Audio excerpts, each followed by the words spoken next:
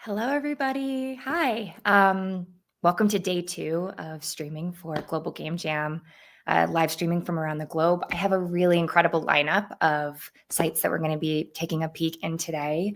We're going to be here for the next couple hours, so hopefully you get to see some really amazing sites and you stick around and hear all the different stories about what's happening jamming around the globe. So without further ado, I have my first site of today. I'm being joined by the team in India, so I'm going to bring them onto the stage. Okay. And hello, everybody. Hey, hi. So we're loving the energy here. Everyone's so excited to be here. We're sleep deprived. We're hangry. You know, so many emotions going on, but we'll make it. You know. I have full faith that you will. Thank you. Thank you. We appreciate the faith.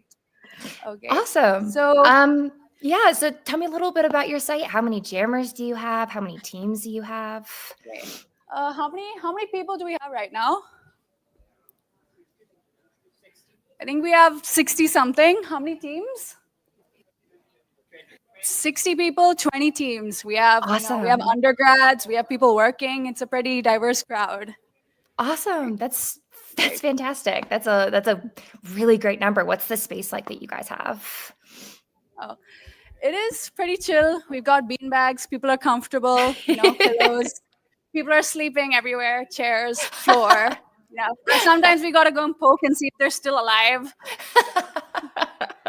Yeah, I've been seeing some pictures of people sharing site photos of people sleeping under desks and blankets, and it's like that's exactly what a jam should feel like, is everybody's just all in it together. You have to get your sleep, but it's really hard to take yourself away from the excitement for sure. Okay. So we were thinking maybe we could go around, like ask people what their experiences have been so far. How does that sound? That sounds perfect. Okay. Yeah, take it away. I'd love to hear what everybody's stories are. All right. Could we have one volunteer to come up and share their game jam experience so far? Okay. Thank you. What's your good name? Kevin. Okay, let's get a big round of applause for Kevin. Here you go. My name is Kevin. I have a team of 5 members. We are creating a game that is a copy of the Chrome. When the Chrome gets down, we will not getting the net. We would be getting a Dino game. So okay. I am taking that Dino game into another level. Like it would be not having a land. It would be having a water effects, and from the water there would be a bubbles coming up. And the dino want to climb by bubble by bubbles. Okay, it would be an infinity loop. I love that. The cool stuff is I am creating it into in Flutter. Okay. I am not using not Unity or not Unreal. I'm using Flutter for this. Okay. Wow. We are in trying mode. Well, that sounds awesome. I can't wait to see what it's like when you have the finished product. That's awesome. Yeah, sure. Very cool. Very cool. Is this your first game jam? Yeah, it's my first game jam. And I have my team. They are also the first people who are attending first hackathon. They are 48 hours. Can I introduce my team? Yeah, definitely. Go ahead. Yeah. Yeah. let me introduce first Alisa Alex, and next Aslam, and next is my Kashi. Okay, this is my team. Awesome. Thank you Thank so you. much. I really appreciate it. Oh. I'm really enjoying you how so much, people Kevin. are interpreting this theme. It's been really cool to see how much it sparks very different ideas in people. Yeah, very unconventional ideas as well. It's pretty interesting to see minds working. Yeah. Exactly. Okay. Yeah. Yeah. Could we get one more person to volunteer about their game? On one person, guys.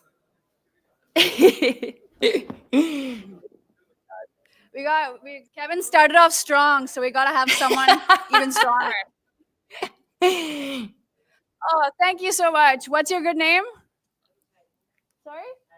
Harry. Okay, Harry is coming to the stage. Let's get a big round of applause for him. Hi, my name is Harry. So I'm Hi. here with 5 team members, and my game was like there is a man who is stuck in a world. So he thinks that his world is trying to break down, while other person there do not realize this. So he's trying to escape from one bubble to other bubble before this bubble breaks down.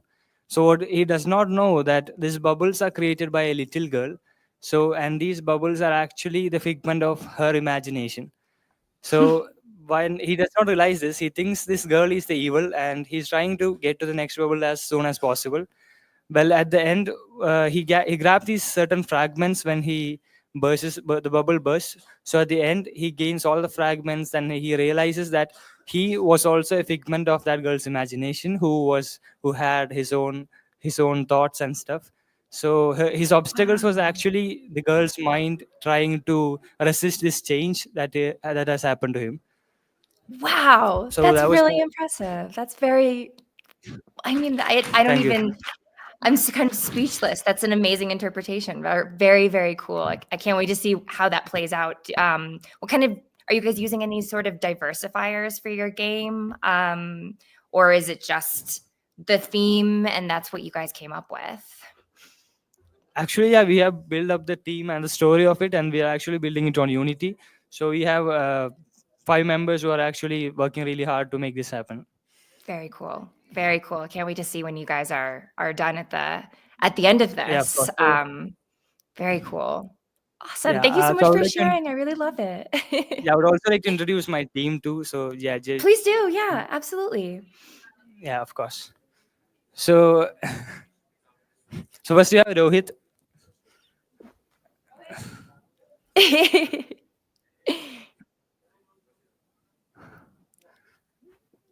Hi. Yeah.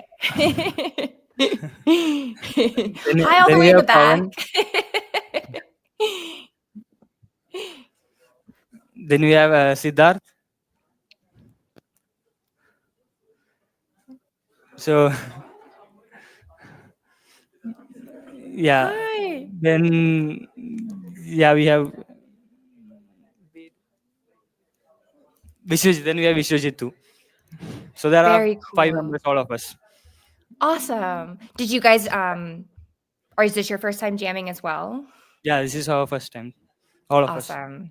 And Okay, thank you. I didn't ask the other team, but I'd love to know is this a team that you knew ahead of time or are they all just people that you met when you started the jam and you've created this game together? Yeah, they actually came together. Then I met them, Okay. and we actually decided to do it together. Yeah, so Very cool. Very yeah, cool. Awesome. thank Well, you. thank you so much for sharing. I appreciate it. So you heard some experiences from our side. We'd like to know what's going on the other side of the world. So do Oh, enlighten wow.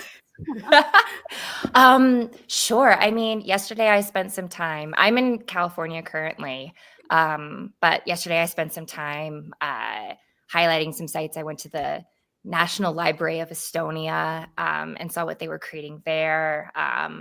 Romania. I spent some time in Spain, as well as Tasmania and Darwin, Australia, and Malaysia. And it's just been really amazing to get an insight as to what it's like to jam in so many different places around the world. There's such a diversity of games, of people, of jam sites. And it's incredible that this is all happening at the same time all around the world. There's like a really amazing gravity to it that is, I don't know, it's so meaningful to me. It's so meaningful to Global Game Jam. And I'm so thankful that people are taking the Alright. time to show me their sites. Okay. Have you been part of the Game Jam team before this, like last year, the previous years? No, I hadn't been. I've hosted my own game jams before, but coming on as the events and program manager, I'm learning this so I can make sure that this is an amazing experience for everybody, and I'm really looking forward to hearing how everybody had an amazing time. Please fill out your surveys so I know how everybody had their experience, so I can continue to make this a really amazing, impactful experience for people to come back to. Yeah. I mean, you guys are having a great time, right? Great. That's what we want to hear. Alright. Awesome. Do you have any questions for us? Yeah, sure. What kind? I know you have this jam site here. What kind of? I love to know what kind of refreshments people have, and what kind of, like what kind of setups you have just to make sure everybody feels comfortable in your environment. Right. So we do have enough tables to accommodate everyone, enough plug points as well. As for refreshments, we serve breakfast, lunch. We have food coupons Nice. for that, and snacks as well. And Red Bull just came an hour earlier and, plugged and left us all with a can of Red Bull each. So that's pretty great. That's amazing. I had the Estonia site. They had a Monster come in to give them some energy drinks. So I love that that's a common thread. It's energy drinks and pizza are the two main staples of Global Game Jam. Yeah, we haven't had pizza yet. We should get pizza, right, guys? 100%. Awesome. All right. So I'd love to know, like, what kind of game genres is like a common thread that people are not only playing outside of Global Game Jam, but people are interested in creating where you guys are. I mean, I think that's an answer that's better. I think that's a question that's answered better by the participants. So Yeah. All right. So you guys have discussed amongst yourselves, right? You probably discussed with your groups, brainstorm. So what do you think is the most common theme or like mechanic that's followed for this bubble theme game, Bubble shooter. Oh, so people are saying bubble shooter is a pretty common thing. Bubble shooter. Okay. Is that where you have like, it's like one of those games where you have it like, there's like a bunch of bubbles at the top and it like kind of shoots the bubbles in to like pop them? Yeah, okay. yeah. Very fun. I've been playing a game that's kind of similar to that a lot lately where you're shooting like multiple bubble balls to hit different blocks. So it's one of those games where it's easy. The mechanics are easy, but it's so addictive to play. Right. Okay. I mean, if there's anybody else who wants to like be interviewed, I'm really flexible. I'd love to know more about what everybody's creating, what their game dev experience is. We've talked to some people who it's their first time. Is there anybody who's been jamming for a number of years that's at your site, or are you guys relatively new? Oh, okay. I mean, that's a good question. So is there anyone here who's been to a game jam before this? Nope. Oh, we're all newbies. We're all new? Wow. Yeah. How did everybody find out about this? Sorry? How did everybody find out about this? Right. Like, what was the community effort? You guys mostly found out through social media, right? Friends talking to friends, WhatsApp groups, right? Yeah. It's all that social media promotion. That's kind of the way to do it. That's the this generation's word of mouth, right? Yeah. Are you jamming yourself, or are you just helping organize, moderate? Yeah, I'm just a volunteer, jack of all trades, master of none, a little bit of everything. Very cool. Very cool. Awesome. I mean, and this is a question I probably should have asked at the top, but what time is it for you guys? I think that's a very common question that people have been Right asking now during it is the stream. right now it is 10:47 to be specific, 10:47 p.m. What time is it Oh, over wow. there? 9:17 a.m. Wow. Okay, so there's a little bit of tiredness that's setting in. I mean, you all have been Oh, jamming for a number of hours at this point. So now it's just kind of getting through to the finish line, right?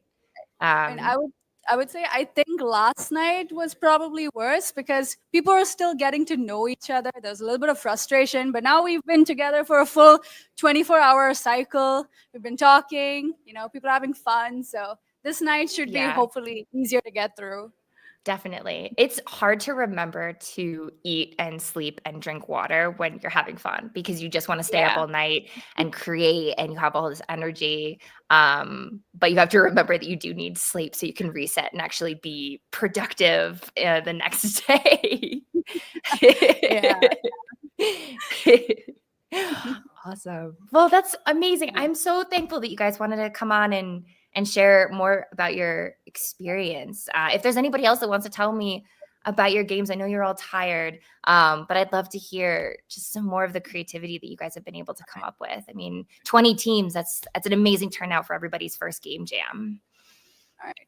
So could we get one more person to come up here and talk about their game jam experience for Jess? One more person, Please. guys. You're live with Global Game Jam. I want to see what everybody's experience has been. This is so meaningful to me. So I love that you guys are just offered to at least show me what it's like to be at your site. I've been able to globe trot. All right. We got a volunteer. Thank you so much. What's your name? Advait. Okay, let's get a big round of applause for Advait.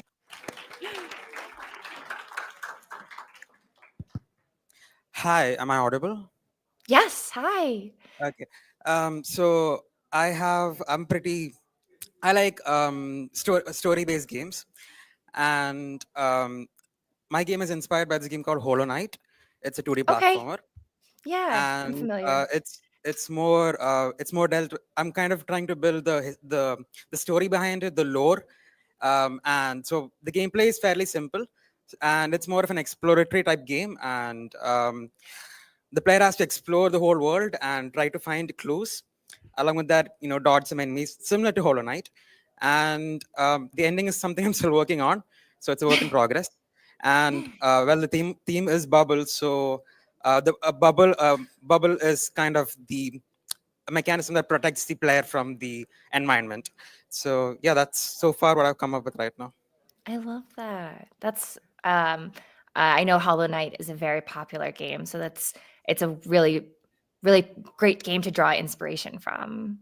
If it's story based, is there do you have a narrative? What kind of platform Oh yeah, I do are you actually. using? So the protagonist just wakes up out of nowhere, and it's a post-apocalyptic world, and all he has is a device which protects him from the environment and enemies, and it's a bubble. So he has to collect some certain collectibles, which it's like memory fragments, which tells the story about what happened to the world and how it came to be destroyed. And each clue leads to each progressive in the game, and the final clue will kind of lead him towards the end, and it can go anywhere from there. I haven't come up with the ending yet, so it's That's still okay. a work in progress. So Awesome. That's amazing. Thank you. Are you planning on continuing to create the game after the Global Game Jam? I think that's something that's really of course, with Global Game Jam, you have the 48 hours, you create the game, but there's always the opportunity to keep developing the game afterwards. So I'm curious if you or any of the other teams are thinking of continuing to produce the game after this event ends. well, this is my first time doing something like this, So TBD. but hopefully I'll get the chance to complete the whole thing and make it big. So I hope so too.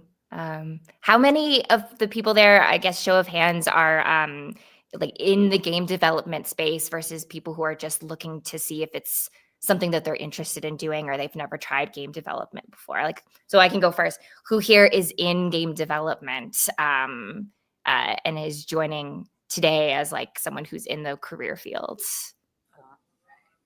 Okay. I mean, you guys are all game developers, of course. That's why we are all here. And how many of you are just you've always wanted to make a video game and you showed up for this event and you've actually fallen in love with the process of making a game? Awesome. Yeah. That's exactly what the Game Jam is all about. I'm really happy you guys are having a good experience. This is it's really touching. I can't wait to see what your game looks like when it's done. I've been telling everybody that I want to play their games. I want people to just directly send me the game. So if you find me on Discord or something, please just send me all the games. There's a lot that I'm going to be able to suss through, and I want to make sure that I'm playing everybody's that I'm talking to specifically. So Thank you. yeah, of course. Thank you so much for sharing. Do you want to highlight your team, or do you want? Oh yeah, my team members are all over there. My name is Advait, and I have 3 teammates over here. His name is the first one is Jaren.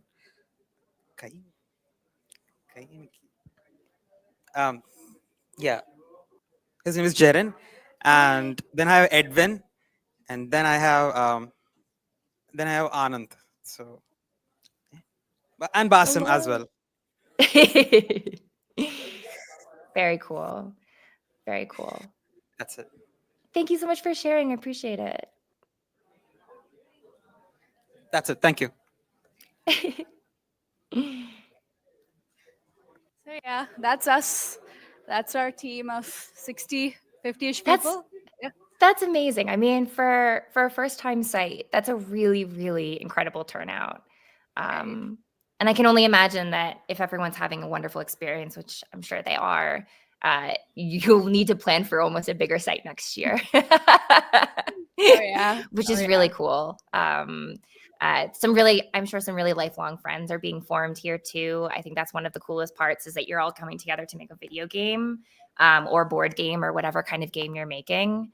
But you're also creating that community, and you're getting together with people who share the same interests as you. So it's even more impactful on the community to have these hopefully lifelong friendships that you're making out of this. Not only just changing, maybe your trajectory on what you want to be doing career-wise, but just having those opportunities to network and meet a whole bunch of people. I mean, I'm meeting a whole bunch of people. It's really magical.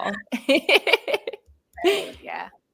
It's been a great experience. I hope a lot of new friends have been made, right? Sorry, you'd like to speak? Sorry. Oh, we have someone who'd like to share their experience. Please do. Right. Can you just introduce yourself? Okay. Hello, this is Alka. Am I audible? Yes. Hi. Yes. So, first of all, let me introduce that I came from a different state to participate here. Wow. And I am completely from a different domain, which doesn't have any alignment with this participation today. Can you make an assumption what it is about? Bubbles. Okay, the purpose is for the development of the brand or maybe of the game. What did you need? So I'm sorry, maybe I misunderstood the question. Okay, so let me introduce it and make it a little simple for you. So I am from the finance domain who is trying to enter into this industry to know more about the business model and work on the valuation part, because which I feel is creating much of a gap, like in building to the taking it to the boom of this industry, right? So there are more of a developers and aspiring designers and a group of talent and a pool of talent, but there are very less and few people who are actually into this valuation and financing the business and converting it into a boom. So I have my fiance here who's working as a developer and a designer, and my teammates there, Anantu and Fezi. So they brought me here, and the purpose of entering this is to know the backend behind the business so that I could work best and take it to the booming industry and could create and contribute to this field.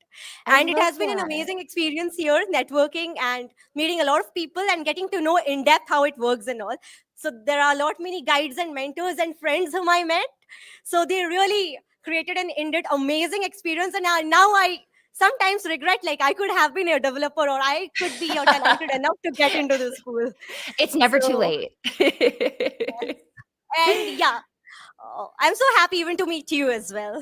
The Thank excitement, the you. cheer that you got, because we were having sleepless night for 2 days. That was unprepared, and the travel time and the tiredness and the exhaustion in everyone's face. So you really brought a cheerful smile and made this evening little astounding. And she was, the host is trying well to cheer up all, but we were literally tired working on our game and on ourselves. So thank you for joining and cheering us up. Of course. Oh, that's so touching. Thank you so much. I appreciate your kind words. I love that you're sharing how you got to this, because it's really cool to see how far people are coming and from what backgrounds people are coming into this game jam, just to experience and see what That's indeed a see what learning it's like. experience. Yeah. Very cool. Thank you so Okay. much. Thank you so much. It's our pleasure too. Amazing. Yes, that was very, very sweet. Thank you for sharing. Yeah. Oh, goodness. I'm so sorry that we're going to have to head over to the next site. I love the energy that you guys have and it's been really, really wonderful to hear everybody sharing. I really genuinely appreciate you guys taking the time to, Guys, to can be we a part of my get live a- stream. It's time to sign off. So can we all get a bye, Jess? Bye. Happy jamming. Hope you guys get some sleep and food. Thank you for joining us. Of Yeah. course. Thank you. Bye. Wow, that was amazing. I absolutely love seeing what it's like to be in these different sites. All right, I am going to bring in Sweden now. We're going to take a little bit of a flight over to Sweden. So let me bring them on stage.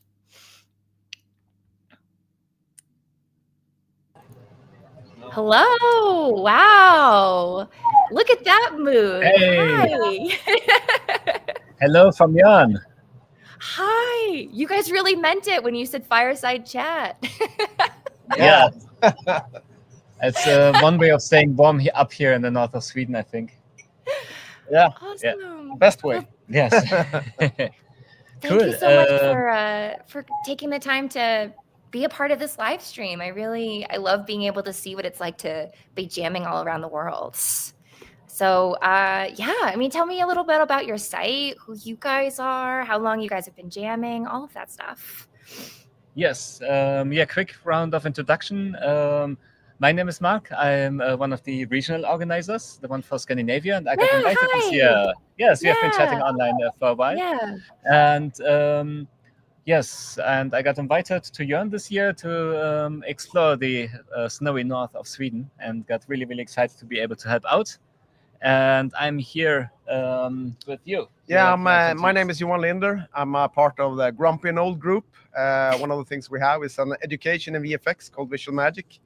And we're partnering in this together with Arctic Game to create this game jam this year. So it's, Cool. we're super excited to be here. So the main organizer for the event. And we got also two jammers on our side who are also going to talk a bit about their experience here. Yeah. Yeah, so hi, I'm Ingrid, and I'm CEO at a smaller game company in Luleå. We do first and foremost mobile games. And this is actually my first time in a game jam because I didn't really know what I was supposed to do. But then they say like, yeah, but you're like a creative director, so you can come up with a lot of ideas and like help the team. So that's why I'm here. And I'm actually learning a bit about Unity and doing assets. So it's really fun. Very cool. Yes. And there's me. So I'm also a jammer today. I'm a student from Future Games. I came from Poland actually, so I think we'll probably discuss a bit that later. But it's super cool. I'm my first time being in like the north of Sweden in the real winter. Super cool, cozy fire. I love it. Yeah. Yes. I mean, your site is very, very like cozy and chill. I love like the atmosphere that you've created. Also, is that just a massive microphone? I'm sure. I'm not sure that's what they tell me. But I feel they just want me to hold the plushie. Because I didn't know what it was at first, and then you were passing it along. I was like, oh, that's what that is. It looks like it might have been alive at some point. I can't say I've ever seen anything Reindeer. quite like that. Yeah, we have actually we prepared a small image also so that you can get an idea where we are actually located in Jörn. Wow. So you can see here it's on the very, very far north of Europe. And the only thing coming above the screenshot is Greenland, I think. Yeah. And it's a very snowy area, the way that you can see in the top left. We've had also quite a bit of fresh snow coming down. So we're really cozying up here. And yeah, maybe you can tell a bit more about the location. Yeah, it's in the Arctic part of Sweden. So, I mean, we're in the Arctic for real. And it's amazing place, I would say. We have like maybe half a meter of snow outside. Not that much. It's been a bit too warm. But we had a lot of snow Too the warm. last day. So it's nice, I would say. And we're in the hotel in Jörn, which was built by investment VC angel here in Jörn, who's really interested in just supporting what's happening here. So he's giving back everything he can to the community by supporting Mind Detonator, supporting the games industry here, and building the hotel. So he's doing everything to make this village live again. Yeah, there's something really interesting about Jörn also that you can tell with population-wise. Yeah, it used to be like 3,500 people here. So it was a bit bigger than it was now. Now it's like 650 people. So it has been having a lot of decline. It's a bit unfortunate, but I think with some game jams here, we're gonna change that. Yeah, it puts it kind of back on the map, and a lot of the local businesses they are really surprised with when suddenly orders for pizzas in multiple dozens come in at night. Since there's been the population has increased by 25% these days. So that's a really, really big shift, and really cool to see how also game jams can get the community connected again. But we will also talk more about that later. I think the next part was about the organizer Arctic Game. Yeah. I mean, we are doing this together with Arctic Game. Arctic Game is an organization that's supporting the games industry growth up here in the north of Sweden. So it's a collaboration between several municipalities, and it's really, really important just to support with these kind of events. And I mean, we have a really, really great venue, and it's all because Arctic Game is here sponsoring this. So they're making it possible, doing a great job with it. So we're super happy with that. Yeah, really great community work here. We're also going to have some more interviews on that in a bit, and there's more sponsors beside Arctic Game we have also. another sponsor as well. We have Latitude 65, which is the local energy brand. It's also by the same investor that's here. So we have free energy drinks for everyone and vitamin drinks and so on. So there's no going to sleep here. I think you're the third site that I've talked to where they had some form of energy drink sponsor, and I think that's if it's not energy drink, it's pizza. If it's not pizza, it's energy drink, or it's both. And there's a very common through line with game jams. It helps, I would say. Yeah, it goes hand in hand. I would say too. Yeah, definitely. You have to. We have a third sponsor as well, and that's Mind Detonator. And that's a local investment company that do pre-seed investments in game studios. And they're super important here in Jörn, supporting what's needed actually for new studios to mature and be able to find a publisher and get out in the real world. So we're also going to talk a bit more about them later. Yes. Yeah, but next we had a few questions for our jammers as well to kind of hear their side of the story. You already talked a bit about what you do, that you're working as a CEO, and that's a bit unusual, I think, to also join the Game Jam. But was it easy to get into the Game Jam and find a group and a project? Yeah, it was very easy, because one of my employees was going to go here. And then I said to her, I would love to go to a game jam, but I have never been. And she's like, why? Why not? And I was like, but I don't know what I could do. I'm not an artist, I'm not a programmer. like, what can I do at a game jam except just hang out? And then she said, but there's so, like, you, as I know as well, it's so much more to games. But I just felt like, I don't know, I didn't really understand that on the game jams that as I could be here too. But I'm really happy to be here. It was really easy also to apply via Arctic Games, like page and stuff. So we just signed up. And then, yeah, we went here by car. We're living actually further north in Luleå, like even closer to the Arctic Circle. And where we are one of the only studios right now in that city. So it's really fun to be here. And as I said, also, I like learning to do like PC game right now. And we do mobile in my studio. So it's also fun to try something totally new. Yeah, tell us a bit more. What kind of game are you making? We actually do a cozy horror game. Oh, right. Yes. Really, That's perfect. really fun merge where we do like it's about a cat who has this like chewing gum, so he blows a big bubble and then he starts to come a lot of horrible enemies trying to catch him as he float away in this pink bubble. Super cute, super as it happens. Like, yeah, it's very fun. It's like yeah, cool, very cool. And were there any ideas you already had to scrap, like the ones that didn't make it? No, actually, because for me, I had to work before I could come here, so I was a little bit late. So when I came to my team, they have already done all the brainstorming. And it was such a cool idea, so I just jumped in and was like, yeah, come on, that's perfect. So I don't know if they scrapped any ideas before I came, but I don't know. We have stuck with this one at least. Cool. And what's your number one jam food? What gets you through the days and nights? Chips. What I call chips, chocolate, coffee, and energy drinks. All health food. Well, maybe and so. We have also fruits lying around, so it's not on us. I have an apple on my desk for show. So. For show. Great. Yeah, thank you very much. Then, Christian, yes. Same to you also. I mean, yeah, we talked about, where did you arrive from again? So I'm a Future Games student. So Future Games is a Swedish school. I'm from the Poland side. So pretty much my journey started in Warsaw, that is the capital of Poland. And it was kind of long. And actually, and I wouldn't be here if he's not in the camera, but it's because of Tim. So my plane got actually delayed by an engine, something in Stockholm. And when I arrived to Luleå, there was like a bus that was going to come here.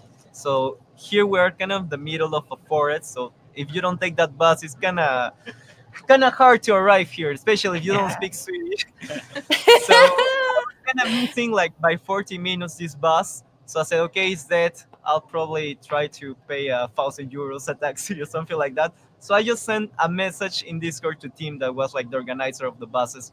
I told him, oh, probably I'm not gonna make it. And he said, no, don't worry, I'm gonna call the bus. And then there was like a bus with full of people waiting like 40 minutes for one guy. And it was amazing. What an amazing rescue story. That could have been really, that easily could have gone a totally different way. I was also in the car at that time when Tim actually reorganized the bus, and it was extra fun since the bus driver was actually a Dutch person working up here, and they used a combination of English, Swedish, and German to kind of figure out what bus station exactly the bus has to be rerouted to now. And it was really fun to see all the cultures coming together. And how did you find the team at this game jam? So I kind of had some propositions. So from the school, there was some people that were coming, but since I'm in Sweden and with Swedish people, I said, okay, come on, let's just meet some people. And actually, here Marcus didn't say it, but he's also participating in the game jam. So he just proposed with Harry that is also here. Like a little mix between people, just kind of forcing, just do some ideas. And actually now I have him in my team, have him carrying all the code part. It's amazing. Great job, Mark. Yeah, we need to go work too. I'm only here talking. Another person is working right now. Yeah, good. And what kind of game are you making? So we're making like kind of a party game. So it's like the theme of the global game, and since it's bubbles, it's like Rocket League, but in bubbles. So it's called Bubble League, super original. So you're like a mini character inside the bubble that is gonna like run like this inside the bubble, and you're just gonna like attack. No, it's not like attack, like bounce with the other Like players. kind of is it like zorbing? Is that what it's called? Where you're like that I think it's called zorbing, where you're a person inside one of those big like blow inside up the ball. balls. Yeah. Pretty much like that was the Yeah. inspiration also. Yeah, And we, then- we agree. And then you have to try to jump through a hoop. Yeah, like making points. Yeah.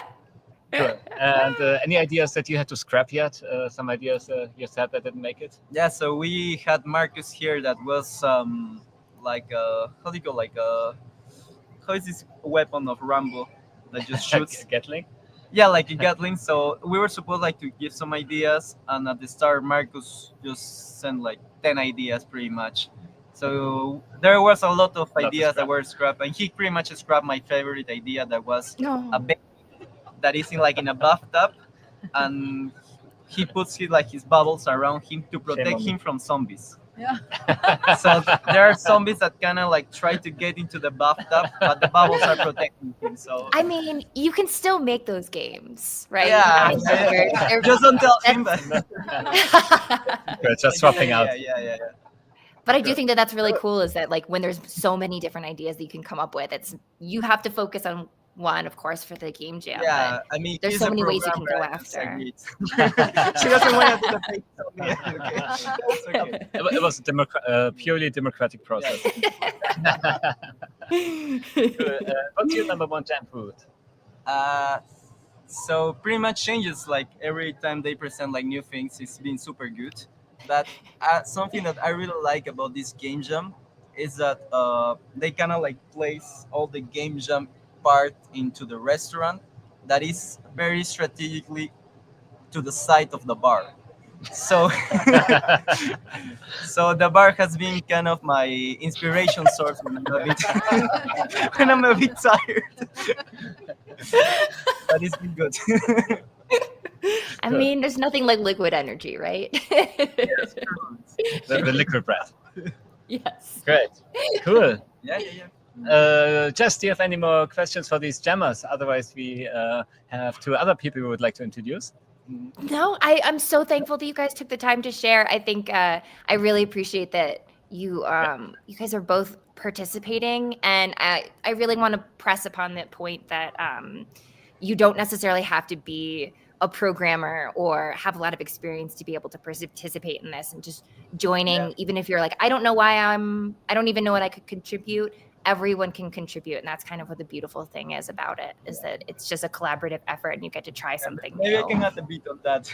Yeah. So actually, I'm a producer student.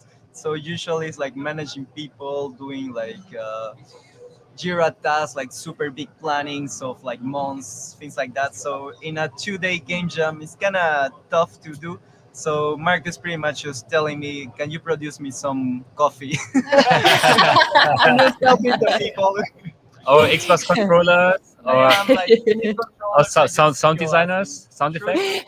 I'm producing. Just let me cook. You're gaining new skills. Cool. Well, thank you Thank you so very much. much, you two. Thank you. You're welcome. Then Thank you. Yeah, we'll And have just a good night. We maybe should talk a bit about the venue while we change people, because I don't think we've introduced that this much. We actually have 120 jammers on site now. Wow. So, Amazing. last year we were one of the biggest game jams in Sweden, and the inspiration for this one has been to be the biggest game jam in Sweden. We'll see how that turns out in the end. But yeah, it's been really exciting. We should also mention that besides having a huge jam here, we have a pool table, we have dart, we have a bowling area, a bar. So it's it's a great venue. Yeah. Wow. No wonder you have such a great turnout. I mean, I would love a bowl. If I was jamming, I would love a bowling alley. That would be It's so really nice for those producers that don't have anything to do. after they get the coffee. And the owners also, you already said, he's really nice and thoughtful. I talked to him last night because there was suddenly a lot of like breakfast things popping up in the sleeping area, and I asked him about it, and he said, "Yeah, I just put it up in case someone needs like a midnight snack at 3 a.m. So you have it like close to your sleeping cabins." And he really tries to comfort everyone around here. He's a really nice guy. Yeah. I mean, that's Good. making very memorable experience for everybody, which I think is one of the most important parts, is just that everyone's comfortable and having a good time. Absolutely. Yes, good. Then we have 2 new members. Hey. This is Tim. Hey, should I say something? Yes. Like, hey, my name is Tim. I'm from Octa Game. I'm the Tim that with the buses. Oh, you're the Tim with the buses. You're very famous. It's like a rescue team, but rescue Tim. It's always teamwork. It's always teamwork. I think you have a new gamer handle. Exactly. Yes. And Emma. Yeah, I'm Emma. I work as a site manager on Mind Detonator in Yarn. So I live here and work here with games. Yes. Very cool. And so they're both working very much with the community. Maybe you can talk a bit about what you do for the local community. Yeah, of course. So I'm working for Octa Game. Octa Game is like a game cluster. So we are in 4 different municipalities helping the game industry in the north of Sweden to grow. So we work a lot with educations like future games. We have Luleå Technical University, Visual Magic. So quite a lot of educations, new talent, and a lot of startups, but also some more experience and growth companies within games. So our goal is to make a very amazing north of Sweden game industry, but based on a strong community. So just that people feel they're part of something bigger and have fun. That's very important. I mean, you absolutely are part of something bigger. That's the coolest part. Yeah, for sure. something Tim made me aware of that I didn't know, which I found was really cool. Because up here it's a bit less distraction also, and affordable spaces, so it's really good for working. And the company that made Helldivers too, Arrowhead, they actually started up here in the north, and then later, after becoming so successful, they went further down south to Stockholm to attract a bit more talent. But it's actually a big success story that started up here. Very cool. Yeah, I think a very great example for where this can lead. Cool. And why did you choose Yarn? I mean, that place here is very interesting because, if you bring 120 game jammers here to a place of 600 people, it's such amazing experience. Everyone is part of it. The whole village is part of it. Yeah. So I think it's a great opportunity to show how a game jam, like a global game jam, can have an impact everywhere. So it's really nice, and we have a strong game industry or a community here in Jörn already, so it was very natural that we hey, let's do this together and showcase what is up here. So that's the idea. And besides that, what makes the area so special up here in the north for you? For me, I moved up here because I'm German, but I'm not from here. But I think it's more you have a very nice, a lot of nature, focus areas, very good working conditions. And so for me, as someone who's not from Sweden, I really enjoy being here and have a family. So I have my family here and help other teams to succeed. Cool. Yes. And are there, besides the game jam that you're organizing, other events around that? We're doing some kind of conferences. We're helping young teams to travel also to other conferences to showcase their games. We do different kinds of business development support. So basically everything that a company needs to get started or just continue their growth story. So that's why also this is a great way to connect with the young teams. Because we see a lot of teams that are just students, but mixing up with experienced developers. So it's also so nice to see how they work together and create something new. It's really fun. Cool. Yeah, thank you, Tim. Then to you, Emma, regarding the community work. So what is Mind Detonator exactly doing for the community? How do you come in? Yeah, exactly. I mean, I started out at Creative Crowd, actually helping Arctic Game to build up once. And then we started Mind Detonator, and I actually moved here and started from scratch, but with the help of Arctic Game and the whole community that we had. And actually built a totally new one. So yeah, I mean, that's part of it, I guess. We built something from nothing. So So what is Mind Detonator exactly? I think that's yeah, not exactly. so We are a community, an investor. Yeah, what are we? We're like we built a site. So we're an investor, but also like an incubator. We built a site where people can meet up and make games together, and we help them out a lot. The first year we help with investment. We help with everything from coffee, energy drinks, like, yeah, but also like how do you do salaries? How do you where do you meet people you need to meet to get the right community? All of that. Yeah, I've seen the office. Yeah, the building that's an today amazing looks really resource. amazing. It's like a huge game hub. They have like all kind of arcade machines there. It looks really like a place to be creative and for many creative minds to come together.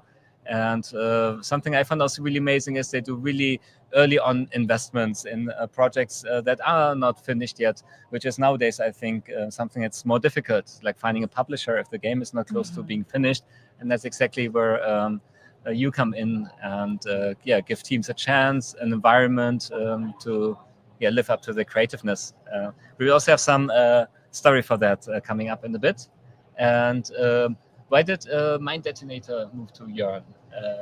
Yeah, I mean, it was a challenge, but it was a win-win situation the way we saw it, because games is something you can make anywhere, and there are parts of Sweden that needs more love and more people. So it was a win-win situation to actually move to a place where there's not much, but they need more. They need people.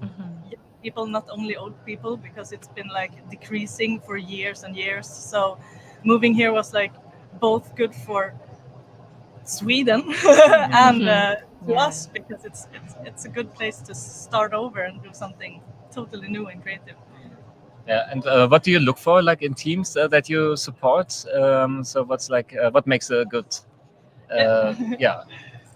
a good team? I mean, it's all about it. This question is like it depends a lot on who you ask. But if you ask me, it's all about who they are and how well they work together.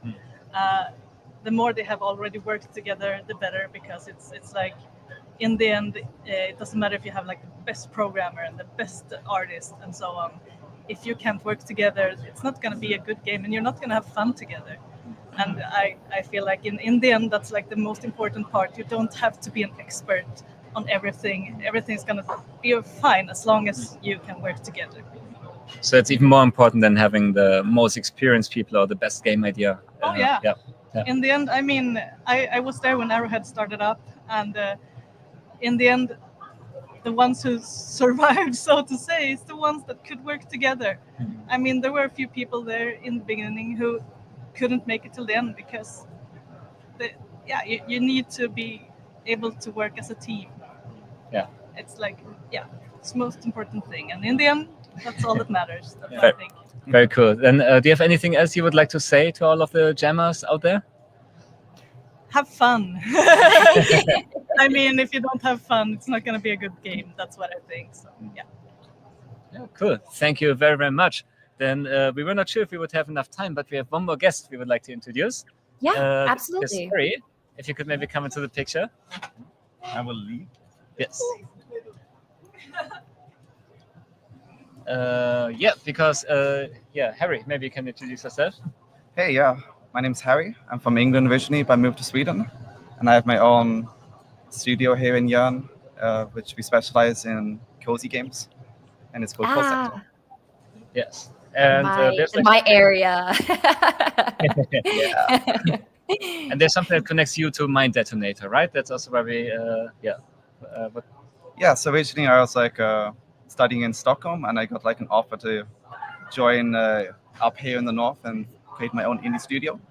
And for me, like, I already moved from England. What's another 800 kilometers up north? And I was excited, to get into the indie world and have my fingers in lots of different pies. And I'm like a creative person, so I enjoy programming and mixing it up with art and everything else. So it sounded like a really good deal. Yeah. Very cool. And I mean, this time you're a bit more on the organization side of the game jam, but what's your past experience with game jams? Yeah, so in the past, I've mostly been involved with actually jamming. Just recently, like back in September, I competed in the Wholesome Games game jam, and we had a theme of handmade. And from that, actually, I made a game called Pasta, like pasta mixed with animal paws. And I'm still working on it. You cannot as see, a but full it says game. on the button. But yeah, I went from jam to production pretty much. We're going ahead with the idea that we had from the game jam. So it's exciting. Yeah, and that's also something that's being supported by Mind Detonator. You have the office space, a bit of funding to get started, because it looked like a great idea, and it gives you a good opportunity now. Yeah. I saw his roadmap. He already has a really long roadmap for the next 1.5 years, and looks really, really great. And you have like one special story also regarding that game, right? That I find hilarious. Oh, sales-wise, because it's still in development. Oh yeah, exactly. So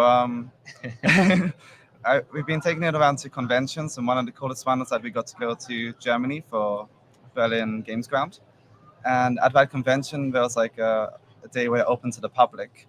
And one day there was this one girl who came along, like I don't know, 5 years old, 6 years old, and she got so attached to the game. She came back to play like 5 different games, and her mom eventually had to drag her away. And it was the cutest thing ever. And then like a week after, I saw someone bought the game on itch.io, and it was like our first ever sale. So I printed it off and put it up on the office, and it ended up it was that little girl's mum. My heart like melted. My heart just melted. That's amazing. That's really cute, because that's still in development. It was kind of accidental, right? You didn't even know that it was up for sale yet. No. I didn't mean to have the donations thing open at all. Good. I mean, you made such an impact on that little girl's life, right? Which is like that's. She never even like used a keyboard and mouse before, so she was like using her fingers and learning how to like move about and cook little dishes for the first time in the game. That's so cute. And I saw her go from like very simple stages the first time to being like a pro and teaching other people how to play it by the 5th time. So that was crazy. Very sweet. Oh my God. Yeah.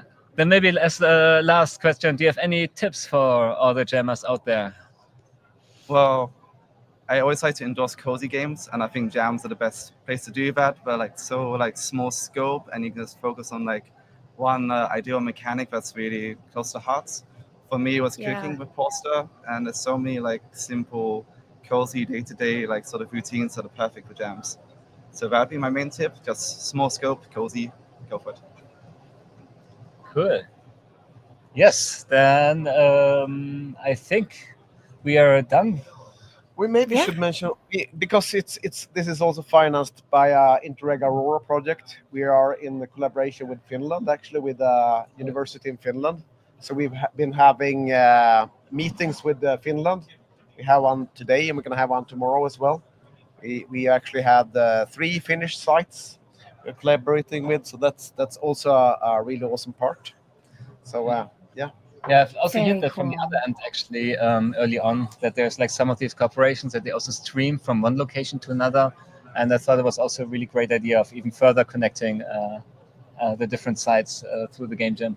Absolutely, I think it's just been brilliant. We tried it for the first time last year. It was a success, so it's we're happy to continue this. Yeah. Yes. Well, thank you so much. I mean, this has been such a pleasure to meet everyone here, see this site. You know, it's a site that hopefully you'll have an even bigger turnout for next year, because I think showcasing this, people will see what an amazing setup you guys have. And you're going to end up having more people than the population of Yorn. That's crazy. That's going to be interesting. All the villagers having to open up to people sleeping in their houses.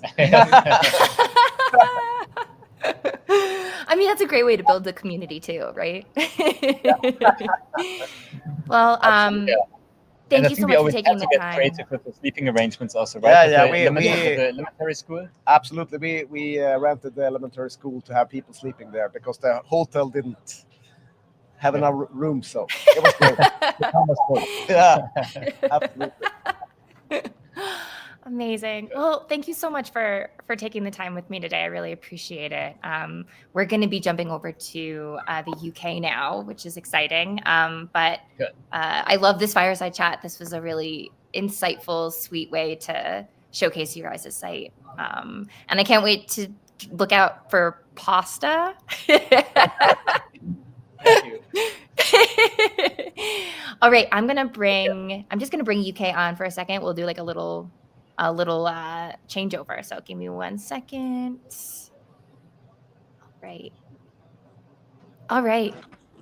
Hi, Mike. You're on with Hey, Sweden. We're just doing a Hi. changeover. Great. Hello from Lincoln, England. Hi. I'm in How California. did it go with the weather? It was a bit windy yesterday, right? It was very windy yesterday, a little bit better today. But luckily we're nice and safe in our labs, making some cool games. Very cool. Awesome. Well, thank you so much to Mark and everyone in Sweden. I'll let you guys get back to jamming, and I look forward to seeing what comes out of your site. Thank you very much. Thank you. Have a great day. Also, You too. Bye. Good luck, guys. Enjoy the jam. Hello. Hi. Hello. How's it going over in the UK? I didn't even realize that you guys were having such crazy weather until there was posts about it in the like GGJ community about like there being like changing over to virtual sites and everything just because of how crazy the weather was. Yeah, it's not been too great for some people. Luckily here, I think we've just got the edge of it. But today it's not looking too bad. So we're enjoying our global game jam. Awesome. So do you want to just take me on a little bit of a tour of your space? What kind of event area do you guys have? Of course, yeah. So let me try and turn this around for you. You should be able to see our labs here. So this is our main lab. Everybody's hard at work creating some games. So as you can see over here, hopefully we'll have a little chat with some of them later and see what they're making. And then, so this lab, basically we're running a fundraiser for a charity called Andy's Man Club, who are devoted to improving men's mental health and preventing suicide. So we've been using this event as a fundraiser for those. It's been really close to us. Unfortunately, we've hit our target goal of £1,000 already. And then, so we're really pleased to be doing that. And this is our second lab, which we've had just recently refitted. It's really, really lovely. It's been done in collaboration with ASUS. So as you can see, this is the main lab that we've got on Livestream. We're using the second lab, which is a bit quieter at the minute as it's off stream and everybody wants to be part of the fun. And then I can show you around a little bit to some of the things that we're doing. I mean, that's a really important initiative. That's incredible that you've tied that into the Game Jam. Yeah, so this is our 9th year. No, that's a lie. This is our 11th year hosting Global Game Jam. Our 11th year. Have you done all 11 years, or have you kind of been initiated in? So this is my 4th year, and it's my 3rd year being an organizer for the Global Game Jam. And this happens to be one of our biggest jams that we've done in a long, long time. So we're having a great time over here. How many people do you have? Somewhere between 50 and 70, several different teams on there, all making excellent games. So I'm really excited to see what they make.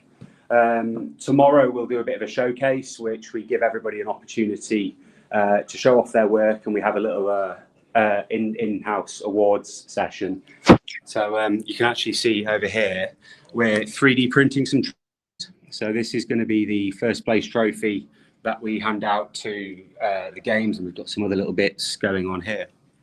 That's very cool. Actually, I can make this a little bit bigger. Because if you want to go back to that trophy, so people can really see it. That's so cool. Oh my gosh. Yeah, we've had absolutely phenomenal support for this Global Game Jam from all members of staff, particularly the technician team. And these are the guys that are helping us pull this off and make it possible, really. So they've had a lot of influence on that and have been printing the trophies and helping us get organised. That's so cool. So how many teams do you guys have creating games? I'm unsure of the exact amount of teams, but probably somewhere between 10 and 15. There's a couple of larger teams with up to about 6 people on there, and there's a couple of solo developers on there. So we tried to cater some of the awards for everybody, really. So we have things like best solo dev, best group dev, and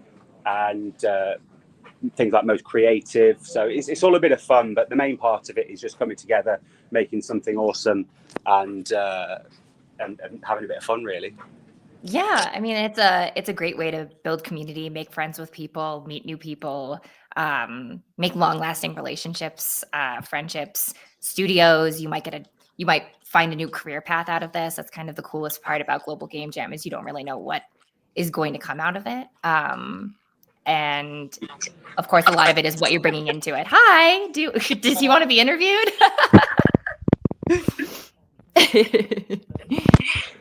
Hi, you're live on Global Game Jam.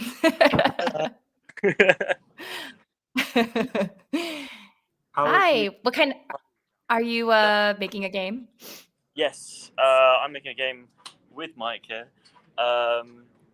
It's quite fun, yeah. We're doing a 2D game, platformer, and our interpretation of the theme is gumball. Sorry, not gumball, bubblegum. Bubblegum.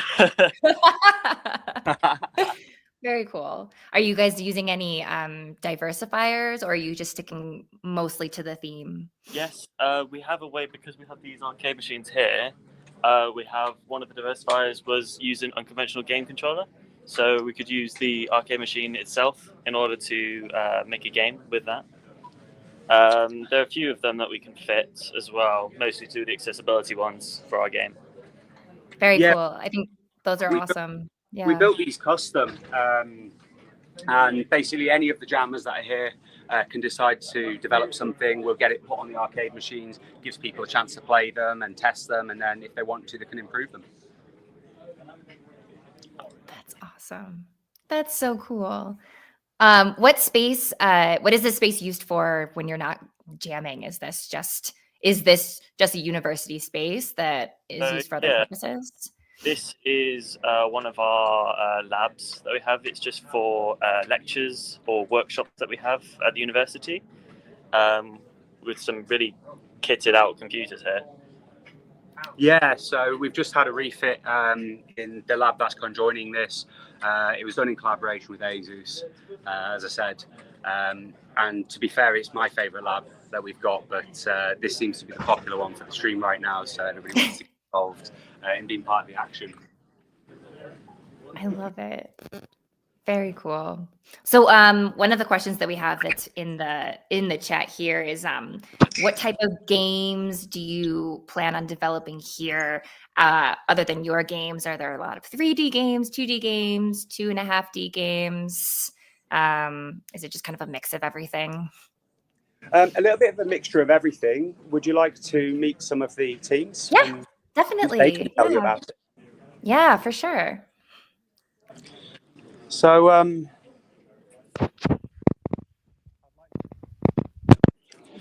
to Will and John, and these guys are making a game, but I'll let them tell you a little bit more about it. Oh, okay. Hello. From there as well. Sorry. Yeah. I'm Will. This is John. We've been working on a game that is as yet unnamed. Screen on so you can see. We're making good progress so far. So to say that we're only halfway through, we've still got a lot of potential places to go with this, and we're enjoying it so far. No major hiccups as of yet, but we'll see how much mileage we get out of that. I don't want to speak too soon. What's the core concept of your game? So the core concept is to make our own sort of little retro take on Wave Racer from the N64, and to bring a bit of the sort of the modern day sort of Mario Kart arcadey sort of fun into that. So we've jet skis, we've got some different items that you can pick up and use, we've got a bunch of AIs that you can race against, and this whole sort of course system. I love that. It reminds me of Hydro Thunder. I think that's the game that I used to play when I was a kid. I did like Hydro Thunder. I'm a bit passionate. A little bit passionate. I love the sort of old school PlayStation graphics you've got going on here. Yeah, so we've, along with the theme of bubbles, which you can see the power-ups are contained within, and I've crashed. I can't talk and drive at the same time. We've also gone for multiple modifiers, one of which was the FE256 modifier. So none of the models have more than 256 triangles. All the resolutions are 256 or less. We've also gone with the 90s noughties artistic style. You can't hear it, but we've also been working on the soundstage modifier as well. We've not got it shown right now, but we've set up a full main menu, interactive. You can quit. We're setting up a level select, and you can see you can finish the current race that we have implemented. It's only the one race so far, but it's not going to take us too much longer to incorporate future levels as well. And we're also hoping to fit in a little intro cutscene and a few extra bonuses, seeing as though we've still got a decent amount of time left. Excellent, guys. I mean, that's an incredible amount of progress for just the past whatever hours, 24 something hours that you guys have been jamming so far. Yeah, 24 hours. Wow, that's incredible. Have you guys gotten sleep? How many hours? About an hour. An hour. Yeah. But price of progress, so you know. We've been doing this a little bit longer though. This is our 9th global game jam. We've been long time jammers, so we've got a little more experience than other people who may be like first time jamming or only second time jamming at global. Yeah, you guys are seasoned veterans at this point. Have you guys always jammed together when you're coming back? Mostly, yeah. We've done a couple of solos. We usually are the third member as well, who unfortunately couldn't make it this weekend. Yeah. We've done maybe 20 odd jams together now. Yes. So we've done global, university's done a load as well. We've stuck a lot of them on it. Yeah. We've done more jam hours than what we would probably like to admit at this point. Yeah, really. Last year, I did my first solo one, because normally we do it as a team. I did my first solo one, which I then carried through, worked on throughout the year, carried through to last week, where it released on Steam. I have some merchandise available. If anybody wants to see. Very cool. Nice plug. That's brilliant. Absolutely brilliant. Of course, put a QR code. I knew someone who had gone to GDC and they had a QR code on their jacket for their game too. I think I would never have thought of doing something like that. It's brilliant. Very cool. Thank you very much, guys. Thank you very much. Well would you like to see any other team members? Absolutely, yeah. You've got like 15 minutes. Show me as many games as you'd like. So I'm going to introduce you to Lewis, and Hi, he's the Lewis. secretary for our society at this university. And hopefully you can tell everybody a little bit about what you're doing. Yep, as Mike said, yeah, I'm in Parliament Committee as the industry rep. It's actually my first ever global game jam, because I've normally kind of just missed out, because I'm a computer science student. I don't typically delve into games that much. So I decided to start off from Friday, not having any games development knowledge whatsoever, and just kind of, trialing and erroring. And I'm kind of now making a doodle jump clone, but with the ball theme. So as we've got here, we've got a little rusty nail, and you can jump about and bounce along these bubbles.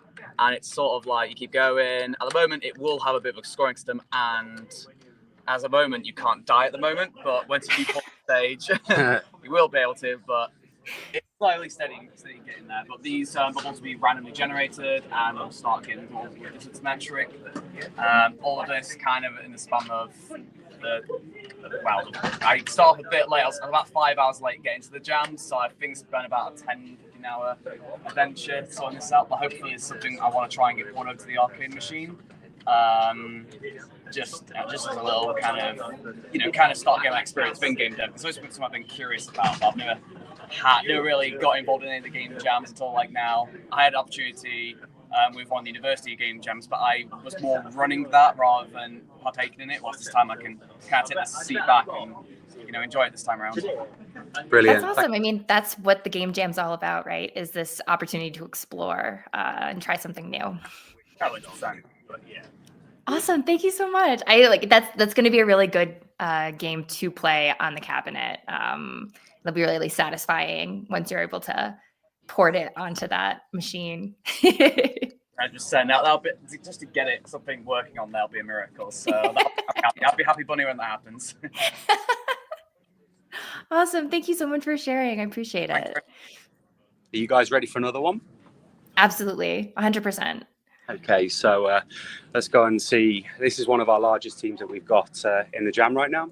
If they're not too busy, they look quite engrossed in their code, but hopefully they'll have something to share over here. Hello, guys. Hello. Hello. Hey. Hi. Do you want to introduce yourselves? I'm Logan, I'm Future Secretary for the CSS. Yeah, I'm Lewis. Jake. We have two Jakes. We have two Jakes. Two Jakes. Is that going to be your team name? Is Two Jakes? Where are we heading to? Got over here? That's probably the easiest spot to see it. Yeah, so we have 6 of us in the team. 2 of us are probably someone else right now. And this is what we've got so far. Basically, our concept for our game is we're a frog and we can use different types of cards to power up a bubble that we are going to use to attack an enemy. So we have multiple different cards with the source error for the card. That's not clear just yet. It's okay. It's only 24 hours in. You're fine. Split your cards that you want to use, and then once you've finished, press pop, and you go and attack the enemy. And do we do enough damage to that? I don't know. No. No, really? Oh. I think it's going to attack us, isn't it? That enemy has about 50 health per test. Yeah. Oh, and they've just got this. And you're dead. Oh dear. Oh no. Yeah, I probably should. So it's the inspiration like a deck builder, card builder, like it's got a little bit of Pokemon in it. Yeah, absolutely. Yeah, Pokemon, Slay the Spire, bit of the Yep. lateral. Yeah. Yep. Lots of jokes in there.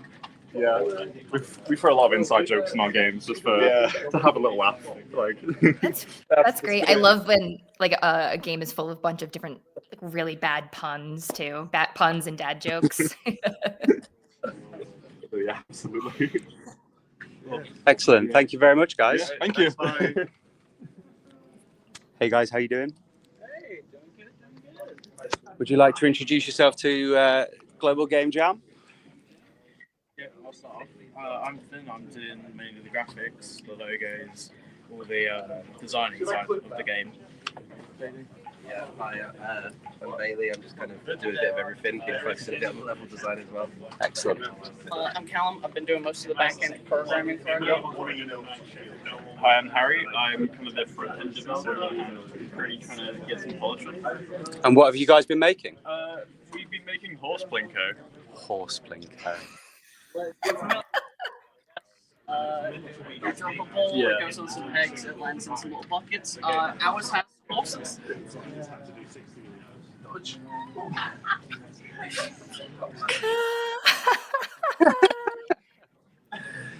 Oh, there's more horses. Yeah.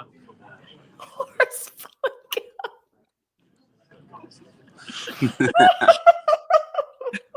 How did you guys come up with this idea? We originally put a meme on the internet, and we managed to try and get traction by we decided to make a horse, and it currently has 8 polygons. It takes up most of the memory on the PC, and that is the main storage of the actual game. It takes up more than the rest of it. So yeah. Nice work. You're getting a round of applause from over there. Oh, that is wildly imaginative. Very funny. It's got like a physics aspect to it where, what was it, like QWOP?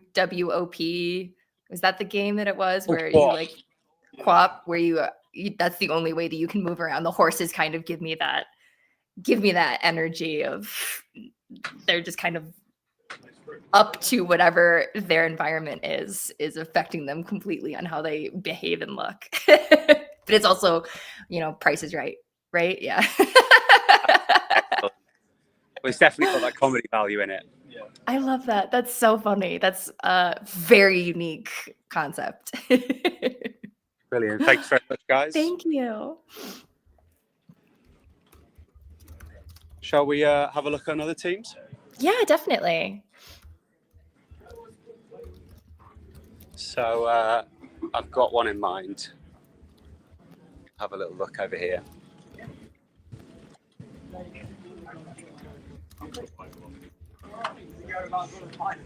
So I've got another game here to show you guys.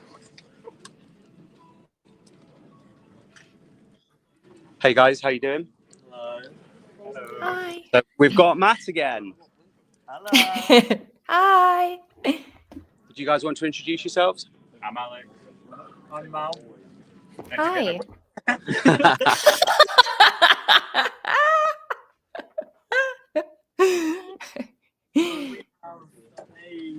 A multiplayer game. It's a bit weird to test because I'm only on one computer here. But you basically, it's a bit broken at the moment, as you can see by about too many players spawning. But it's a battle game where you have to shoot each other, and then the map's going to slowly get painted. At the moment, it's only white because I haven't made it to do colours on all of them yet. And then you can shoot the players, and they'll slowly take damage. And then there's a few other abilities. How do you do it? That's so cool. That's very adventurous to be making a multiplayer game for Global Game Jam. So Mal has been in charge of doing the networks on this game. He's really enjoying it when somebody changes some code and then he has to fix some networking again. Alex has been creating the player controller and all sorts of interactions like that. And there's a lot of secret stuff going on in the background that you can't see yet, but that has been Matt's responsibility to make sure that it's in place for when we showcase tomorrow. Inevitably breaks, yeah. Awesome. I mean, that looks fantastic. That looks like such a fun game. All of these are just incredibly creative ideas. I'm so impressed with what you all have come up with. Just based off of this theme, everything is just so different. Well, that's what Game Jams are all about, right? Is just coming Yeah. together and creating something really cool for a weekend. It's very true. Are you having a great experience? I'm having a fantastic experience. We've got loads and loads planned left for this weekend. So in a couple of hours, we get an fish and chip shop van, typically British.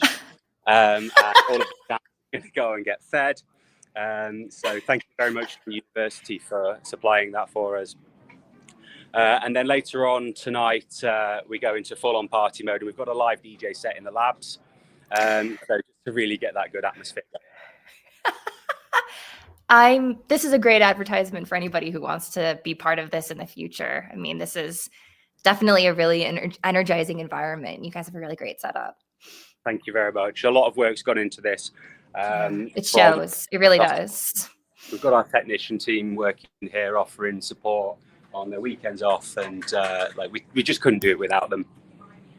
Yeah. Well, I mean, extend a huge thank you to everybody who's supported you guys from Global Game Jam headquarters. I mean, it's just, I am so impressed at seeing what people are up to and how they've managed to pull together these amazing sites and offer this opportunity for people. So thank you so much for organizing this. It's and taking the time to show us around. This has been really fantastic. You have a really great site that you've been working very hard on.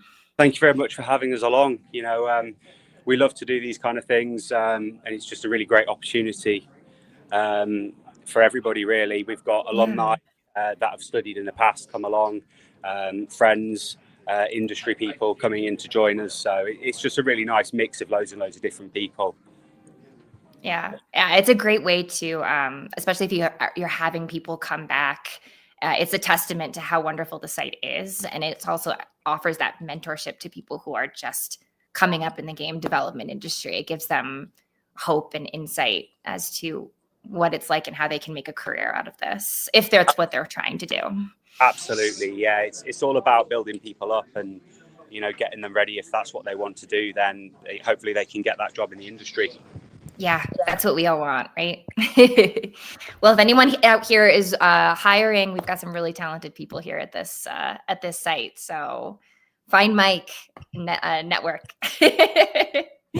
All right, I'm gonna bring the next site on. We have. Let me just get them all squared away, and we can do a nice little pass off. All right. Okay, so we've got Hamar Games coming on. So let me just bring them on. It's a fine line. It's just like, it's just the choice. I mean, it is an adult theme, of course, to torture, but nonetheless, if you're kind of giving that sort of the easier option of just paying them off, then it kind of like you're kind of going to the very brink of mature game, but you're just like take a step back a little bit. Okay, I think they're doing like a whole AMA. So I'm gonna it's not the same kind of pass off, but again, Mike, thank you so much for taking the time with us, and I can't wait to see the games when you guys are done. Thank you very much for having us. Have an absolutely wonderful weekend. Thank you. You too. Thank you. Bye. Bye.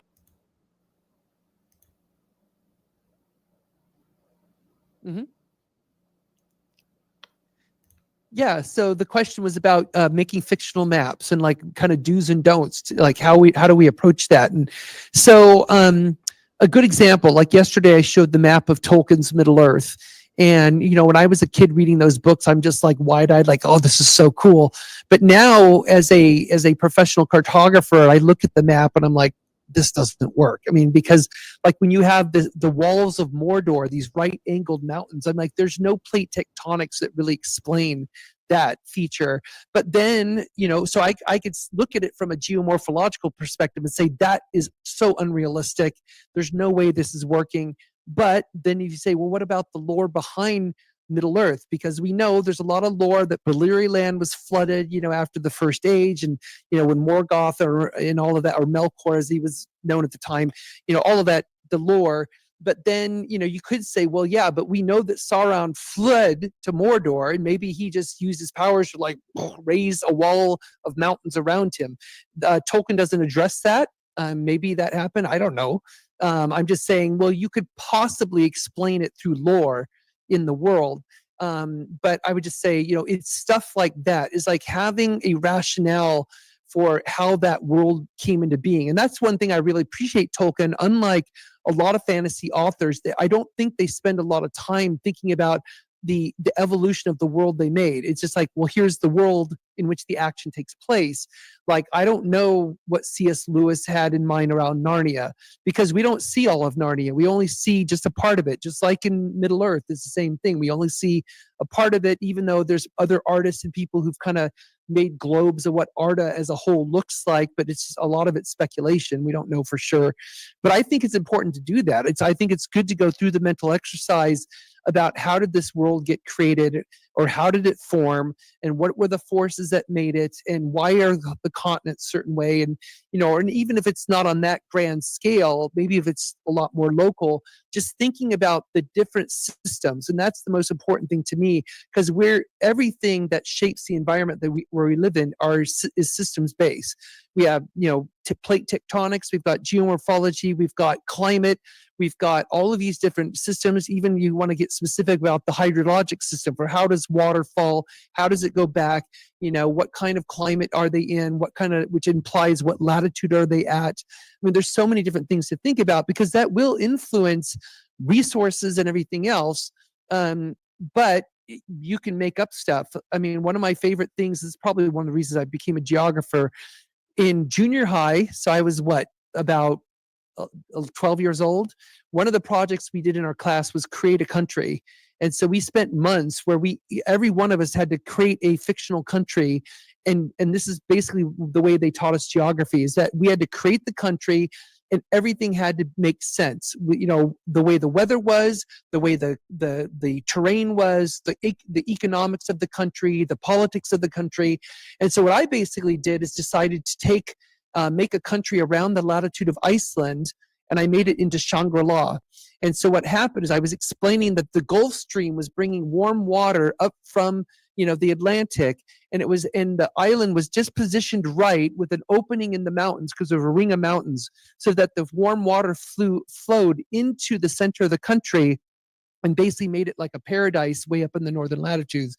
I mean, I know that's ridiculous now, but at least I was trying to explain why would it be this way. And I remember arguing with my teacher. They said this wouldn't happen. And I said, are you sure? It's like, do you know that? Because I mean, it's like, and she was actually saying, well, Iceland's not like that. I said, yeah, but Iceland doesn't have the cool ring of mountains that captures the heat like my island. So, but I'm saying thinking through that is really helpful exercise. And then, of course, I'm just talking, that's just the physical layer. That's not even the cultural layer. Because to me, depending on what cultures you imagine in your space, you have to think through all of that too. Where did they come from? What's their ethnic background? What's the whole history? I mean, well, yeah, basically, yeah. And I think, I think like George R.R. Martin did a really nice job of kind of thinking through what is the difference between Essos and Westeros and the way the different forces have formed. And of course, he's using a lot of allegory in Game of Thrones because depending on the latitude where they are, whether they're up in Winterfell or down in, some of the other cities, they're basically mimicking cultures like Mediterranean type cultures versus like Nordic countries and things like that. So yeah, it's a lot of different stuff.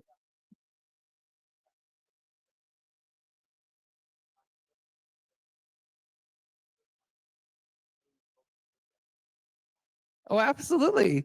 Hi, Jess. Hi, everyone. Hi, everybody in the Global Game Jam. I hope you're having fun out there all around the world. I hope you're not too tired, but keep at it. You only have, about 24 hours or so to go, depending on where you are in the world. So, yeah, good luck. All right. I'll go. I think you were next here. That's true.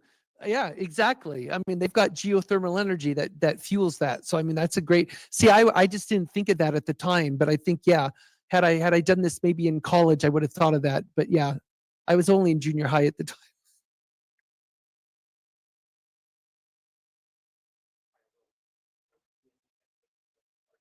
Yeah, of course. Why wouldn't we? So yeah, exactly. It's fun though. I think it's really fun. Yes.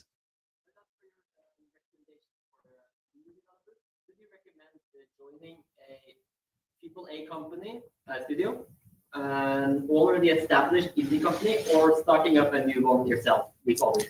Well, here's my take on that. I think a lot of people I know who work in the industry usually started working for someone else first, because I just happened to luck out to end up at Microsoft. I don't know if that was lucky or not. I mean, it was, in hindsight, it was lucky. At the time, it was almost like a curse. But spending all that time at Microsoft taught me a tremendous amount about how not to run a company. At least the Microsoft of that time. I'm not saying the Microsoft of today, but I'm like, I learned a lot about how poor management works and the effects of poor management and the effects of poor project management and things like that. So it gave me a lot of insight in how to do it right by watching how much went wrong. Although, I mean, I'm being a little unfair because there was a lot of stuff I saw that was really, really good. I knew some really amazing managers while I was there that I learned from. And so I felt that that was a great environment to kind of learn the ropes, so to speak. And I think for most of us, I'm not going to say for all of us, but I think for most people who graduate and go into to any industry, you're generally better off working for somebody else. You kind of learn how this works and kind of get ideas and then try and start your own thing. But at the same time, there's some people who are kind of natural entrepreneurs who do really well on their own.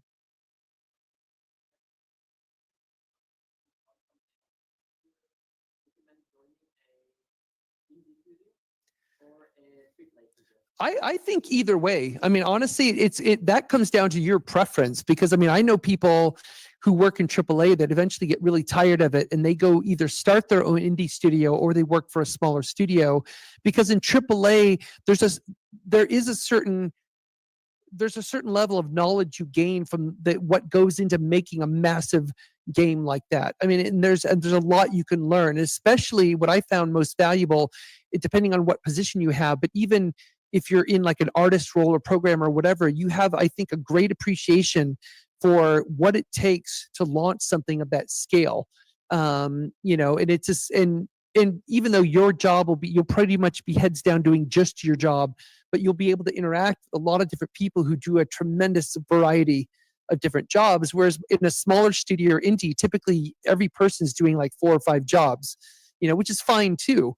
But I think part of that comes down to a personality preference, because some people love there's some friends of mine who are still at Microsoft, and I worked with them when I was there, and I left almost 20 years ago, and they're still there because they like having a specific job that they do and working for a large company. There's security in that.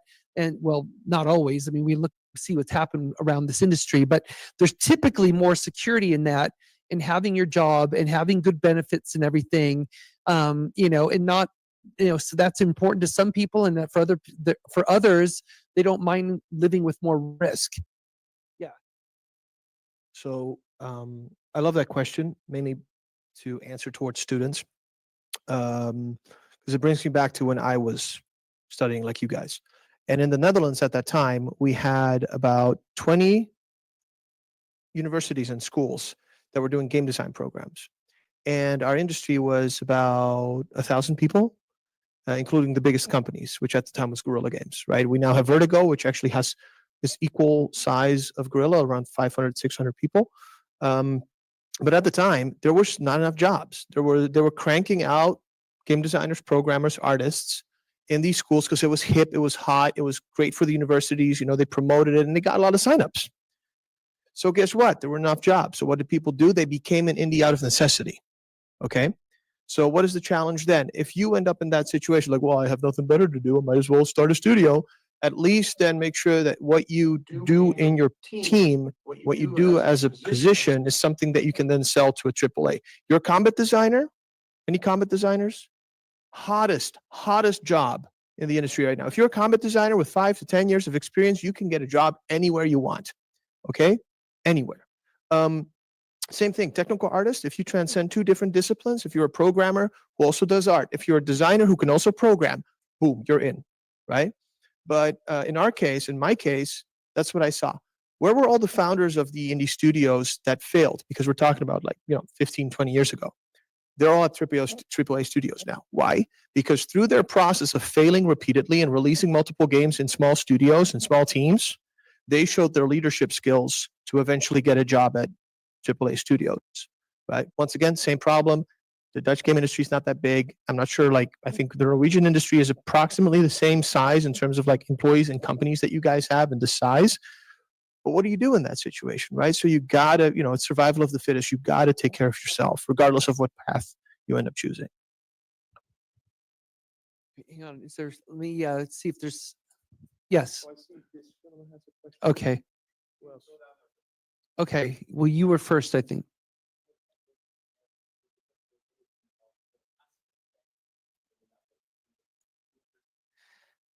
Yeah, yeah, obviously.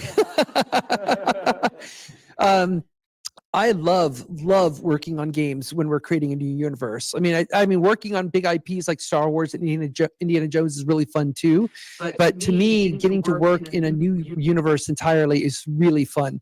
Like working on Halo, and because I'm a huge sci-fi geek. I mean, I've worked on realist games like Battlefield and Call of Duty and all that, and that's interesting. But I mean, to me, those games are different. They're not the kind of games I play. I love first-person shooters, but not those, because I deal with geopolitics and real world issues like every day of my job. And so for me to go play a realistic war game feels weird to me. I don't like it, but the sci-fi ones I do, because I'm using weapons I'll never see, fighting creatures I'll never see. They're fictional. Plus I love the lore of these worlds like Mass Effect, and I love the Halo lore and everything else. So it's really fun to be involved in that and to help in the development of that. And so for me, it's just like a lot of that work. It's like when they're coming up with new cultures, because again, they're a lot of the alien cultures and a lot of cultures they create. They lean into allegories, so they'll start thinking about, well, this particular alien race is kind of like these people on Earth, but they're not those people, obviously. But we're going to kind of make them like that, and so I look for that kind of stuff to make sure that it's fine to use the allegory. Yeah, we'll allegory where for example, you're basing. You have an alien race, and you say, well, we want them to feel like they're, basically people from, space Vikings, for example, but they're not from Norway. They're not from anywhere in the Nordic region.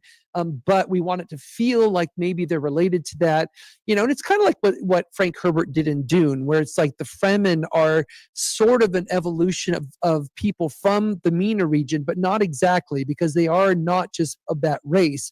And yet, like the language Chakobsa is supposed to be an evolution of a form of Arabic, but it's 10,000 years in the future.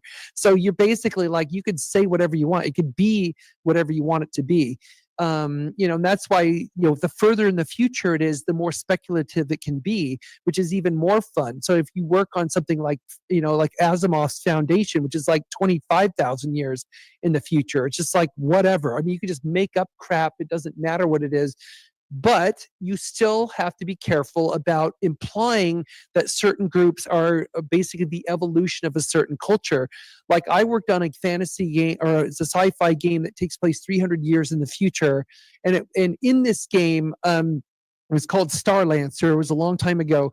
But in the game, there was two factions on Earth. There was like this Eastern faction, which was, China, Russia, and it's kind of like where we are now. But anyway, you had the Eastern faction, and then you had like this Western faction. And the Western faction was essentially treated as one country, one political entity, but it was the EU and the United States and Japan all together. And so so that went over. We kind of were promoting, the game and starting to get into the production, and people in our Japanese office really objected very hard to that. And they're just like, this is wrong. And it's like, when we're like, well, what's wrong about it? And they said, there's no way that Japan will ever like cede our sovereignty to be part of like this thing with the West. Like, we'll be allies with them, but there's no way we'd be a part of them. He said, well, it's just fiction. It's 300 years in the future. Who cares? They cared. They really cared. Just the assertion that they would someday in the next 300 years give up their sovereignty was enough for them to say, no, we will not release this game in Japan if you do this. And so that's where we had to basically, instead of making it a one political entity, we said it's an alliance instead of one political entity. And then they were okay with it. So, stuff like that we have to be super careful about. Yes. Going back to contracting, getting a position in the company. Any advice on how to get into an internship position in a company other than contact early? Well, you want to answer that? Yeah. So, and this is all anecdotal, right? Because I've lectured at a lot of universities. I've, just like Kate, been all over the world, and I'm happy to say that I still speak to a lot of the students that I've lectured to in 2010, 2011, 2012. Some of them are millionaires. Okay, every time I see them, I high five. I'm like, hey, you did it, right? So to your point, I remember two guys that had an amazing project that they got a really good grade of, and they just had coffee for 30 minutes with Ilkka Paananen, who is the founder of Supercell, back when Supercell was 9 people, and he came to speak to find interns at a university. So he came to the university, spoke. I still have a recording of that, never published. I might have to do that one day, of his lecture pitching Supercell to the crowd. They just had coffee. They're both millionaires now, right? I've witnessed that. I've followed that track. People that have went to a conference, they went to a booth of a company that was hiring. The company was Blizzard. Did an internship there to do QA on StarCraft 2. Then they became Dragon designers and I think combat designers. And they left around 2017 when, things were getting a bit unpleasant at Blizzard. And then I found out a few years later why they left. So there's so many examples of just right place, right time, talking to the right people. And getting yourself in those positions, making sure that there's initiatives, whether it's the new hub that's being set up after the collective, rest in peace, or people that come and speak here, taking the time to interface with them the way you're doing right now, right? And making known what you're all about, right? Having your elevator pitch. It's like, this is me, in 30 seconds, this is me, this is what I want to do, this is what I'm good at, this is what I aspire to be, boom, right? And then maybe in 3 months from now, someone's going to tell me like, oh, I'm looking for this intern. And I can be like, right? I've seen it happen thousands of times. I think Kate's has seen it happen 100 times more than I have. And we're still in touch with those people because of LinkedIn, because of Facebook. So once you get to the position that Kate and I are in, you'd be amazed how many times we've seen this happen. Well, I mean, even just an example, it really goes back to that power of networking and kind of forcing ourselves to get out there and network, whether it's virtually or preferably in person if you can. But I know that's not easy for everybody to do. But if the opportunity arises to network, even if it's at a local event, you should do it. And make the effort to do it. And because even at San Diego Comic-Con and its sister event WonderCon, I go there to cosplay, but at the same time, I run 2 panels about how to get in the game industry. One's like a general panel. Another one is about how to get into the industry. If you don't have, you're not a programmer, you're not an artist, you're not a writer, you don't feel you have core creative skills, but how else do you get in the industry? So that's where I have a panel of I have an accountant, I've got a lawyer, I've got a geographer, I've got people who work in the industry and have for years, but we're not core creative people. And then we also do a pitch session. So anybody at the con can pitch their game idea to professionals and get feedback on their idea. And then the key thing that really gets a lot of attention is we do a 2-hour mentoring session. So I recruit about 20 or 25 of my colleagues from the industry. They show up and they basically spend 2 hours mentoring people one-on-one about anything that people want to ask them about the industry. And a lot of them that they've gotten internships through that networking because they're talking. Desiree. Yeah, so she's probably out there right now, but yeah, she's showing just incredible energy, shows up at every one of these, makes the effort to be there, talks to as many mentors as possible. Because some of the people show up and say, well, I just want to talk to that person because they worked on whatever game I like. You're like, yeah, but I mean, they're fantastic, but there's other fantastic people in here. You should talk to all of them if you can, and just be actively learning and actively networking. Because that's one thing you can ask blatantly. Like I said, I would caution against asking someone in the industry just for a job because because we hear it all the time. Excuse me, hear it all the time. But asking them if they have any leads on internships is fair. It's a fair question, and see what they say. And say, are you aware of any internships to your company? And it's an easy question to ask. Yes. Yeah. So just another anecdote. So the first Global Game Jam game I ever did was called Pulse in 2009. And it was a co-op music game. Okay. We won because we were kind of a competitive jam. We got a publishing deal the Monday after the jam. Okay. Blew my mind. It kind of ruined me for this industry. The cool thing was I now had a award-winning music Global Game Jam game on my hands. Guess who I wrote first? Harmonix.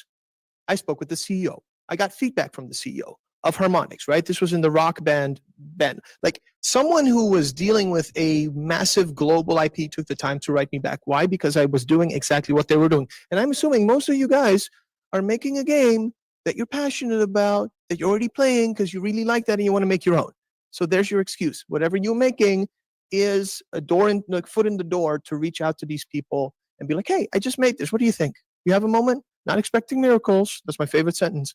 But would you mind giving me some insights? We want to continue developing this. That's always a great excuse to kind of incentivize people to help you out. And maybe they got fired right now. They're at home. They're not doing anything. You can get all the advice you want from someone that's been in the industry for 15 years or more. Yes.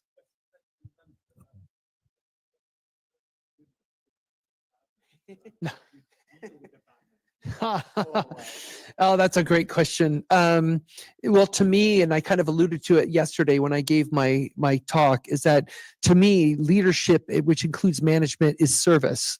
It's like if you don't have a servant mindset, and I mean service and servant, so if you are a servant of the people that you manage, it's like your job is to elevate them. Your job is to make them successful.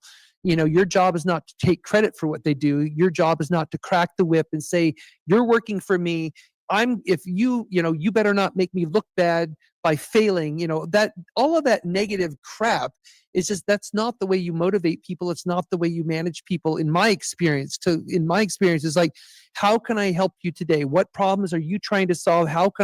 Is there anything I can do to help you get past this issue? Is there some resource that you need? Is there additional headcount that we need in our team? What do I need to do to make sure that you succeed? Because obviously, if your people are succeeding, you are succeeding. I mean, you are by default succeeding if you can make sure all of the people you manage are doing exactly what they want to do. They're happy at what they're doing. They have the resources they need to do it. And even if that's not the case, you have to be savvy enough to understand when do you see the signs, of them not being able to do what they're doing. When do you see the signs of them not being able to do their job or not doing it well? And that's where, to me, it's like empathy comes into play. And I hate the fact that it's so many companies today, it's like, and maybe this is more of an American style that I'm used to, but the lack of empathy, that it's like, we are all human beings. We all have very strong emotions about everything, about our life, about our work, about what's happening in the world, whatever. And so we have to acknowledge the fact that we're all human beings and treat each other that way with that level of respect, and that respect means empathy. So it's like, if you feel that somebody is off, on a certain day, or you see that their work has been lagging for a week or whatever, ask them, is everything okay? Is there anything I can do to help you? So it's being in tune with, and that's what they call emotional intelligence. And emotional intelligence is one of those skills that you're rarely ever taught, in business school or anything else. I mean, they're getting better at it now, because I think now that people realize how important it is in the workplace, it's becoming it's more and more of a thing that people pay attention to.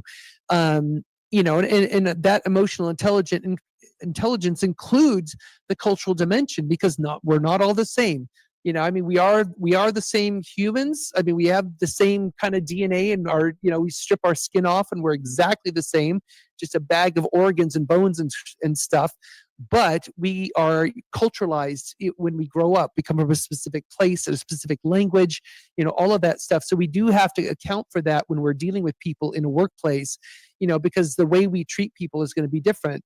And that's one of the biggest fails I've seen with a lot of management I've had, is that they assume that their style of management, it's like, well, it's my style. I'm just going to if they can't accept that, they don't belong on my team. It's like, well, maybe you're just being an ass. But that's really what it might be, is that you're from the ass culture part of the world, and which is basically management styles like of the 20th century and beyond, and you need to grow up and realize that that's not a mature way to manage people. And so I think more than anything else, it's kind of that sense of selflessness and adopting that servant attitude, that you're there to elevate your team. It really is kind of the inverted pyramid style, that you're at the bottom of the pyramid that you manage, and everyone else is above you, and your job is to help make sure that they can do their job and do it well. And that's how I approach it.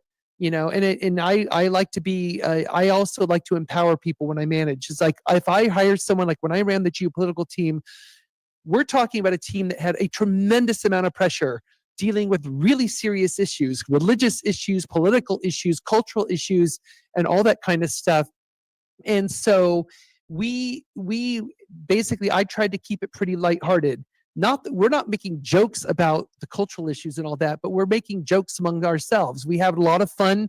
We did morale events. We even, if you remember the film The Blair Witch Project that came out years ago, which was kind of like a found footage thing, we made our own version of the Blair Witch project internally. We had a camera and we went out into the woods by Microsoft and made our own little like 10-minute version of it.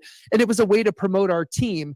And it was called something like the Missed Glitch Project or something. So basically it was about what happens if you make a mistake with these geopolitical and cultural issues. And so it was just a big parody of the film, but it went over very well within the company because people thought that's super cool. You're taking a subject that's really serious and helping educate us, but we're in a way that was pretty funny. And we as a team loved it. We had so much fun doing that. And like even little morale event type morale actions. So like our team was called originally geopolitical. Well, we called it geopolitical strategy. So our acronym, our short term was GPS. Those were the 3 letters we used. And so what I did is said, hey, you know what would be really cool is if we show up at meetings together, we're going to wear the like dark blue blazers like the FBI wears. And so that, in the US, the Federal Bureau of Investigation, when they show up at a crime scene, they're wearing these dark blue blazers like windbreakers, and they have big yellow letters on the back, FBI. And they also have it on the front, or they'll have like the emblem, the logo of the FBI in the front. So I said, we're going to do that. So we got the exact same kind of windbreaker jackets. We had GPS put on the back in big yellow. We had our logo on the front. And so if we had to go like to a group meeting at like in the office team or the games team, we'd all put on our jackets and show up in our GPS jackets. And sometimes we even joked and it's part of, we were leaning into a perception of our team that we're like the kind of the feds, that we're coming in to like regulate them or something. And so we were making a joke of their perception of us because sometimes we even wore like an earpiece when we would walk into the room, and everyone thought it was funny, and it kind of lightened the mood a little bit, because it's a tough job. And so I tried to find ways like that to make it fun and to make sure everybody like enjoyed being a part of this effort, but also making sure that we all were constantly mission driven, that they understand. I reinforced that very much, how serious our job was to get it right. But if we're stressed out, if we're not enjoying our work, if we can't look at it with a little bit of lightheartedness, because otherwise we're just going to go crazy with the weight of the kind of work we're doing. So that's the way my approach, and it tended to work. And the same with the IGDA. When I ran the IGDA, my staff, we took the same approach, especially for the 2 years that we were being assaulted by Gamergate and all that when I was running IGDA. So I'm like, I had to keep it light. I had to keep the spirits high, because otherwise we're just going to be crushed under the assault that we were having every single day. And so it's like, we can't let ourselves, succumb to that.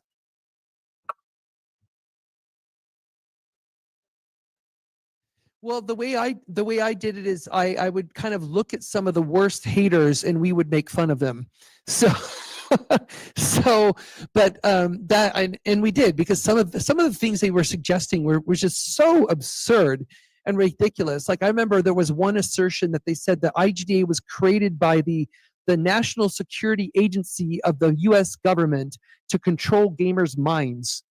And I'm like, I like this one, because this one means that somewhere in the federal budget, there must be a few $1 billion to support my organization if we're made by the federal government.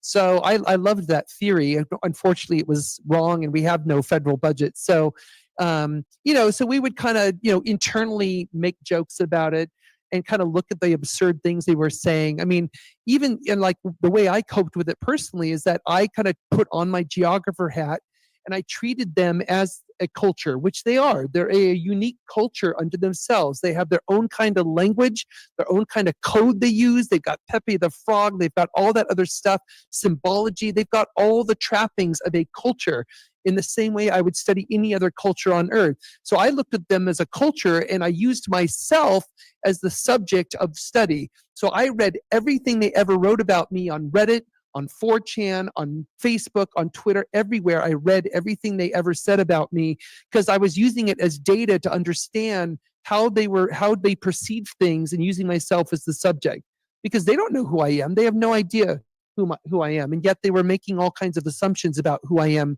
So I thought was it stressful? Oh, hell yes. The stress of it is why I was on the phone sometimes with my parents crying my eyes out. It wasn't because of what they were saying. It's because of just the pure stress. I'm already running a global organization trying to make it successful, and I've got this other crap I'm dealing with every day. But I didn't let it crush us. I'm just like, and I kept reinforcing with my team as I did with the entire organization. I know we're on the right side of history. We are on the right side of history with this. And so we just have to keep pushing through. And that's how I did it. Yeah, and like just from the practical side, because obviously this has been a development that's been going on for like a couple of years now, at least 5 or 6, right? Like people are getting more vacant. And some of you guys might have heard of Simon Sinek. He did a TED Talk about leadership. Now there's multiple books. I think he's published like 6 books in the meantime, right?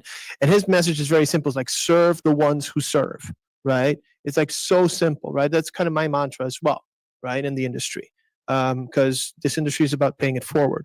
Now, one topic that hasn't come up, and that's also been quite recent, right? That is being acknowledged, is mental health. Right? So there's been so many more trainings given, mandatory trainings, to anybody in a leadership, in a lead, or is in a senior lead or management position, right? Where it's like mandatory. You got to be certified nowadays. It's like what have I seen? You're good at your job. What's the biggest curse of being good at your job in the game industry? Is they promote you. So you go from actually touching the game to having to lead people, right? And not all of us got into the game industry to lead people, but it pays better. And sometimes we're literally forced into it, right? So it's not usually voluntary. And then it becomes an issue because sometimes then you have someone in a leadership position because they were the best at what they were doing, not because they were the best manager. And being aware of that and holding each other accountable and not making it feel like it's a demotion for those people to go back to the trenches with you and work on the game.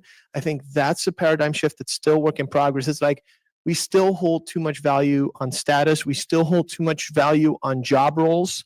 There's indie studios that have like everyone has their own job role and they just come up with their own job role and whatnot. But I hope that helps. Like, look, if you want to look into that practically, because I advise everybody to look into this, because you will eventually end up in that challenge if you're too good at your job that you will be put into a leadership position. I've got a good example of that because one of the managers I had when I was running my geopolitical team, because when I created the team in 1998, in the next 7 years that I ran that team, I had 9 different managers. Because welcome to Microsoft, welcome to big companies, because that's at every big company. You will be reorged constantly. In the 13 years I was at Microsoft, I had 17 different physical offices that I got moved to within the campus because they just shuffle you all over the place. But one of the managers I had, he was one of the original 50 people at Microsoft.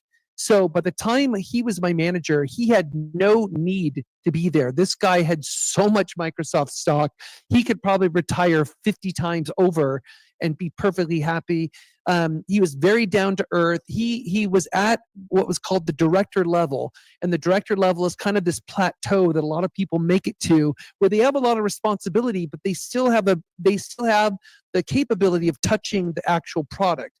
And so that's where he parked himself, and he had been constantly promoted, or they'd approached him for promotion to be one of the VPs of the company or higher, and he kept saying, not a chance. If you promote me, I'm quitting.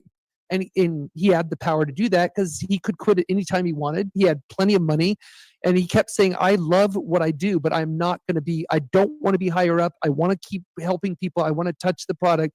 And he was a great guy to work for. He really was. He had a great attitude. He loved his job. He came into the office every day.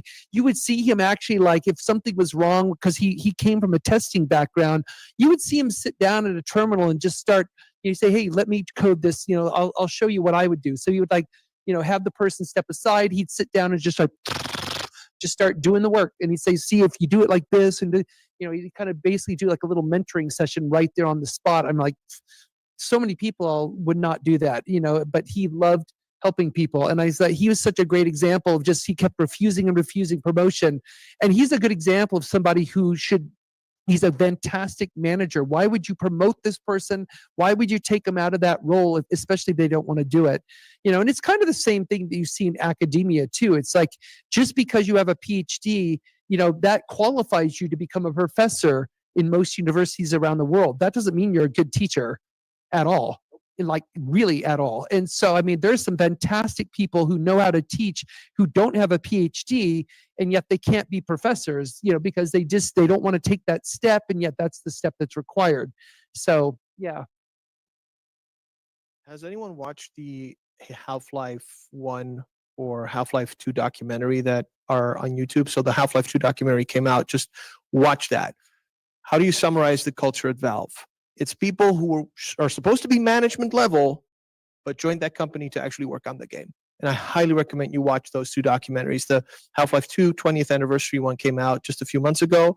But obviously times have changed in the last 20 years, but just the mentality and how Valve's horizontal structure has been maintained over more than 20 years, like 25 years or something like that, and is still operational to this day with 500 people, and Gabe still walking in and out of that office, because I've bumped into him a few times. That is remarkable. But someone fought to keep that culture alive. You have a question?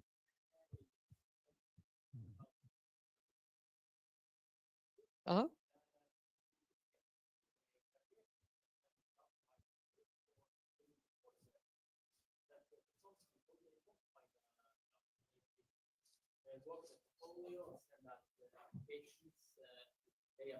Mm-hmm. Yeah. As when the years go on, you become less appealing for employers. Mm-hmm. At that point, how do you get back in the industry? How do you make yourself more appealing for employers, even though you have gotten All right, so keep doing game jams. All right, I know about 20 plus people that have done more than 50 game jams. They all have jobs. They're never going to run out of a job. Okay. Some of the most successful people I've known have participated in over 100 game jams. There are crazy people who have done over 400. And because of the networking, because of the portfolio, because of the diversity in their work and the code base they've amassed, I can ask them to make a game in 30 minutes and they'll do it if they have the laptop with them, because of all of that stuff. So, and they get hired for freelance jobs left and right. But that's just a very practical example to give you, like, do game jams. I've done 30. I've been in the industry for 21 years, like approximately one a year. So do the math, see where there's other game jams, participate in online ones, and you would be surprised. But none of the people I know that have done more than 50 game jams are without a job and got jobs right after they got fired recently. And what I would add to that is, I think what's super important to employers is you've got to show that you're staying active. Yeah. You've got to be active, and that means not only actively working. So even if it means being a barista or whatever, you do it. Because let's face it, we got to survive, right? I mean, when I got my graduate degree, before I started doing my contract work at Microsoft, I did really crappy jobs, but I was just trying to survive. Because you got to pay your bills, you got to pay your rent or your mortgage or whatever it else is. And in the US, paying ridiculous prices for healthcare, but you have to do it. And so, so I just found whatever I could that had nothing to do with my geography background or anything, but I kept in track. I kept pushing forward with contacting people at different companies and all of that, and keeping in touch with them. But I think in the game industry, especially, it's like Vlad said, to stay actively working on your skills. So if you're not doing game jams to improve your skills, then you need to find other ways to keep actively improving your skills. Because that's the number one thing that a lot of people, that's the number one piece of advice I've seen given to people who lost their jobs over the last 2 years in the game industry. It's a lot of people globally. And most people are saying, whatever you do, use this time to improve your skills. Some people are getting MBAs because they want to be in a management role. So they're going out and getting an MBA so they can come back in, and they have more weight to their resume to show when they start applying for a job again. Or they did freelance work on an indie game, or they did something. They found something that they could work on and channel that energy and channel their skill, so they've got something to show for the time that they were not actually in a job. And that is super important. Because if you're just showing dead time with no job, no active projects you're working on, a lot of employers will look at that and say, so you basically didn't do anything except look for a job, and they're going to wonder why. And that kind of goes down to kind of that one of those core DNA parts of this industry, is that we are a creative industry, and everybody in this industry pretty much comes into it because they've got that urge to create. And whether or not you're artist, programmer, whatever you are, you have an urge to make things and to do things. And so, because if you talk to people who are writers or who are fine artists or who make music or musicians, what do they do in their spare time? They make music, they paint, they draw, they write, they are just constantly creating stuff. Whether or not it's actually going to come to anything, they don't know, but that's what they do. What about him? What about with backgammon? Well, yeah. Well, let me. Yeah, I know. I'm going to answer this. Yes. So would volunteer work like volunteering at the Expo and labor unions, etc., count them as staying active? Yes. Would then also picking up other creative hobbies like painting, so that I have more like breadth? It could, absolutely, because I think one of the important things in this industry is that it's important to do your particular function really well, but it's also very important for you to understand other people's functions. So how does a programmer talk to an artist? How does a producer talk to an audio person? Well, a producer needs to know how to talk to all of them. Otherwise they're not a good producer, because they have to be able to speak the language of pretty much everybody that they interface with. And that's what one of the unique things about a producer position is. They have to have that understanding about how does audio work and programming and art and design and localization and everything else. Whereas, there's a lot to be said about that kind of the cross-cultural communication within a game team, because oftentimes you have that the factionalization that happens, where you've got like the coders over here and the art type people over there and the narrative designers over there. And sure, they interact as is necessary to create the game, but the more they can actually kind of speak each other's language and even better understand, again, empathy, understanding what it takes to do that work, even if you can't do the work yourself. But if you're asking an artist and basically telling them, I need you to do this by this date, or I need this to be delivered by X time, you should be able to at least have some understanding of what you're asking them to do work-wise, in terms of actual production time. And it's same with anybody. If you say, hey, you go to a coder, say, I don't like how this part of the UI is working, I really wish it was done like this instead. You need to ask them, how easy is that to fix? And of course that goes to the whole triage process and whether or not it's actually going to get fixed and when. But you have to have that empathy for what their job entails. Because I've often seen the bigger arguments I've seen on teams, it's because it's our perception that they have no idea what our job is like. That happens all the time. That is actually the reason I started the localization special interest group in the IGDA, because when I went to E3 and GDC and events like that, right after I left Microsoft and I hung out with localization people, a lot of them would whine and complain that nobody understands our job. Nobody cares about what we do. You hear this a lot in QA too. But for good reason, because these kind of jobs tend to happen later in the product cycle, but they are absolutely crucial to the launching of any game. And yet they tend to happen later, and so they're not like upfront as part of the core creative concept phase in production, even though they should be. But because they're not integral, or they're not perceived to be integral to the actual like world creation part of it, which is a fallacy, but they're not perceived that way, then they're often kind of forgotten. And so that kind of leads to a certain level of animosity, that happens. And I mean, that can be death to any company. And that means even small indie companies, you can't let that happen.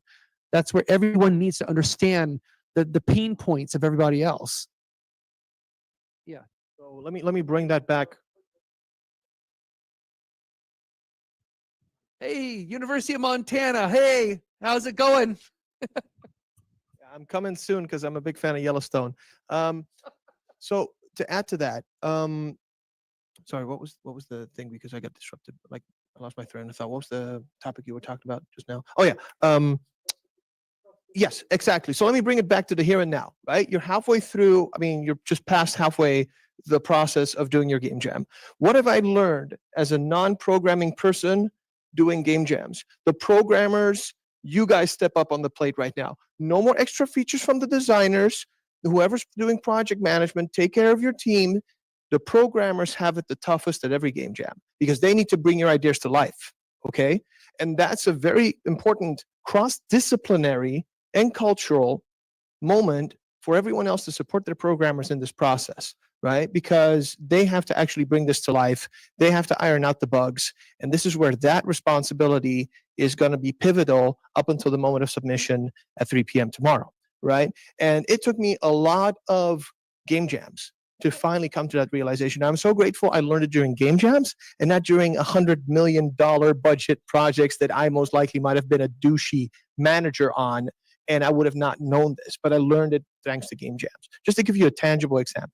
And to add to, because you asked the question that actually ties into the Tallarico story. So Tommy Tallarico, legendary music composer, did a lot of games, right? We lost touch with him. He was a super social guy in the industry, right? And like 5 years ago, he disappeared. I didn't know why. Kate knew why. He lost his father.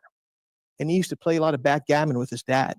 And suddenly, out of nowhere, Kate shows me this article. Apparently, and we watched the live stream. Apparently, he went on doing competitive backgammon. And what did he become? The champ?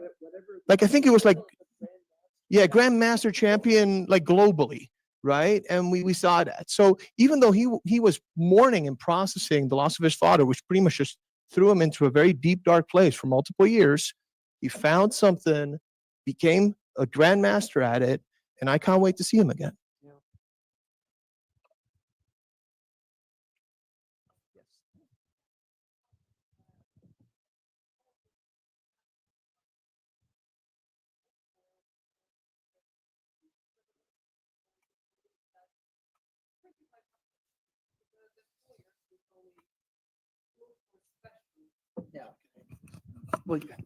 Have you heard of a technical art director? We all know technical artists. So they exist. That's something for you to aspire to. Look it up. Technical art director on LinkedIn. You'll see who's done it before. But oh my God, I didn't know those existed until 2 years ago.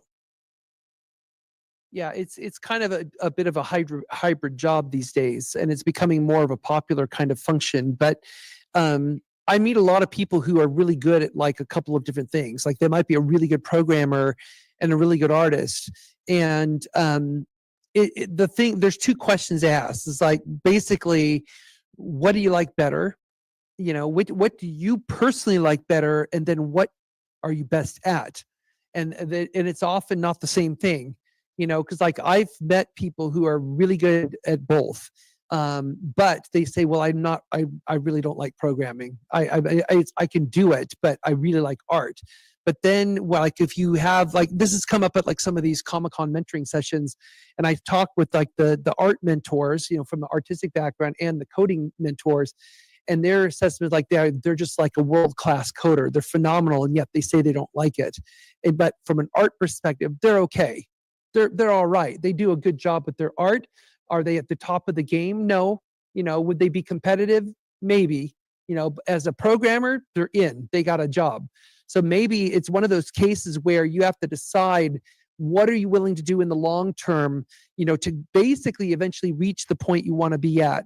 And it kind of goes back to my earlier comment about like making a lateral move within a company. So get the programming job, get a job. That is the point. Get a job anywhere. So get a steady job as a programmer, and then you can start kind of figure out, you know, and you can even ask during the interview process, like, I'd be happy to take this job. You seem interested in me. I'm curious about what are the opportunities like at your company to like, you know, basically move into other roles. What does it look like here? And that's a very fair question to ask, because some companies may say, well, yeah, we don't encourage it. Or I think most are very open-minded to that, but you should ask that question and see what it's like. Because if you're that good of a programmer, you probably have more than one option on your hands in terms of where you could work. So I would basically say, okay, this company sounds really open-minded, you know, and you could even go further. Like if they say, we're going to offer you this job, you say, well, that's great. I'd love to take it. I have one more question. I want you to look at my art portfolio, and I want you to give me an assessment. This is where I would kind of like to move my career. Where do you think the options are for me at your company? If I come in as a programmer and do my time, you know, do you think I could evolve over into that direction? And see what they say, you know? And they could be honest. Hopefully they're going to be honest and say, well, yeah, that might be possible. but I think you need to have that conversation. And it's hard though, because like I've had to have those conversations with people where they really, really want to do this one thing, but that's not what they're good at. But that's the thing. That's where all their passion is. It's what makes them happy. And yet the skill they can actually do, they're just like, yeah, it's okay. Even though people around them say, no, they're not just okay. They're freaking phenomenal at that job. So, and then you kind of have to figure out, well, what am I willing to do in the short term in order to make my long-term goal? And so we all make sacrifices in the short term. We all do. It's just like, I mean, when I left Microsoft in 2005, I had a cloud of people around me, including my family, my ex, and others who were like, you are insane. You've been there 13 years. You're making really good money. You in a job that you created, in a team that you created. You've got the respect of Bill Gates. You've launched all these products, and you've got good healthcare, and you're walking away. It's like, why would you walk away from that? And I'm just like, I got tired of doing it for them. I mean, I love my experience there. I still love working with Microsoft, but I'm like, I feel I could help more people if I'm outside the company. And I felt that because I basically, like I described yesterday, I felt I had accomplished what I set out to do at Microsoft, which was institutionalize their thinking around the geopolitical and cultural accountability. And one of the key reasons I left is because in 2004, I was able to change the master checklist at Microsoft. So every single product at Microsoft has to release and check every box on a list. Most everything on that list is like a technical or legal requirement. And this is everything that leaves the company. And so what I was able to do is negotiate with the worldwide operations release team that we need a line item for cultural and geopolitical accountability. And so they agreed with me that needs to be in there. And so that would point people to my team's resources saying, you need to do this stuff in order to launch your product. Well, once that line item was there, I kind of felt I did what I set out to do. I institutionalized this at Microsoft because from that point forward, every single product will have to check that box. And so why am I needed here anymore? I did my job. And now my team is going to go into maintenance mode to basically service teams and help them with that checkbox. And so that's when I thought, I don't like maintenance mode. And so I'm just kind of like, it's time for me to leave. I'll move on and help other people. Which is why my very first client was Google. And I created the geopolitical team at Google to help with Google Maps, Google Earth, which was a really cool challenge. So I like that kind of startup mode. I like being in that, taking on that challenge. And so, so you make big sacrifices. I made tremendous sacrifices leaving Microsoft. I mean, my 401k, one of those things you build up for years at working at a big company that is going to be your retirement nest egg, gone. I basically devoured the whole thing because I had to survive in self-employment, but it was absolutely worth it to me. It was just like, that was a risk I was willing to take, and it paid off. So you have to make those calculations for yourself and say, am I willing to do this, and see what happens. Yeah, I don't know how far long you want me to go. Yeah. Okay, if there's more questions. Yes. Do you have any stories about working with indigenous people? Yes. Yeah, I actually do. So stories about working with indigenous people. This is one of the highlights of my job because so many games use indigenous cultures for many different reasons. In different games I work on, a lot of the historical games, or if it's characters in a fantasy world or sci-fi world, but often, that's one of the great things about, leaning into inclusion within character design is making sure that we have characters from all different kinds of backgrounds.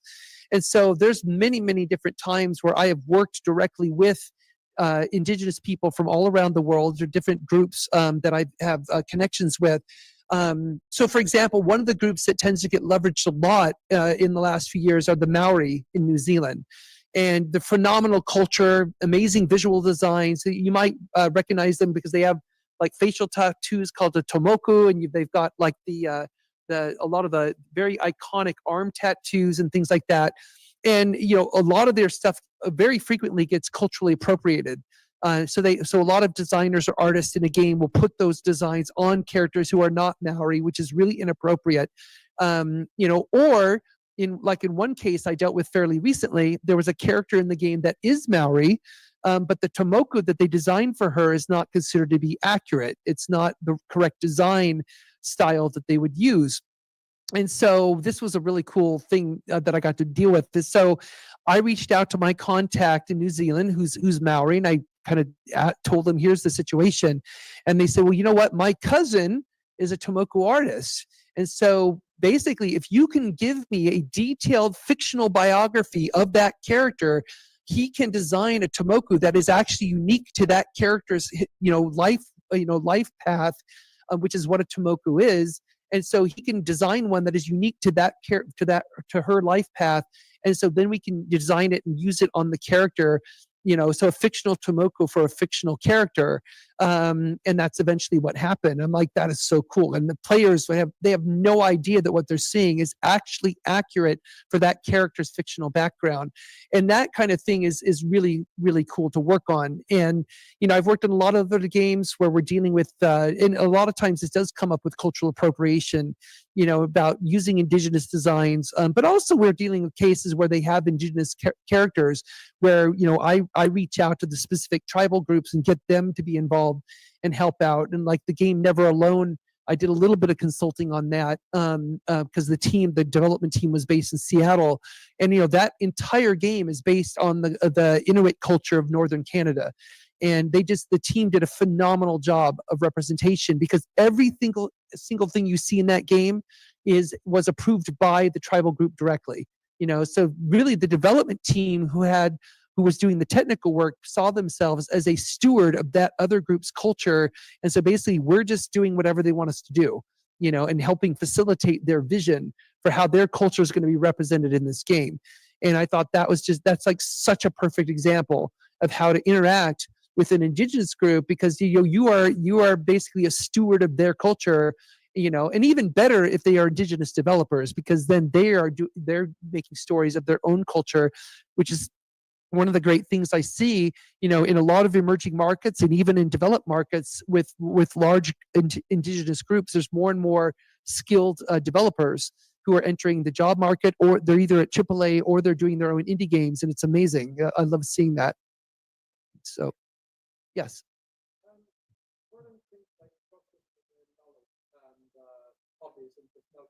Like empathy or like interest, like being kind. Mhm. Are they more interesting on the CV or on the work application, or like internship application?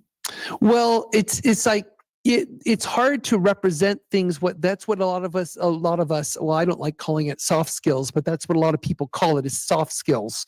And it's hard to represent soft skills on a resume, because what are you going to put a bullet point that says I'm a kind person? And they're like, prove it. How do you prove it? Well, here's some money. Go get some coffee. I mean, it's like, how do you prove that you're kind? How do you prove that you're empathetic?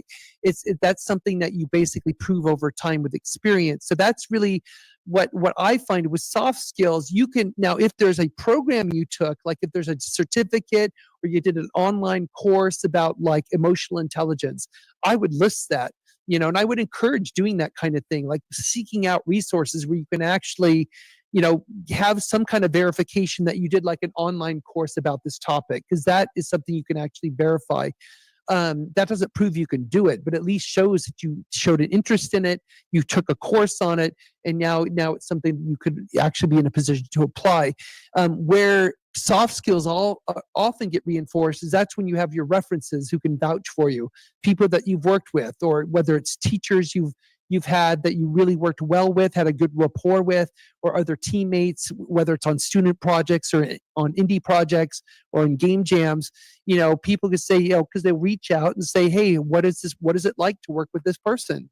And it's like when I was at Microsoft, I was the lunch interview. So they had these interview cycles, which is usually the interview loop, as we called them, was maybe like 8 to 10 people. So you're going to have 8 to 10 interviews in one day.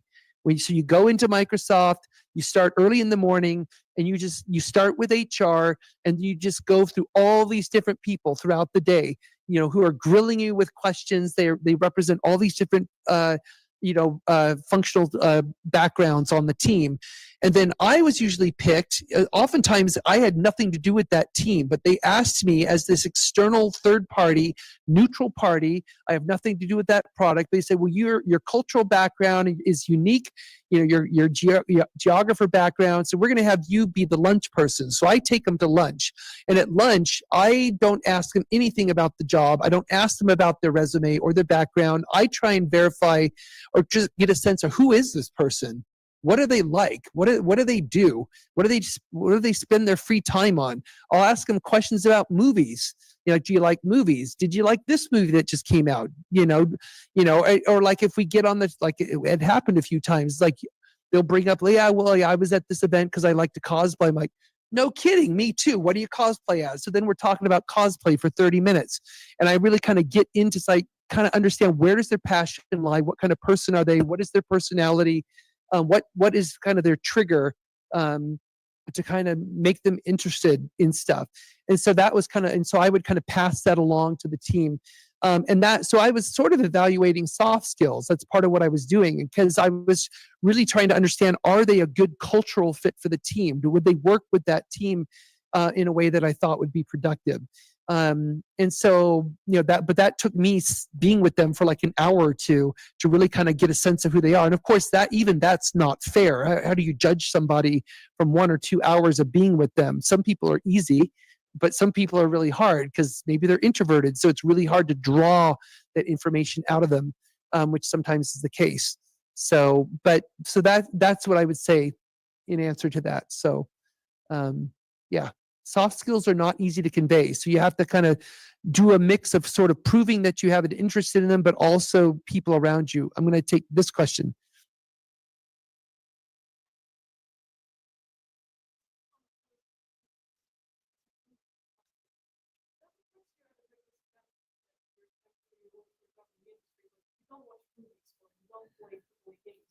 You're not culturally involved with what's generally going on in the industry.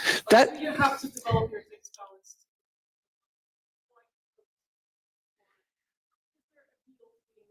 Only into indie game or like very obscure things.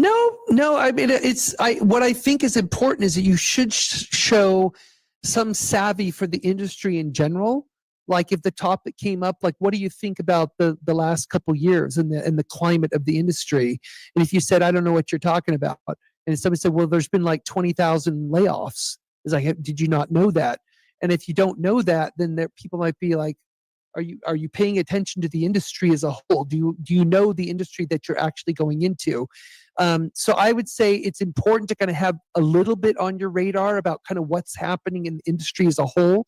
But as far as like what you like or don't like, if you say, no, I don't like any AAA games, I like to play indie stuff, totally fine. I know tons of people like that. I know people who work on AAA who don't play AAA because their preference when they go home from work, they like to play avant-garde, interesting stuff that's more art games or something because that's where their interest is. Same with film, same with anything else. Just because somebody says, what, you don't watch any MCU films? What's wrong with you? That's fine. It's just, but I think it depends. Like, for example, if you're going to work, for example, if you're getting a job at a company that works on Marvel IP, you should know Marvel IP. You should have an understanding of it. But that's true of any job you go into. If you're going to apply for a job at Ubisoft, if you're going to apply for a job at Sony or wherever, you should have a good understanding of the franchises that they have. You might even want to play a little bit of them if you have the chance, but at least understanding, yeah, I know the IPs that have been successful for this company. I kind of have a sense of what they're working on next, because you want that kind of familiarity, because that does put off an interviewer. If you say like, well, so what did you think of our last game? It's like, which game was that? That may not look very good. So, yeah. Just to add to that, what did you want to ask us next? It's like we can obviously like go.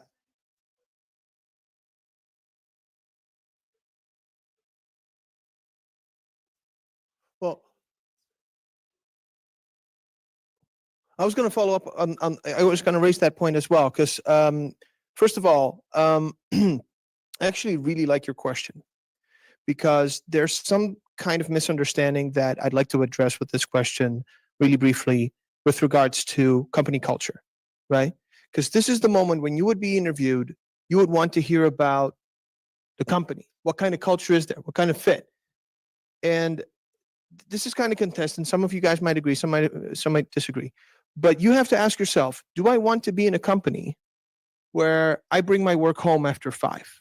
Do I want to be in a company where my only friends are my colleagues and I have nothing else going on for myself outside of that? Do I want to be part of a company where if I don't participate in the social post-curricular, like extracurricular activities in the evening, going to the bar, having food with my colleagues in a restaurant, doing sports activities in the weekend, if I do not participate, then I come back on Monday and I wake up that there's all these design decisions and changes made without my participation. Do I want to be part of that kind of company? Very important question to ask yourself. So I'm going to actually throw kind of back at you. Now, with regards to your follow-up, I'm expecting you to have a network. I'm expecting you to have a certain interest and be part of discussion groups or forums or special interest groups at the IGD and stuff like that. There's your pulse. You don't have to really raise a finger yourself, but we've all done our fair share of lurking once in a while, right? The only thing I would add to that, one really easy way to do it, just sign up for the newsletter for a few of the game media sources, like GameIndustry.biz out of the UK, or Polygon or other ones like that. I mean, I get their daily digests. They send me stories, and I kind of scan the headlines. Here's what's going on. They often talk about major trends, technology trends, games being released, layoffs happening, unions forming, all that kind of stuff. It's a really easy way to just kind of glance at it, even if it's not every day, at least once a week. Take a glance and just kind of see. So another thing, great perspective. I really wanted someone to raise this perspective. Have you guys heard of the Myers-Briggs personality test? Who's done it? Raise your hands. All right. So it's not just for the company to know who you are. It's also for you to study the Myers-Briggs, kind of like it's a D&D Dungeon Master book. So you can look at every other person and look at me and be like, who's this guy grabbing the mic from Kate all the time? Right? I'm an ENFP or an ENTP. No, I'm a campaigner, ENTP, right? So if you kind of know yourself, like you might be an INFJ or an INFP or something like that, that's kind of what you do. INTP. So I gel with Kate because we complement each other, yin and yang to a certain degree, right? So once you've grasped your own, the next challenge I give you is grasp the other personality so that when they're in front of you the next time, you see the bullets coming in slow motion if it's someone you don't gel with, and you can then anticipate, okay, how quickly do we get into common ground versus potential, disbursement or division, right? But I honestly think that if more of us would know the other personality types besides our own, we wouldn't have that many conflicts in our circles. I want to take this. You haven't asked a question yet, so. Oh yeah, go ahead.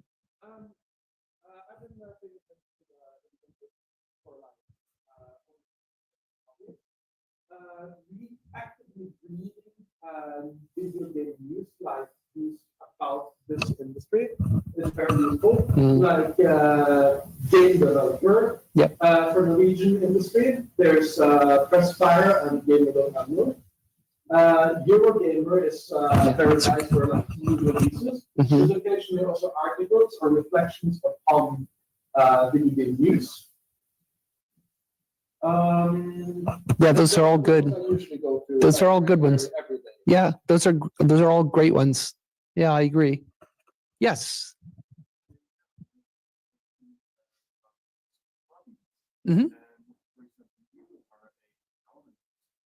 Geographer. It's okay. The other geo. My dad was a geologist. Yes.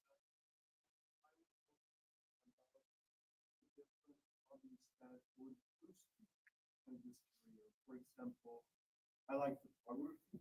Yeah. And such as that. I like ecosystem, how the world works and stuff. Yeah. And are there any, yeah. Well, I think that's a fantastic question. I'm glad you asked it because I think it's really important to have hobbies. And the hobbies do not have to be related to games. It's perfectly fine. Because I, like, for example, have hardly any time to play games. I mean, I play Pokemon Go every day. I admit it. I play Bejeweled Blitz still because I guess, yeah, I guess I'm just that addicted to it. But actually sitting down and like playing like a console or PC or whatever, I mean, I've got a bajillion games on my list to play. The only game I actually finished in the last 9 months was Indiana Jones because I wanted to play it so bad during the holidays. I played Baldur's Gate. Well, I finished Baldur's Gate 3 a year ago, which I played during the holidays. The game before that was Diablo 4, the only other game I finished in recent memory, because that's all I had time for. But you know, I love playing games, but that's not all I love doing. I can play the bagpipes. You know, I learned to play the Scottish bagpipes because, like many Americans, you get obsessed with your heritage. Like a very close friend of mine I grew up with, he lived right down the street from me. His name was Eric Hansen. They had a big Norwegian flag in their house, and they were just proudly Norwegian, like all the time. They celebrated all the time. I thought it was great because I loved that. I loved the fact that they were embracing, you know, their heritage. And I mean, they were only 2 generations away from immigrating to the United States, so they had that pretty close. Whereas my Scottish heritage is much further back, and yet I embraced it. And I thought that would be really cool. So I can play the bagpipes. I love building Lego. I'm a Lego fanatic.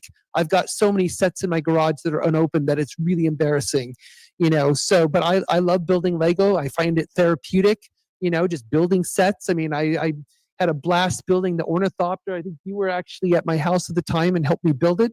You know, I find things to do that I love some hands-on stuff like that. You know, finding things. I mean, like my like I mentioned yesterday, Set Jetters, my film tourism app. I love visiting filming locations. I think it's a lot of fun, and for me, it's such a combination of me being, you know, in love with the media that I view, and it's not just all sci-fi and all that. It's a lot of other films too. I'm a huge film fan, and so I love visiting filming locations. It's also a combination of my geography background because it's basically studying the place. You know, just like we were in Lillehammer today, where we were, you know, doing recreations of shots from the TV show Lillehammer that we found while we were there today, which was really fun. You know, so it's getting you out, it's getting you into fresh air, it's learning, you know, being to experience new places. Because for me personally, what I love to do is discovery. I love anything involving discovery. So like when I get asked to go somewhere new, like I was in Albania a few months ago. I'd never been there before. Last year I was in Moldova for the first time. The year before I was in Kyrgyzstan for the first time. And I'm just like, I just like love the chance to go somewhere and discover and to learn new things. And so for me, I find that all of that helps my work though. I mean, that all informs my work. It gives me inspiration. It gives me energy. And I think it's super important for us to do that. You know, you have to find things that give you energy and are that outlet, you know, and it's just like, if it aligns a little bit with what you do for work, that's totally fine. But if it doesn't at all, I think that's fantastic, you know, but I think it's important that you do it, you know, that you have something else that you do. For example, I know a lot of game developers who are musicians of all kinds of different kinds of musicians. You know, some of them play in their own bands. So that's what they do on weekends. They're playing in their bands at some club, you know, somewhere, because that's what they love to do. And it's like, that's really cool. They're not audio people, you know, they might be a programmer or producer or something, but in their spare time, they feel that they're a rock star. So, you know, that's great.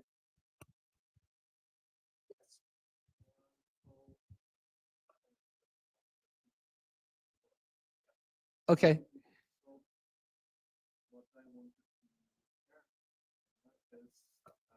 There's probably a lot of people that think that don't know that their hobbies can actually help them.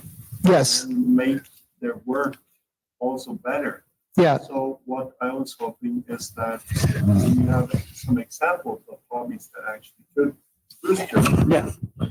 Yeah. So who's played Nintendo games?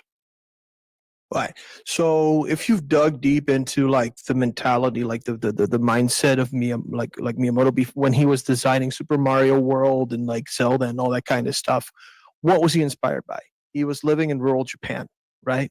So you look at these games from an abstract point of view, and what you see is a kid swinging a stick through grass and like just this kind of like just primordial like passion for exploration, right?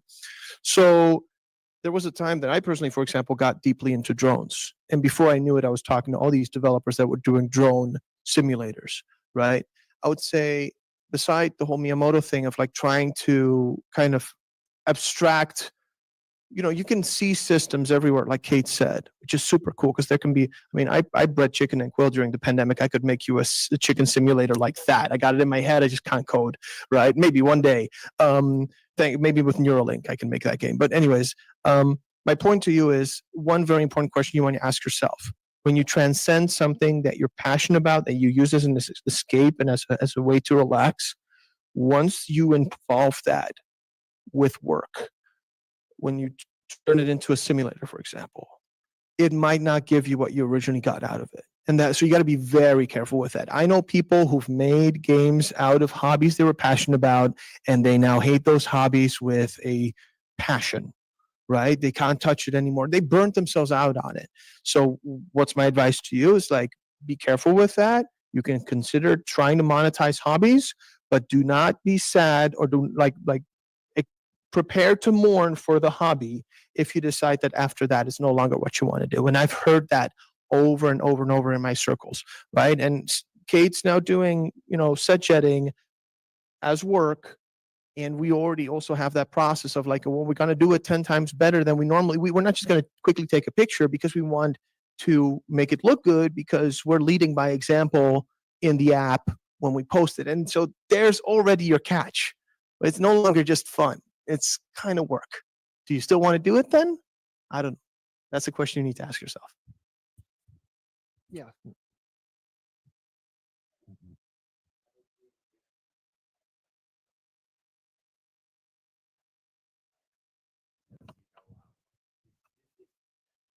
Yeah.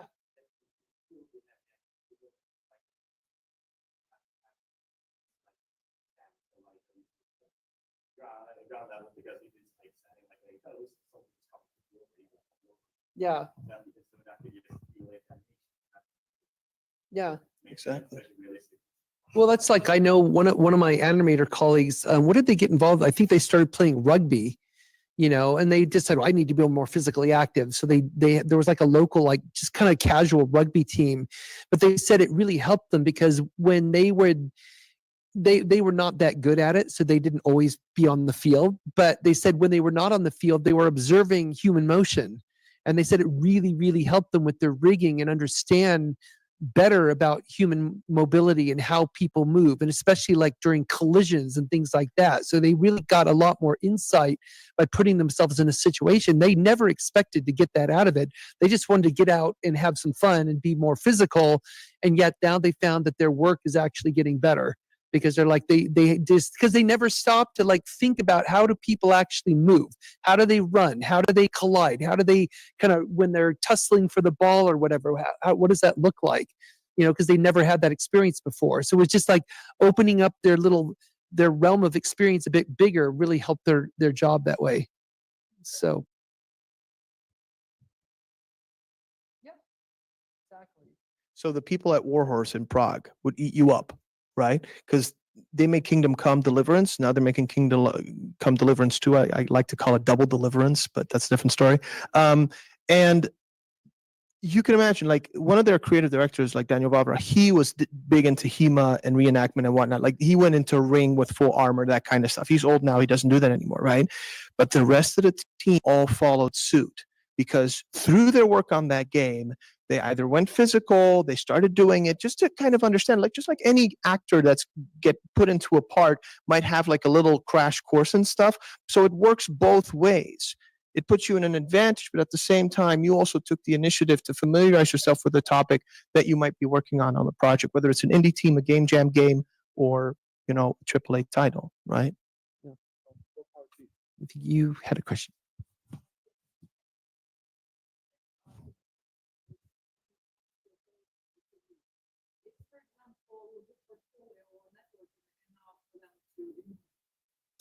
So yeah, as far as like holes in your CV and whether or not a company would actually, hold that against you, so to speak.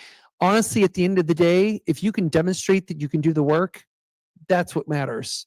That's really what matters. I mean, this kind of relates to the question I get asked all the time, and we always hear this question when we do like mentoring events and all that, is about, do I need a degree? Should I get a college degree to do this job in the game industry? And you hear a lot of conflicting advice. Some people would say, yeah, absolutely you should. And others would say, nah, you don't need one. Don't worry about it.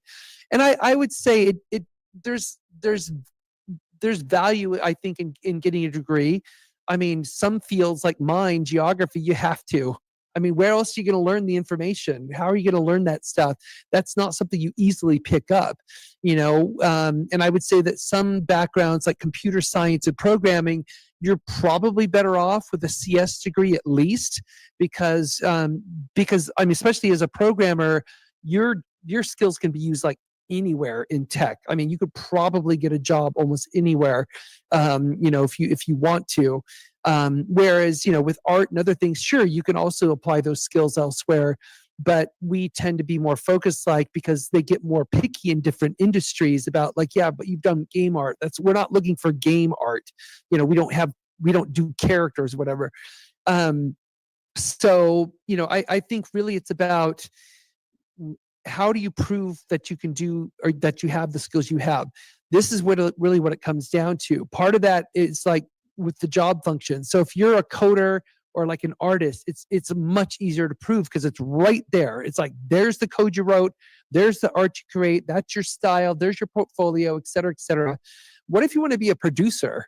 How do you prove that you know how to bring a project in on time and under budget? I mean, how does an existing producer right now prove that? I mean, obviously, if they've worked on several projects, they can say, well, hey, I did this one, I got this, you know, 10% under budget, we got it on time. I mean, it's usually those kind of jobs are experienced, which is often why there tends not to be a lot of entry level producer jobs. Or even if it is entry level producer, they're looking for someone who has at least some degree of project management skill, because they need to prove that they know they can bring something, you know, in on time and manage multiple dependencies to do so. So it's that kind of that contrast between how do you show that you could do what you want to do. And so really when it comes down to the CV and like just looking at it, it's really about how much is obvious about how you can do your job. You know, and even project managers or producers, you can, you know, basically take like a, you know, if you work on a game jam game, you can retroactively make like a project plan for it. Or if you're working on an small indie game, even if they don't really have like a true producer, you can still act as one and say, well, I'm going to actually make like a full-on production schedule. I'm going to map it out. I'm going to show that I know how to do this. And that's really what it is exposing people to the idea or to the fact that you know how to produce, even if you haven't done AAA or even triple I or whatever, you know how to do it. You know exactly what it takes to do it. And so sometimes, like, I've known some people who will actually make it fictional and say, well, here's a game project that I want to produce. You know, it's my idea. You know, now I can't code, or maybe I can't do the art, but I'm actually still going to plan out the entire thing as if it's actually going into production so I can show. So something really pragmatic, because this question hits home, and I don't think we've been in a time in the industry where more people have faced this than now, right? Because like Kate said, there's some people working at a Starbucks for the last 6 months, and it depends on the HR person to look at that and be like, that's not game industry work. So they'll consider that a gap. And then you need to have the confidence to be like, yeah, but wait a minute. You know, it's like I built up leadership skills. I became a manager in that process. Starbucks offered me all of these extra courses, you know, like Myers-Briggs, whatnot. I became an expert in that. I got certified for these things, like Kate said. You got two things in the position that you have as a student to face right now, additionally on top of that. One, every single position that you're applying for is going to require experience that you don't have yet. 3 to 5 years. Wait a minute, I just graduated. What the hell? You start that experience the moment you make your first game. Game jams are included. So I don't look, if I'm a smart HR guy, I don't look at the 3 years you were in college. I look at how long have you been making games before you even started on the program, and what did you do right after, right? There's a certain part of you to validate. Then there's that, because you're competing against a lot of laid off people that have worked on more projects than you have, right? Now here's the second thing. You can only afford to do certain things with age and with your situation in terms of life. You might be at your parents' right now. You're not paying half of your salary on rent. There will be a time that you might be going into a relationship. There will be a time that you decide to have a child, right? And then things start changing. And so you have an advantage now that you might not keep for within 10 years from now. So leverage that. That's my advice. Looking back at, there's so many videos on YouTube like, oh, what I should have told myself when I was 20 years old, blah, blah, blah. Watch some of those. There might be some wisdom, but those people are not you, right? But I can tell you this much. You cannot afford to do the crazy and creative and inventive stuff when you live your life for another being than yourself in the form of a child. And that's a fact. So there's a ticking clock that I want you guys to leverage by doing the most awesome, cool stuff that you can afford to do while you can afford it, right? There's a lot of truth to what you said. I would just add a little asterisk though, because despite all of that, you can still do that. But yeah, it's tough. It's just like I did not really dive into I made a conscious decision. I'm not leaving Microsoft till my daughter graduated high school.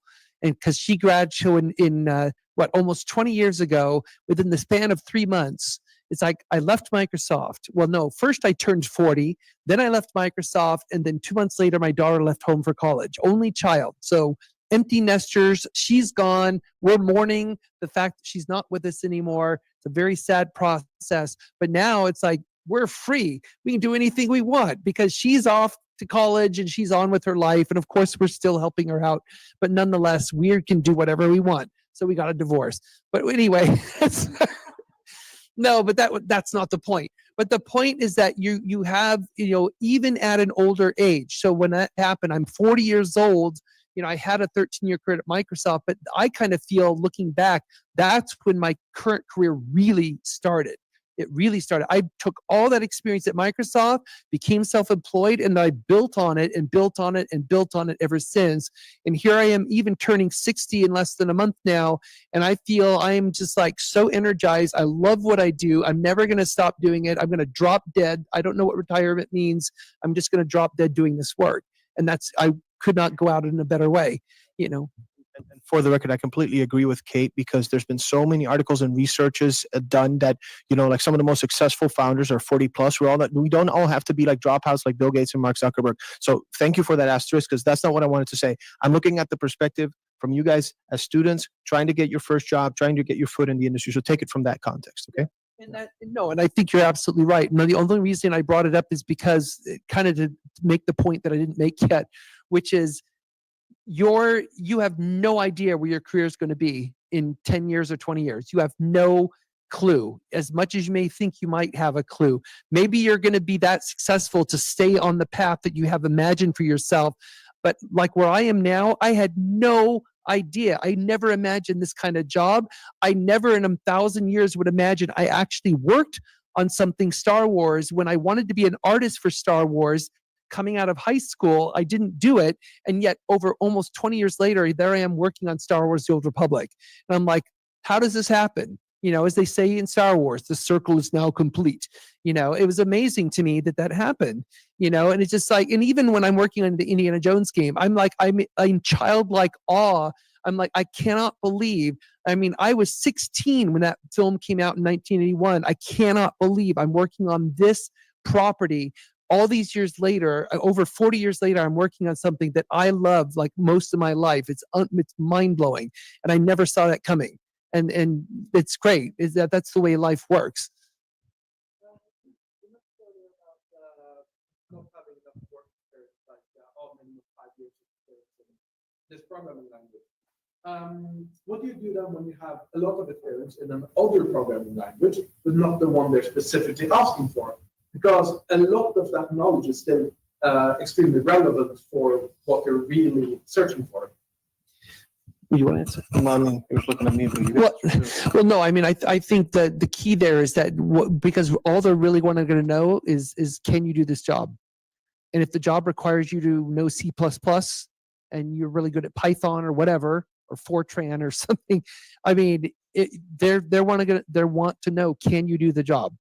And so if you say that, well, I don't know that language, but I know like 5 others, and they'll be like, that's great. but can you do that language? Because we code in this language. And so that's a really specific thing, and it's similar to artists and designers too, because they might say, you might see the host of things you'll put on your resume. Here's all the tools that I know how to use. They say, well, that's great, but we use this tool. Have you ever used this tool? And if you say, no, I don't know that tool, but I'm happy to learn it, that puts you at a bit of a disadvantage, because they're going to say, well, that's great that you can learn it. That's super, but right now you're telling me you don't know how to use it. So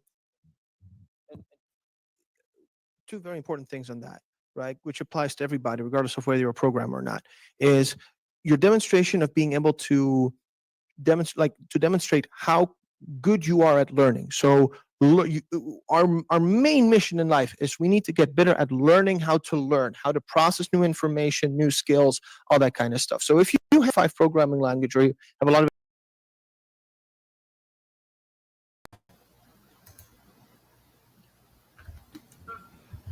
Hello. Hi. Hi. How How's are you? everything? Yeah, we got some jammers here. Hi. Yeah, Say yeah. hello to Global Game Jam. You guys are live. Yeah. Hello, Global Game Jam. Hi. How are you guys doing today?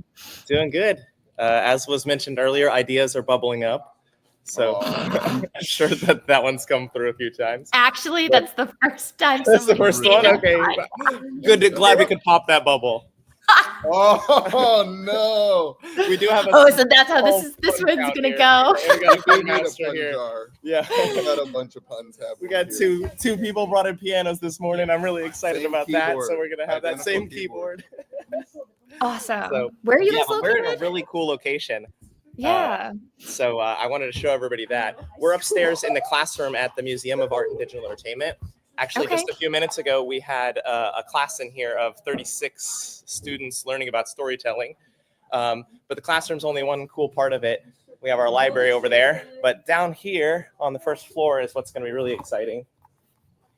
Yeah, Because- I can you was still hear me very well? intrigued by your application, because I was like, this sounds like such an interesting jam site. Yeah, I'd this is love like to the show perfect people jam it, site. like- So we have a beautiful mural here, and I'll show you our rotating exhibit first, because we have this thing called the Space Palette Pro. I might need to turn it up actually, so just one moment. There we go. I think you can hear that. But this draws it makes visuals and sound at the same time, and each palette is totally different. Yeah. It's an invented instrument by Tim Thompson. It's one of our items in our rotating exhibit right now, which is focused on interactivity and sound. So this is the Miracle Piano system. So it is a piece of software for the Nintendo Entertainment System that teaches you how to play piano. But we also have the Music Maker, which is a digital audio workstation that was made on the PlayStation. Why is it frozen right now? There we go. Yeah, and so you can actually like line up all your different stuff and make a song. So That is so cool. our main focus is actually the history of console gaming, but we can't help but have a lot of computer games too, because people always Sure, of ask course. about them. Yeah. We have a keyboard in here, more of the music theme, with Keys to the City, which is a nonprofit that puts musical instruments out in different locations. We have the Master System and the Sega Saturn being played, the Sega Genesis. We have the Super Scope and Yoshi's Safari on the Super Nintendo, so that's a pretty unique one to have out right now. Star Fox is being played. Something's coming up on the Dreamcast, PlayStation 2, the Virtual-On, Cyber Troopers. Actually, this is Ontario Tanagram. It's just the cabinet for Ontario for that. We have the classic Wii Sports. But we actually have a lot of different games. Our entire library has been donated by our community and by different companies like GamePro. When they went under in 2011, they donated a large chunk of their review copies to us so that we could actually make what we do possible. Got the PlayStation 3 and PlayStation 3 Gran Turismo with the wheel, right? So we can race it. That's awesome. Along with that interactivity and sound, we got Guitar Hero out 1, 2, and 3. Classic. Oldest system on the floor is the C100 Pong from 1975. Older yet than that, though, would be the Brown Box with Light Gun and the Magnavox Odyssey. But we don't have those on the floor since we want everything on the floor as close as possible to be playable. We do have a 1976 different version of Pong. We dial in a different channel here. We can play the APF TV Fun, which actually has a one-player mode and a weird foosball hockey mode too. But yeah, this is actually a really cool place for us to do ideation at the beginning of the jam, Yeah. because what we did is we actually jumped on this GameCube. Right now we don't have the same game on there, but we had WarioWare, and so we played a bunch of micro games. And one of the diversifiers was to make an anthology, right? So we went ahead and thought that we'll make an anthology of the micro games and we can put them together that way. We got some arcade machines here too. Oh, Galaga. And of course, we have the best way to represent our Game Boys is with the Game Boy player on the GameCube. Of And course. the Super Game Boy, just Oh because man. makes it a little bit more fun. This kind of feels like my room in a way, with like all of the. It's like you've invited the whole of Oakland, our whole community, into your room. Yeah, I mean, I It's have a supposed bunch to of be- those in my room That's as our- well, and it's just kind of. I call it a museum too.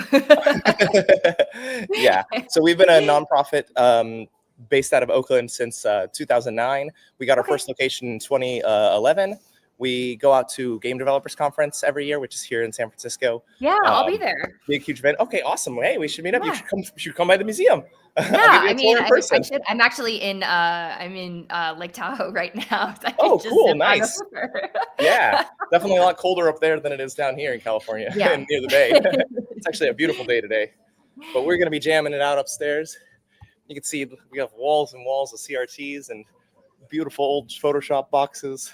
Oh, that's amazing. But it's a lot of fun. What a Yeah, collection. we you can guys check out what have. the jammers are doing though. It looks like we're starting to make some music. Having trouble finding that site. 404. There's some cool. There's some awesome. This is some great design document work already. We made a big shared digital document. Yeah, no, I like that. I think it's cool. Yeah, we're all learning, and that's the important part. So yeah. So is this a space that you guys regularly have like classes as Yeah. well, and people can come in and learn game development? Yeah, exactly. So every Saturday morning, we have classes for the ages 8 to 13 to learn about game development and digital Cool. design. So that includes like perspective drawing, character design, animation, storytelling, which was this morning, introduction to computer graphics, programming, sound in game, audio in games. Yeah, those are two different, right? Because one's like sound Yep. effects and one's music. Yeah. Common and- misconception. yeah. They can't jam that all into one class. You're gonna have Yeah, you're like gonna have a lot you of think trouble one teaching it. audio person is sufficient. It's never the case. And there's definitely some more that I'm forgetting. We also have special experts come in every once in a while and talk about their stuff. We have an expert teacher from Game Bender, which is like makey, you know, those fun clamps that you put on stuff. They have a Mhm. new product called Game Bender that is like you can start a game like a platformer, and then you can like turn all the knobs and tweak everything till like the gravity's changed, your character size is different, and that teaches Cool. you how to make games using, you know, by bending them, by remixing them, which I think is a Yeah. really a great concept too. We have field Yeah. trips in the space. We do stuff like pen and paper workshops. So like taking a game like tic-tac-toe and let's add the third player. What does that do? Oh, let's make it a grid that's 4x4 instead of 3x3. So lots of cool stuff in the space for students like that. And then we actually do co-working every Tuesday. There's a local game dev group that uses our space to work on games together. So that's kind of the vibe we have today on Saturday, except for now we're all kind of working on the same thing, which was kind of serendipitous. We were like, hey, who wants to work on something together? And then we played WarioWare, and we're like, okay, let's make micro games. That could be a lot of fun. Yeah, that's a really cool diversifier. I'm really excited to see what people are going to be submitting under that We also like category. the this belongs in a museum. I mean, that's perfect for you That one's guys. perfect for us too. yeah, but no colonialism.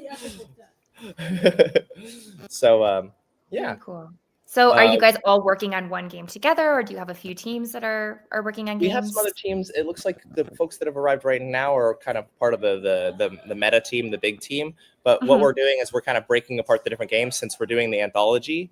We don't necessarily have to be working on the same exact project, but we do have like a core project, and I'm willing to like implement prototypes or whatever for anybody that has an idea. So that's what I'm going to be doing kind of after I get off the call and arrange somewhere having like pizza time here in like an hour or two.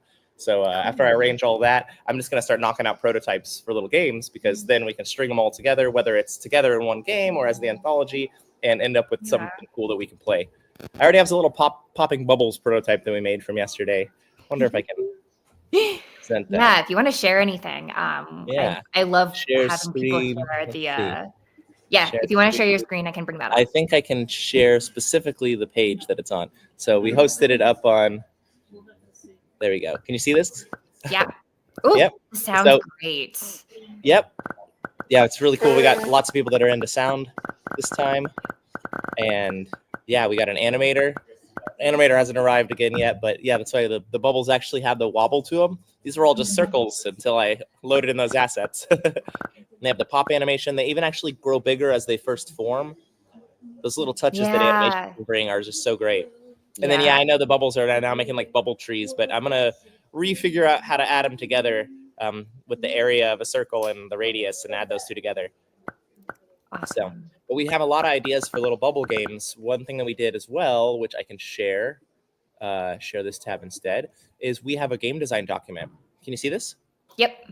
So we made a game design document together in Google Docs so we can all like do it at the same time. So we came up with some ideas that we kind of want to go forward with.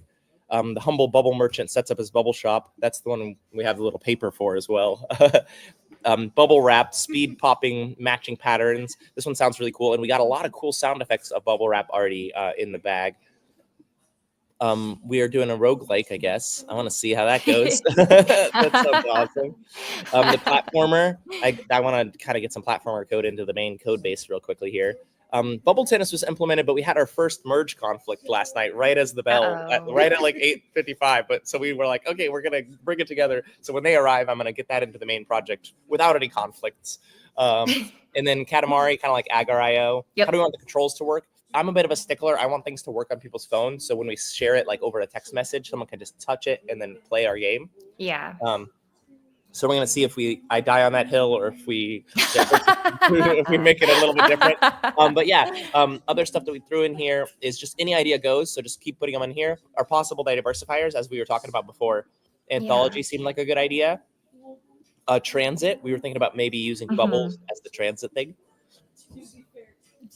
And then crafty.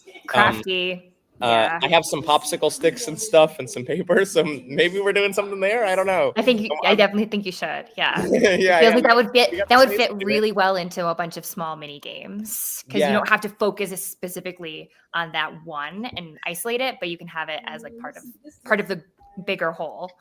Yeah, I think it would be cool to just kind of have a little time during the day where we all just stop for a moment and make a paper game and then add that to the anthology for something you can download from the main itch page or whatever. But yeah, so we watched the keynote yesterday and we have all the place to sign up. We're still allowing walk-ins if anybody happens to be watching the stream or it watches it tonight or something and they're like, oh, I wish I could join. You can join us on Sunday. Our schedule's up on our page. But yeah, we got little places to eat so people know where to go. We have the GitHub coordinating how we're building our itch page. I have my little reference zone because I needed to see how the animations were going. But yeah, so that's how far we've made it in the first few hours that we started. I mean, we started that's really at about impressive. 6 o'clock yesterday. Yeah. If you had a hard cutoff at 9 and you just kind of started now, you guys have made an insane amount of progress in that amount of time. Yeah, so I really, really like doing 1 hour game jam. That's one of my other favorite jams around the whole year. Definitely like to get a 48 hours and grab a whole big team and teach a bunch of folks. It's really fun. Yeah, it's a really great challenge to if see you end what up you're able to seeing create. something else that I've made before, I always end up with just programmer art, right? So it's really cool to do game jams where people are here in person or that I'm not going solo because I can just ask, I can say, oh, hey, can you make a bubble? And, you know, to me, just a bubble is a circle, stationary, not animated, with a little shiny part on the side, right? Yep. But I've already seen a few of the artists that are in my network and the folks tonight that gave me stuff, or last night that gave me stuff. Bubbles are really wiggly and that makes them look so much better and they grow from small and then when they pop, they're all like the explosion. Actually, I have our bubble in A Sprite. Let me see if I can go into Game Maker and share that window. So then I'm going to show you all of my project that we're all working out of. So let's click present, share screen, share. We will be sharing a window. Our Game Maker. So we're in Game Maker Studio 2. And so we have the bubble animation right here. You can see I'm just using a frame by frame collision there. And yeah, there's our awesome bubble animation. It looks really Yeah, cool. it just goes That's like by immediately goes to life. Leafworthy. Yeah. Leafworthy made it for us. And then we've had some sounds added to the project. You kind of heard them before, but pop, pop. But we have a lot of awesome sounds to be choosing from. Folks are already kind of finding what we can work with, and we're not against making new sounds. Looks like music's being made over here too. I'm trying to figure out. I'm learning about implementing sound in Game Maker is a new one for me. Cool. I'm a Unity guy, but we're figuring it out. Yeah, I'll help you get at least like the basic DJ code in there. We're gonna get Throw some songs at me. I'll teach you how to connect it up there. Oh, yeah, you mean so for a tutorial one? love to see everybody coming together. Yeah, I mean, I have so yeah, stuff just and sitting then on our the rooms are computer, really but I'm simple. thinking Right now, we just kinda have the tap to pop game and then a bubble idle game. The bubble idle game is even simpler than the other one. I can swap them here so you can see. Oops. There we go.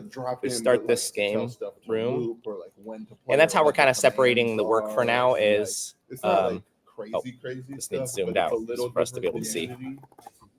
And I usually use Fmod. Oh, I don't think we can see this window. I'm trying to learn the audio. That makes sense. Oh, if there's another window, yeah, I can't. Yeah, it goes into another totally window. see. So just one Yeah. moment, and then I can fix that. But yeah, I mean, this one has a different get to viewport. it if you're trying to. We might even be able to steal those rockets. We could maybe even have some outlaw idle room. Quarter inches. We might be able to bump while we make this. 700 or 420, 700. You're saying like changing the room size to fit on the screen, and then I'll share it. Yeah. Yeah, we'll see. I There we may go. try Okay, to so push now I should myself be able to actually do share some this programming. window I'm gonna instead. start with It's making nothing music for crazy, but everybody, and then it's always what I we'll consider see a thing that if would be I a have good a big start enough with games. So handle on it. stop sharing. We'll present the other window. Right now, I'm trying to even just figure Here out it how to is. get my game to run. So this one is just you click the bubble and it grows bigger, and you might have saw in the corner there it has your score, and then you need to try to pop this thing, right? And then as you get past a certain amount, the dialogue can change. We have a writer on our team, and I wanted to give some sort of framework for the writer to be able to just jump into stuff. Very cool. But they actually went ahead and started making their whole own idea, which looks really cool. And it has the best name so far, which is Earl's Effervescent Emporium. You got any Very more cool. on How how many that's working? how many No. total did you say are you having at your site, like with everyone who's been signed So up? currently we have 8 signups, and then Okay. myself, so 9. We have space for 16 though, so if 7 more people want to show up, and then cool stuff that's happening tonight too. We have a Smash Brothers tournament that's happening in the middle of this. Not here, not us specifically. We can join if we want to, but yeah, they'll be in the space too. So it's going to be really lively tonight here at the museum. Very cool. Very cool. And you said you're in Oakland? Yeah, we're in Oakland, California. We're in the spot of the town called Old Oakland, off of 10th and Washington Street. So if anyone is watching, not necessarily live, but if you're watching Yeah. this afterwards, even if you're not watching during Global Game Jam, it's definitely a place to support. Look at the museum there, down there. Lots of things to Wow. play. How So- long did it take you guys to have it go from ideation to being able to have people in the space? Or, So I'm that sure was it's always a work in progress too. 2009 to 2011, as I Okay. understand it, it was just like a meetup group at a hackerspace over in San Francisco called Noise Bridge. And Okay. in 2011, we were invited out to Grand Game Developers Conference. And when we were there, we ran a Kickstarter to get our own first space. That was just like a small space up in a high rise where you had to be buzzed in. Mhm. And we added to that a classroom. And then instead of just being this kind of spot where when you want your old stuff to go somewhere good and still be played, we're also this place where you can combine learning and play, right? Yeah. Gaming integrated play is like really important to me. I can remember when I was like 5 years old playing Super Mario World specifically. And in the manual, they have the pixel art. And on the screen, you can see it too. And I thought, oh, if I could take my Lego and I could kind of make pixel art. And I kind of started thinking, oh, I'll be a graphic designer. Later, I'd find, level builders and stuff. And I was like, oh, this is way cooler. I like the software. And then even later, StarCraft. And I'd be like, oh, I can set this trigger zone here and I can set these variables. And so I realized, oh, cool. I like the programming side the most, even though I love the whole thing. And I think that the way that game creation has changed from like the 70s when it's one person having to do like everything, and even though it's a multi-million-dollar movie like E.T., we have one person at the end of the day responsible for the gameplay experience.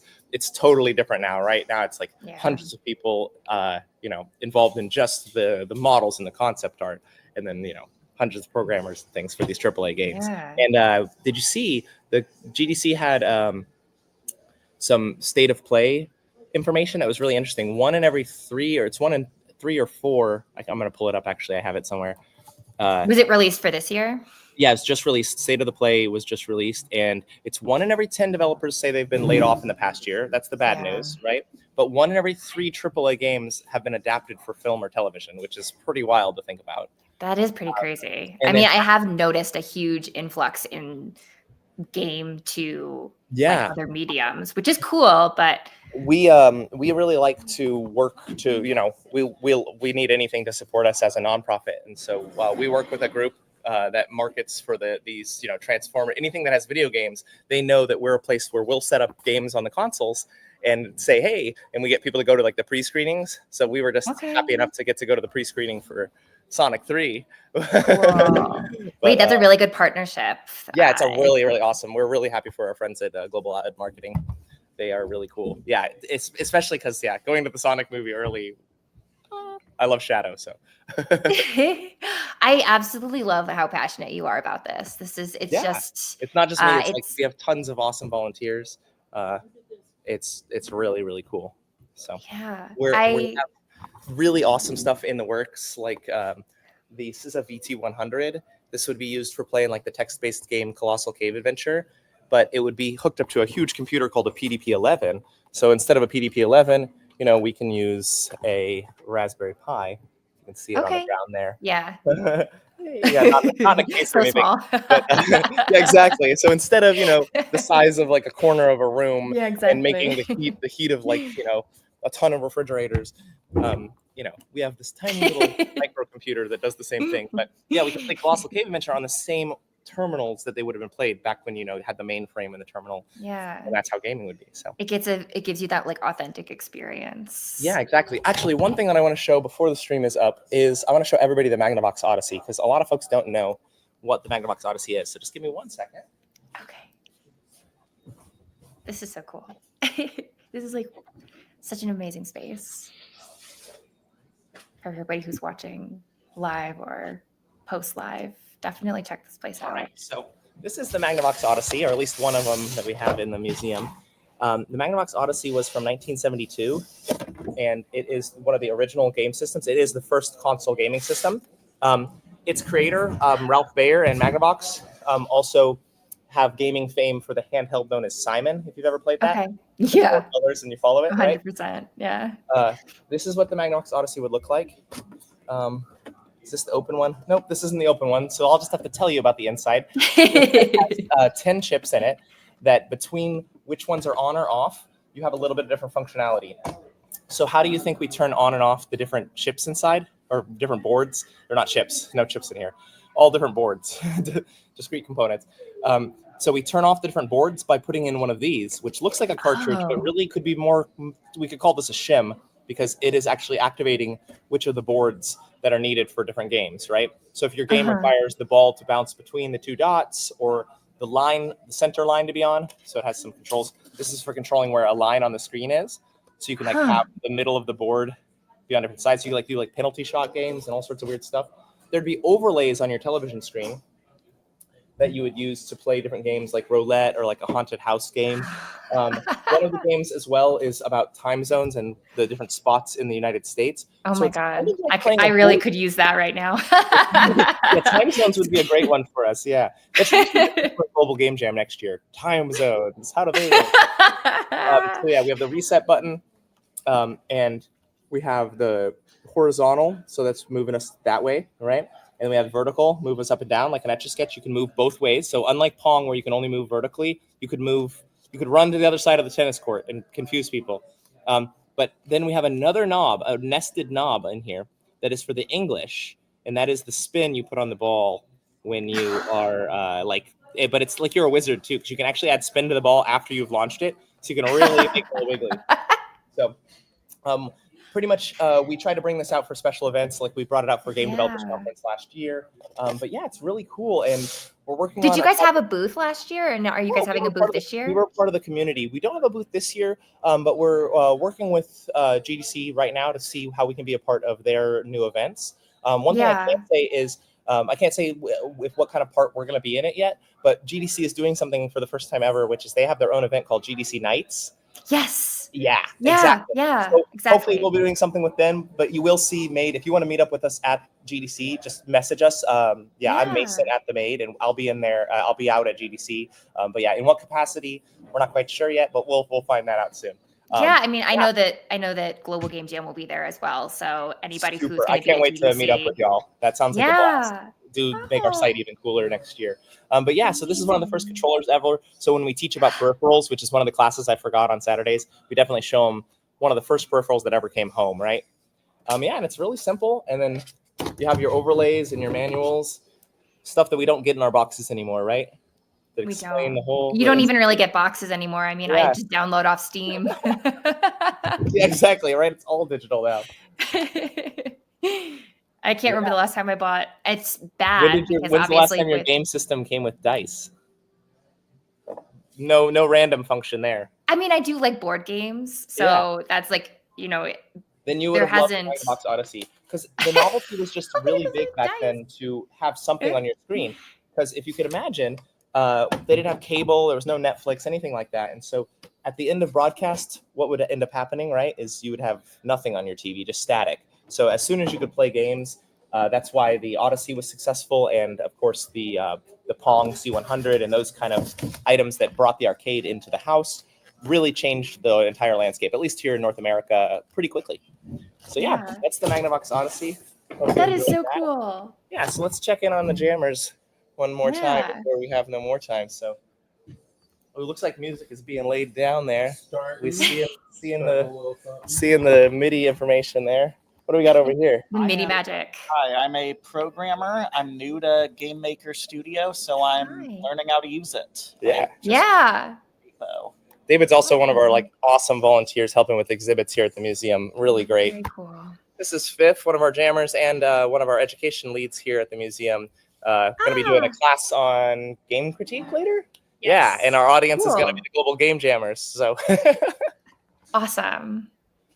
Yeah.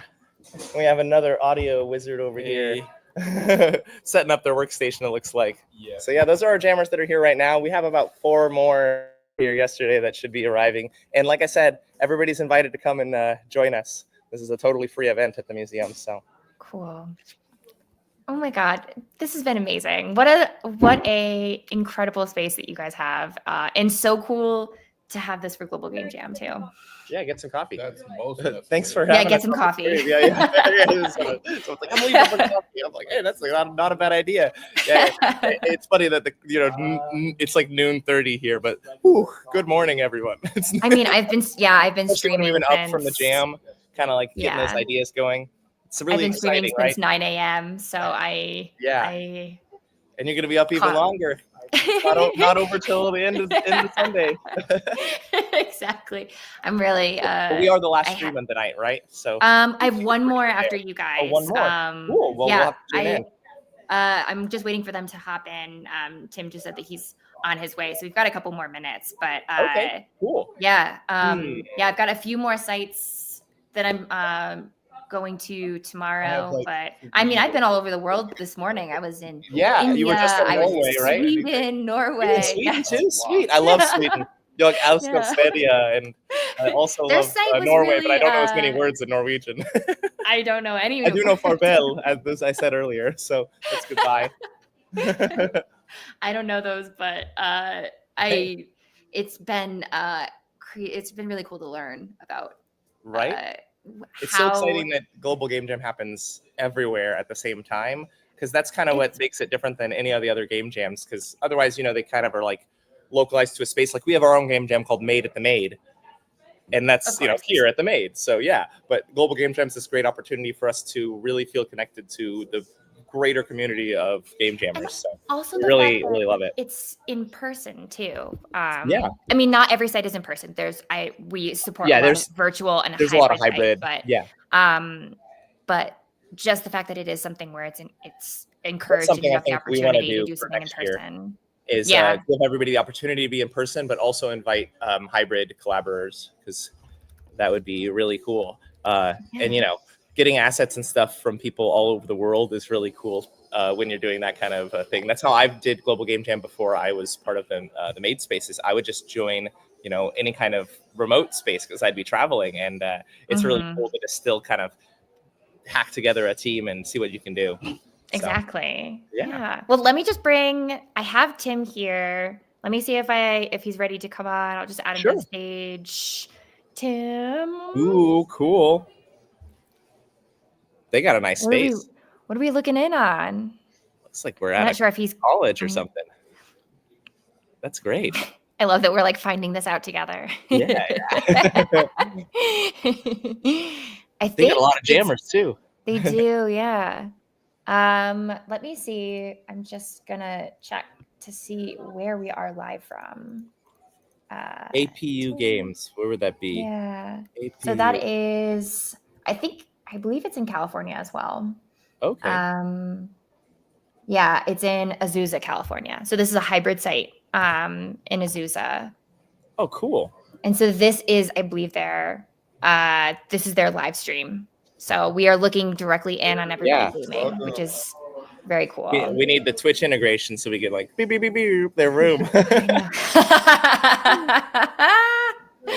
Hey, another jammer arrived. This is our artist that made the bubble. So yeah. Hi, bubble artist. Yeah, he's got chops. Can't wait to ask for more assets. So, yeah, how many different bubbles can you make? That was the question. Awesome. Cool. Well, Mason, thank you so much for Yeah. Hi. Yeah. Thanks so much for they're seeing showing us us. around. Hey guys. Yeah, of course. And Come by the if museum you want anytime, to everybody. Yeah, We if would you want to love to connect have with me, we can meet up at GDC Yeah, too. that sounds awesome. I'll see you in Yeah. March, and I Yeah. can't wait to see more of the stream tomorrow and all the different places you go. Yeah, exactly. All right. right. See ya. Bye.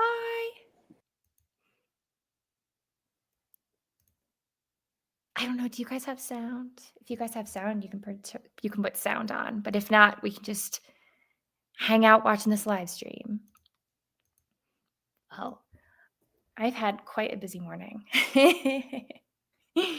I just want to say I'm gonna just let the stream go on for a bit and have this site have their moment. But thank you so much for everybody watching today and watching afterwards. It's been so amazing and heartwarming to see all of these different sites around the world. And I am so honored to be part of this and to be able to give all of these sites, a shout out. Hopefully for next year, I'll have even more sites that we'll be able to visit. And yeah, happy jamming to everybody else. I'm going to leave you all with this. I'll put some little music on too, so it'll be a nice little outro. But yeah, check in tomorrow. Hi. Check in tomorrow. I'll be starting probably around, let's see, possibly around 3 or 3:30 p.m. UTC. So you can pop in then. We'll be going to a couple different sites because we are coming down to the last hours at that point for the game jam. And yeah, check out globalgamejam.org. We'll have plenty more events after this. And yeah, thank you so much for joining. We'll see you guys soon.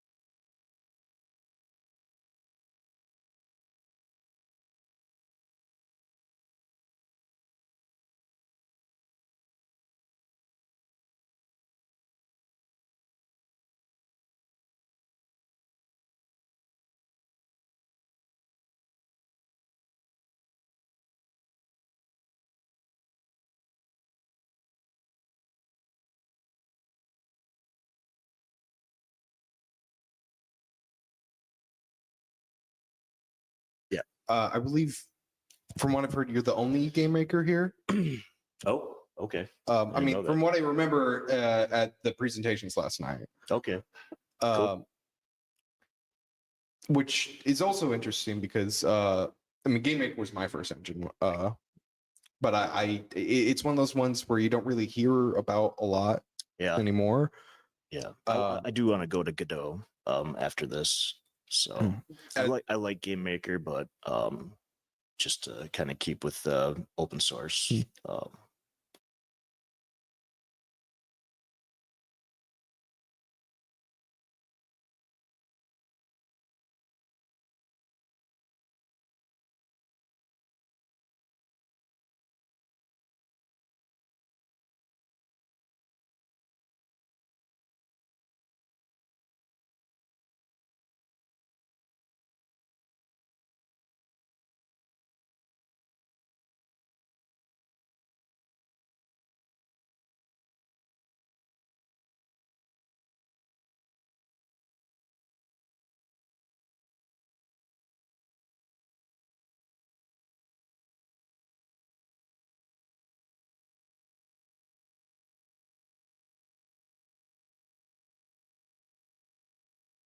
That was cool. From what I'm hearing, is a lot of the teams forming here I've just met yesterday. So yeah, I think that's pretty cool. I like it.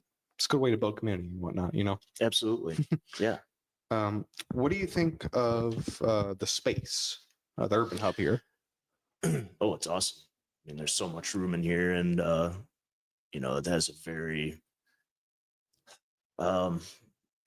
cozy industrial, I guess. If that's a thing, they did it. So it feels good. And you know, it feels, instead of just being locked up in some, you know, 4 white walls place, it's nice to have the light coming in and, you know, just the ambiance. Between this and the padded cell, you know, this might be the better thing. Yeah, it's a lot more inspiring. Now, have you or will you sleep here? No. I live locally, so yeah, we got that handled.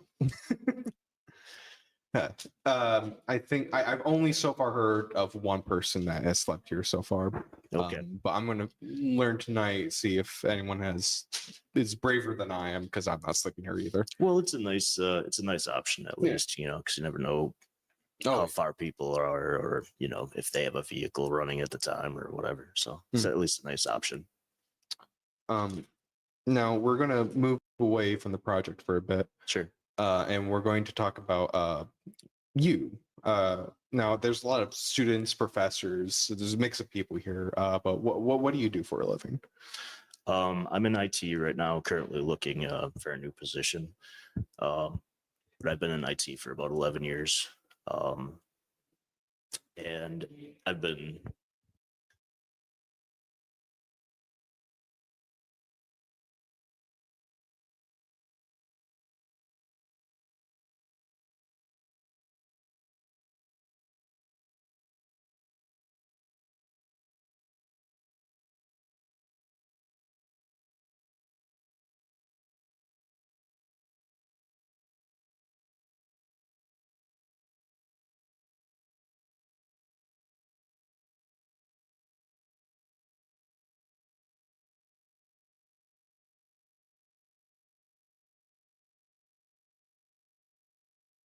and it never got anywhere. And it actually I just started earlier this, or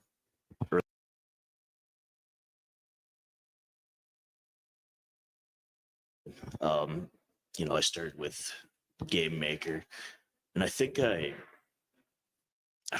found Pirate Software at about the same time, and you know, just hearing some of the stuff that people were saying, you know, and hearing some of the stuff that Thor was saying was really inspiring. So once I got into it last year, I was putting in like 18 hours a day, starting to make my own projects. And it's one of those things where you know you like something if you're looking forward to spending 18 hours a day doing it. So and then, you know, I did that for a few months, and then life happened, and I was doing some other stuff, but yeah, I realized I needed to come back to it. Now, do you, because you just started recently or semi-recently, yeah, in the grand scheme of things, yeah, do you have a dream project you would like to work on? yeah. You know, I've been going through, you know, a lot of ideas, as anybody in this does. And my main project I want to get into once I've got a couple little projects under my wing that are finished is basically going to be a Stardew Valley type of thing. But there's going to be vending machines is going to be a big part of the mechanic. So you start off with like a magical vending machine. I don't know, something of the sort, but you know, loaded with whatever products. And as the game progresses, you can get like different style vending machines that do different things, and you can put them around town. You know, the farming aspect, but instead of in Stardew Valley where you battle in the cave to kind of get some resources, I want to have kind of a Vampire Survivor / Death Must Die type of roguelite battle system. More kind of aimed at how Death Must Die is set up. I've grown up since the Atari era, and I really like the roguelike / roguelite aspects of some of the games that are coming out now. I feel like it gives you so much. It's a sandbox, you know. You don't have somebody telling you the story. You can go in, stuff is random, and then I kind of like the aspect of, in my idea, being able to take the stuff that you get from there, bringing it back to your village or whatever, and then the same vice versa, taking the stuff that you do in the village and bringing it out to the battlefield. Sounds pretty cool. I do like roguelikes myself. Yeah, it's been very inspiring. It's no wonder why they've been doing so good since games like Vampire Survivor have come out. Yeah, and Binding of Isaac, of course. Oh, Binding. Yeah, I love Binding. It's amazing. Actually, what would you say is your favorite game?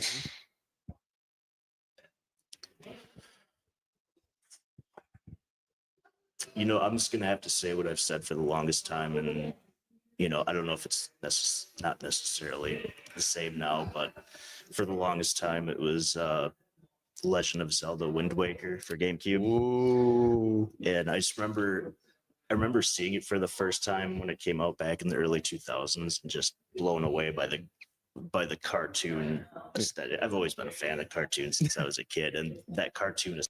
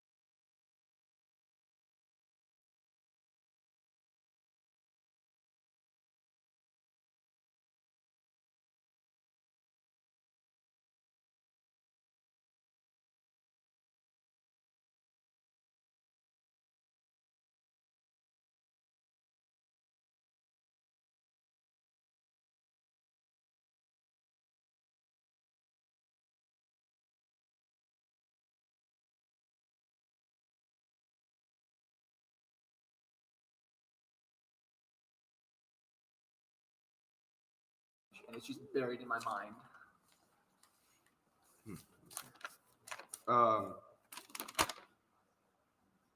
Now, you by happenstance play a lot of PlayStation. Yes. But what either of you, maybe the same because you're brothers. First console. Original Xbox. It was, I think, I was either Xbox 360 or DS. Oh, that's accurate. It might have been Wii. It could have also been Wii. It was one of those because our family got everybody in our family played the Wii when we first got it because that's what everybody did. It was like Wii Sports, and then it branched off into the Wii games that we played. I think a lot in our age range is going to be Wii. Yeah. Because it's affordable as hell. Yeah, and just everybody had one. You can use the excuse of it's a family game. It's a family game. Oh, You can work out. You're moving your arms, dude. Oh, finally, I can destroy Grandma's Wii boxing. You can crush Grandma's skull. Yeah! I spent 8 years modding my Wii so it can play Beat Saber. Now, you got a favorite genre of games? I think horror is probably the most effective genre for video games to exist in at all. And that is a strong opinion that I hold. I think video games do horror best. That is a strong opinion. That is strong. I think they have the most empathetic value to them that that is lent to them by the fact that you are the one playing as it. So you can't be the one yelling at the screen going, no, don't go into that room because you're playing the game. And if you got to go into that room, you got to go into that room. Probably Sandbox, because it's the category that Minecraft falls into. I see. It's very A to B thinking, but I get you. Yeah, it's the answer. It's a good answer. That's what I'm thinking. All right, let's see. What are your thoughts on the indie scene today? I think it's going really, really well. Or as far as just wealth of perspectives and just styles of game, I think they are crushing AAA in terms of concept and execution. I think that's mostly because the AAA industry right now is kind of imploding. Yeah, I think I would agree with him mostly because I'm not very aware of what's going on. I gotta plug this thing in after this meeting. It just started yelling at me. It's actually shedding tears right now. No, it is crying. It's short-circuiting the laptop. Oh actually. God, this thing. I got this thing for cheap, so It's that makes sense. self-destructive. I keep dropping this goddamn list. It's heavy. Too much stuff written on it. Do either of you have a dream game? Like the game you would like to make? That's an excellent question. I want to make a comedy game that, I have genre, but I've thought a lot about like Persona style games that I could make that kind of fixate around I've dwelled a lot on Persona style game where you are the bad influence just corrupting everybody on campus. And just bring everybody you work for the devil and you're just trying to get everybody doing everything that the devil fucks with. Or wait, oh. Shit! Sorry. Fuck! Oh. That'll do. What are we? Oh, that is a great question. So I'm thinking somewhere in the line, Minecraft for the second one, right? Minecraft 2, baby. No, I think it'd be fun to make just a dumb dating sim. Flesh out some really silly, goofy characters. You think Monster Prom style? Yeah. Yeah. I was about to say Persona. I still like Persona. I gotta play Persona. Oh, I love Persona. I've heard some great things. That game has so much just time sink value of just man, I love hanging out with my fake friends. Let's see here. Now we're gonna move on to the more important questions here. So these are you have to really lock in. take care of these ones. I'm locked in. What's your favorite drink? Like soda, alcohol, got a brand? Well, I'm 19. I don't drink liquor. I like water, but under the table, he's like straight huge into whiskey. I see. The hard stuff. Of course, blackout every single. I see. I don't have any memories actually. My short-term memory stopped functioning. I don't drink a lot. I don't drink a lot unless I'm with like a group full of really bad influences. But like so I'll typically like I'll do I go straight for vodka in that sense. But usually I go instead for just I'm a soda hog, man. It's unhealthy. I got my whole dorm connected to the plumbing, and it's just Coke coming out of the faucet. I shower in that shit, man. I come out of the shower so sticky. Every time I go in for a hug, I just get attached. You actually can't come off. We need a crowbar for that. I noticed there's a good amount of space between you two. It's to avoid that. I see. It's like the common answers. I think probably Dr. Pepper soda wise. Bounce flames. We do have like a bunch of Dr. Pepper in the kitchen. You won't for long. All right. Second question in this category. If you were on the plane, do you think you could have stopped it? I know I could have stopped it. Are you kidding me? I would have. I think I would have. I think I would have had the number of planes required. I see. And we all know what they say about jet fuel and steel beams. Last question: would you rather fight one horse-sized duck or 100 duck-sized horses? Duck-sized horses, because I think they would be more satisfying to step on. I see. Okay, I agree with the different answers. You know how horses, like in their stables, whenever they see a small critter by their hooves, they just stomp on it. Yeah. I want to give them that same experience. I want them to know the pain they inflict on others. So it's a thing out of justice. Yeah, it's justice, it's revenge. I got my little tootsie step on this. So. I see. Take revenge against the equine horde. I win too. Wow. Thank you very much for being on here. My cameraman yelled at me during that plane question. He wanted more. No. So thank you very much for coming on. It's been a pleasure. We'll be back with somebody else. Somebody worse. Somebody way better. Somebody way. We'll figure it out. We'll draw straws. Things will get violent. Bare knuckle brawl. But cut the camera and we'll be back.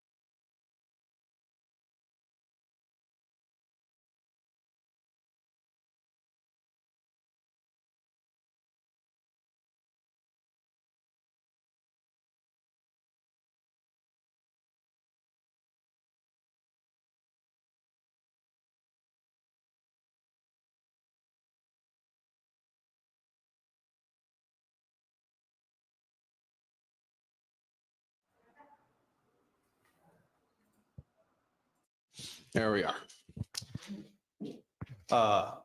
First question: have you ever killed a man before? No. Good answer. Maybe in Minecraft. Maybe in Minecraft.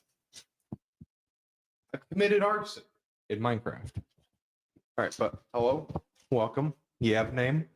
Yep, Scott. I'm Scott. All right, hello, Scott. Do you have a team name? No, I'm actually just working by myself. Working by yourself?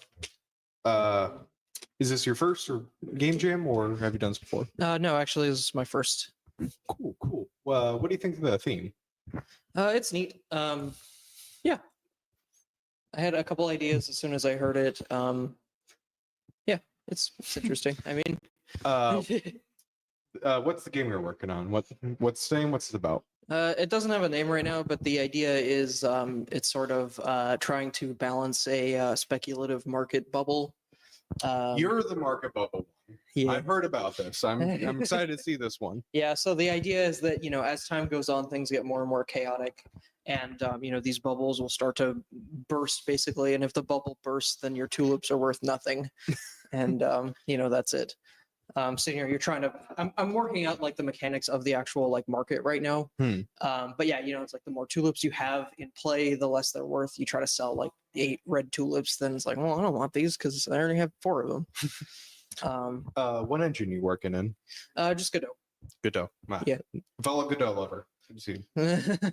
Well, lover and Godot user. How about users? There yeah. you go. Let's see here. Got a nice list of questions. What do you like the list? I mean, yeah, folded paper. It's always Thank you. good. Good old classic. Can't go wrong with it. How's the project going? That's been going good. Just a lot of like finding all these tiny details that need, working out. I built a system that will show like how the value of the different tulips are changing over time, because you have to have like the stonks graph, right? And like I set up a little system where if you hover over it, it makes it big, so you can like actually see it. And yeah, I just found a small issue, and I like literally just now went and fixed it. It's a lot of like no progress at all, followed by a ton of progress, and then nothing, and then a lot, and nothing, and a lot. And all of a sudden you have like all this code, and you're like, ooh. But yeah, like I said, I'm like very nearly done with sort of like a V0, where the last major hurdle is just setting up the market, and like figuring out how I want that to work, how it needs to work, which. I gotta keep this thing. There we go. What do you think of the space, the urban hub here? It's cool. I've always really, really badly needed a makerspace, and this has very much makerspacey vibes. Needs like some more tools and a 3D printer, but yeah. Now I've been getting a variety of answers for this next one here. But have you or will you sleep? I slept here last night on that couch. It sucked. Really? Yeah. I brought an air mattress and it deflated on me. Oh. Yeah. So, yeah, it wasn't great. Well, I think you are the first one we've interviewed directly to say that you've slept here. Yeah, I mean, there was a bunch of people here last night. I mean, I think I got a solid like 2 hours. Well, that is it for the project-based questions. We're going to move on to you. We have like a good mix of like students and professors and whatnot here. What are you? Yeah, so I'm a mechanical engineering student at UWGB. Huh. So I know there's a lot of writers and computer science people, so it's kind of not awkward, but like. Well, mechanical engineering and computer science are at some distance apart. Yeah, I mean, we use a lot of their stuff, but Now, do you have a favorite game? Sekiro. Good answer. Good answer. I like Sekiro myself. Yeah, so I'd played through Dark Souls most of the way, and like a couple of years ago, I picked up Dark Souls again, and I'm like, oh, this combat is like super slow. So I picked up Sekiro instead, and it like just destroyed me. And then I picked it up again like a few months later, and was like, oh my god, this is the best thing ever. So like I've been practicing the Severance Gauntlet, which is like monkey, father, monk, Genichiro Inner Ishin all in a God. row without resting. Oh, geez. And I also did the gauntlet, like the full every boss in the game gauntlet. That was fun. I've done it twice. That monkey that's given me nightmares. It's fun. I think most of the bosses are just like perfect game design. It is. I could go on hours about that game. Seriously. We don't have that time though. Sadly. Which means I have to move on to the next game or question. What was your first console? That would have been a Game Boy Color that my cousin gave to me with Pokemon Silver inside. Ooh. Yeah. That's some good. That's a good nostalgia pick right Oh there. yeah. Oh yeah. Let's see. Do you have a favorite genre of games? I kind of like those, like, you know, hopping on with friends games. I used to play Destiny for the longest time. Kind of shifted into Final Fantasy 14 for that. Been, you know, just super into like Sekiro Souls games kind of stuff. You know, it's either like give me a good like just single player game that I can just kind of do my own thing with, or you know, just like a hang out with friends kind of game. Cool. So what are your thoughts on the indie market today? Probably that I should know a lot more, but it's cool, like seeing, you know, random little projects that people come up with. You know, we have stuff like Balatro, like winning game of the year. No, it nearly. nominated. Yeah, and I know a bunch of my friends are really pissed. They're totally addicted to that game. I need to pick it up because I really like Slay the Spire and stuff too. So, As someone who's literally played it this morning before coming back here, yeah, it's very fun. yeah, I feel like if I can scrounge up the $10, I should buy it on mobile. Oh, yeah, it is addicting. Yeah. Addicting though. Definitely. Now, do you have a dream game or like the project you want to someday work on? So actually, that's kind of why I'm here. I'm, you know, just getting out of break, and I was going a little stir crazy, and I decided to pick up game development because I've had this project in my head, which is basically taking the core concepts and mechanics of Sekiro and putting it into a 2D fighting game. So I've been working. I spent like 3 weeks basically learning Godot and like working on that, and then I happened upon a flyer at UW on Thursday, and I was like, "Oh, that looks fun." Oh, cool. Yeah. So if I finish here, that's actually going to be the first game I've ever finished. I'm also glad to know that flyer advertising actually works on campus. I saw it like in the corner of my eye. I was like in the arts building because I have a class there now, which is like way on the other side of campus from where I normally am. And I was just like, ooh. I mean, I'm pretty sure almost every student here is either here like us too because this is our job, or because the professor demanded they come. And you're the first person who I learned that poster or flyer advertising works. I don't know. I just like pick up on random stuff like that sometimes. It's just like, moo, what's that? You know? Let's see. Now we're going to move on to some of the more dire, serious questions here. The very stressful, nerve-wracking questions. Do you have a favorite drink? Alcohol, soda? So I actually brought some English breakfast tea with candied orange slices that I put in there. Yeah. I like those a lot. I drink, you know, a fair amount of water. I really like coffee, but don't like what it does to me. As far as drinks though, like I'll make like a hot toddy with tequila and orange liqueur. So just like basically tea packet, candied orange slices, cinnamon, and then orange liqueur and tequila liqueur. That's nice. It's really good. I like that. And I believe our last question here, because my cameraman won't let me ask any of the fun questions. Would you rather fight one horse-sized duck or 100 duck-sized horses? I feel like you got to go with the one just so you don't get way overwhelmed by a bunch of horses. Horses are scary too. Like They're scary. Yeah. I mean, you hear a number of like horror stories. Just one kick just takes you out. Well, that's sorry. That's all. That's about it. We made it through our time. The first time I actually remembered to put the timer on. But thank you very much for coming on. It's been a pleasure. We're going to have somebody else back after we cut the camera. But again, thank you so much. And yeah, cut it.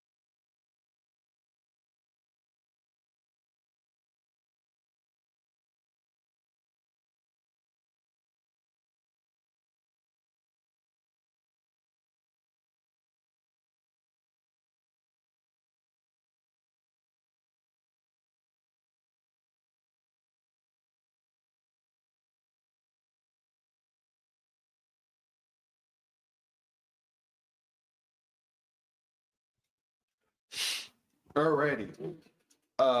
So first question, have you ever killed a man before? No. That's a good answer. Do you happen to have a name? Yes, I'm Sean Witt. Hello. Would you like me to introduce my team? Or Yeah. Yeah. So I'm on a team with Ben Geisler, Billy Sweetman, and Chris Pantero. And we are making a game called Bubble Knots. It is a competitive bubble blaster, kind of a mix between Bubble Bobble on the NES and Unreal Tournament. So it's a very interesting combination. yeah. You're trying to encase your opponents in a bubble so they can float away to their assumed demise. So we're working with systems where you can your bubble blaster can charge up a shot from small, medium to large, and they have different travel distances and properties. And the bubbles also persist throughout within the stage, so you can block in your opponents. And we're also trying to squeeze in a feature where you can dash and penetrate some of the bubbles and remove some of the obstacles from the play space. Yeah. Interesting. What engine are you working in? Unity. So, an Unreal tournament clone in Unity. Yes. I love that. Makes sense, right?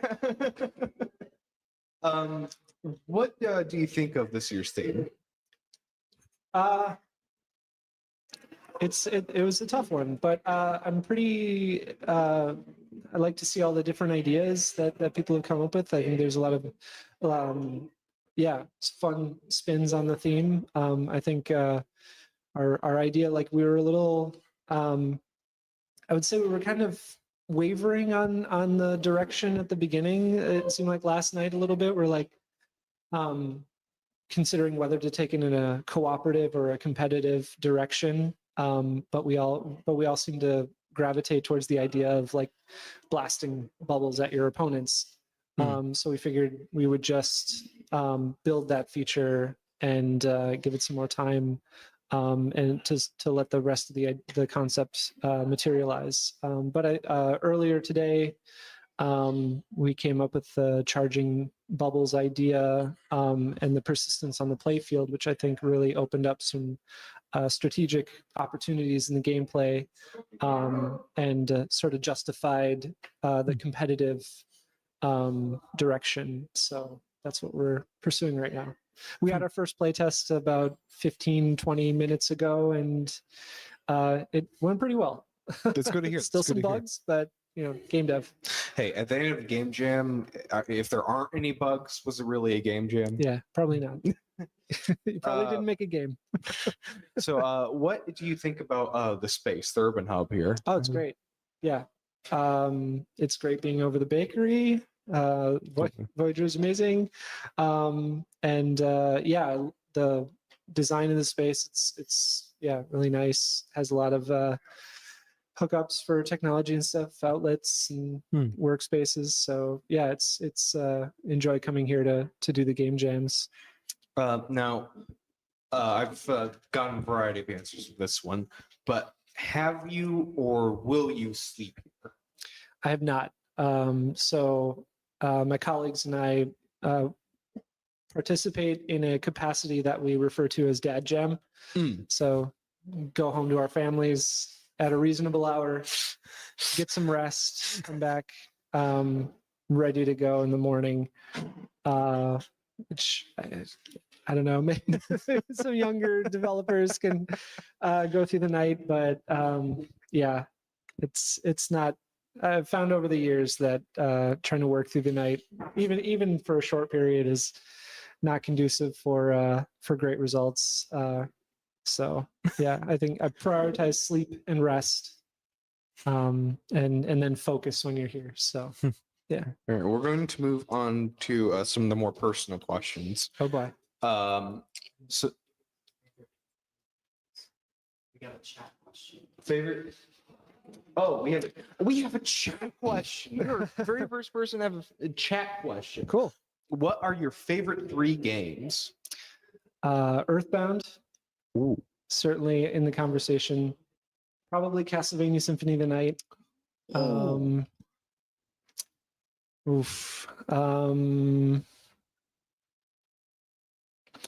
It's really hard to narrow it down to that list. I'm trying to think, should I go by like gameplay hours? If that was the case, Destiny would be in there. I spent way too much time playing that game before I had kids. Oh man. Yeah, Mega Man 2. Trying to think of what are what are influences in as far as like game design or game development. Yeah, I'd say Earthbound, certainly. Castlevania Symphony of the Night, just because it's got all the melodrama. It's an awesome Metroidvania. Yeah, Mega Man 2. That's definitely two really good games. Now, I'm surprised we actually have chatters in here. That was really cool. Thanks for the question. Now, we have a good mix of students and professors and IT and whatever here. But what do you do? So I work in the industry. I have for going on, well, it'll be 19 years in June. So yeah, I've done a lot of different types of work, predominantly in the art field or art discipline. So, and I've worked in virtually every subdiscipline within art to some capacity, but primarily like a concept artist, modeler, character artist. Yeah. So I've seen I've worked on a lot of projects at a few different places. So yeah. Now, the chatter question actually skips over this question, which was favorite game. But now I'm going to go to what was your first console? First console, the Nintendo Entertainment System. The good classic. We got it in the summer of 1988. I feel like the first game I ever actually purchased with my own money, saving up, was Teenage Mutant Ninja Turtles, the arcade game, which is Ninja Turtles 2 for the NES. I remember pulling up outside the exclusive company here in Green Bay. Oh, and like having, I don't think I bought it there, but I remember like looking at the box and like opening it up, looking at the manual. My brother and I had to like pool our money together to like to buy it. The exclusive was around here for that long? There was one, yeah, I'm pretty sure. Maybe not. Maybe my memory is off. But I seem to remember pulling in, up in front of like a music store here in downtown Green Bay, like in this part of downtown, with that cartridge and just looking at it in the car and reading the manual. So, and then I could never get like past stage 2 in that game. Well, I mean, that's the NES. I feel I was like a few years old, so I was just like, bashing my head against a brick wall, basically trying to play those games. But I did anyway, and they were a lot of fun. Eventually, you get good. Now, this is also a good question, especially for someone in the industry. But what is your take on the indie market right now? Indie? I mean, it's certainly really exciting, because indie developers generally have a lot of freedom to explore interesting ideas. So, like I'm sure a lot of people feel like stuff like Balatro is really interesting, and yeah, I think AAA is having a really tough time right now because everybody seems to be trying to make the same sort of experience and sort of monopolize your free time.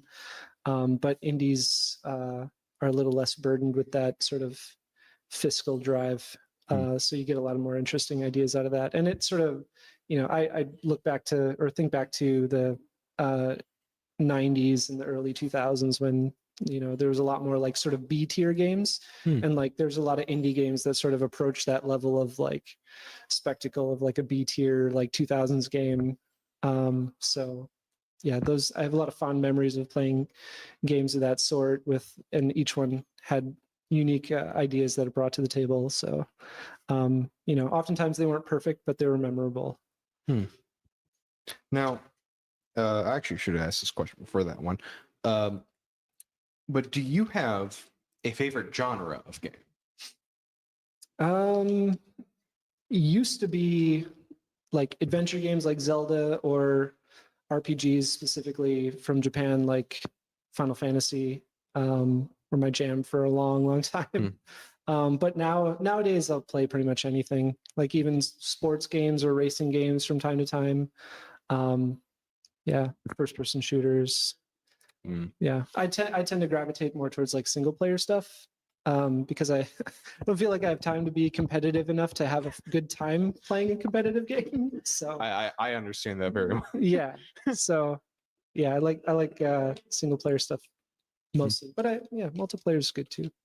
Now, do you have a dream game, like a project that you would like to work on at some point?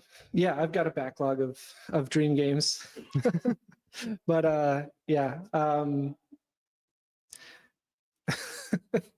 there's a lot of different ideas. It really comes down to like what like the team, the sort of context around when a game would be developed that would sort of influence which dream game I would want to do.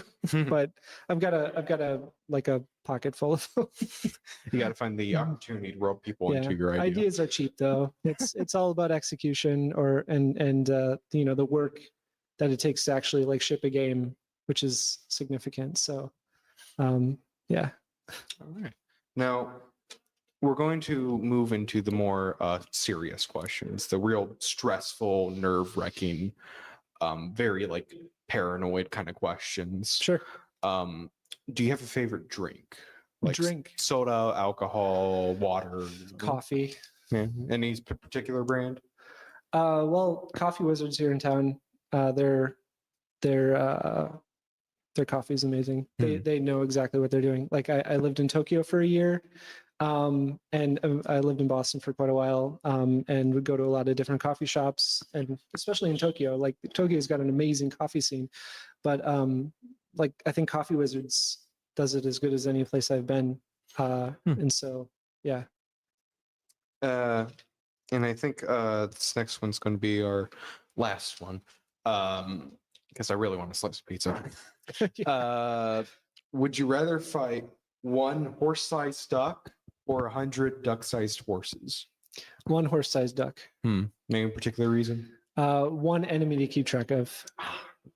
Can sort of like devote a little bit of attention to trying to utilize your surroundings and tools to overcome the challenge. Least chance to get ganged up on. Yeah. I see. Well, thank you very much for being on. It's been a pleasure. Yeah, thank you. Yeah. We're going to cut the camera. I'm going to eat a slice of pepperoni pizza, and then we'll be back with somebody else. We're nearing the end of our list here, but we'll see you soon.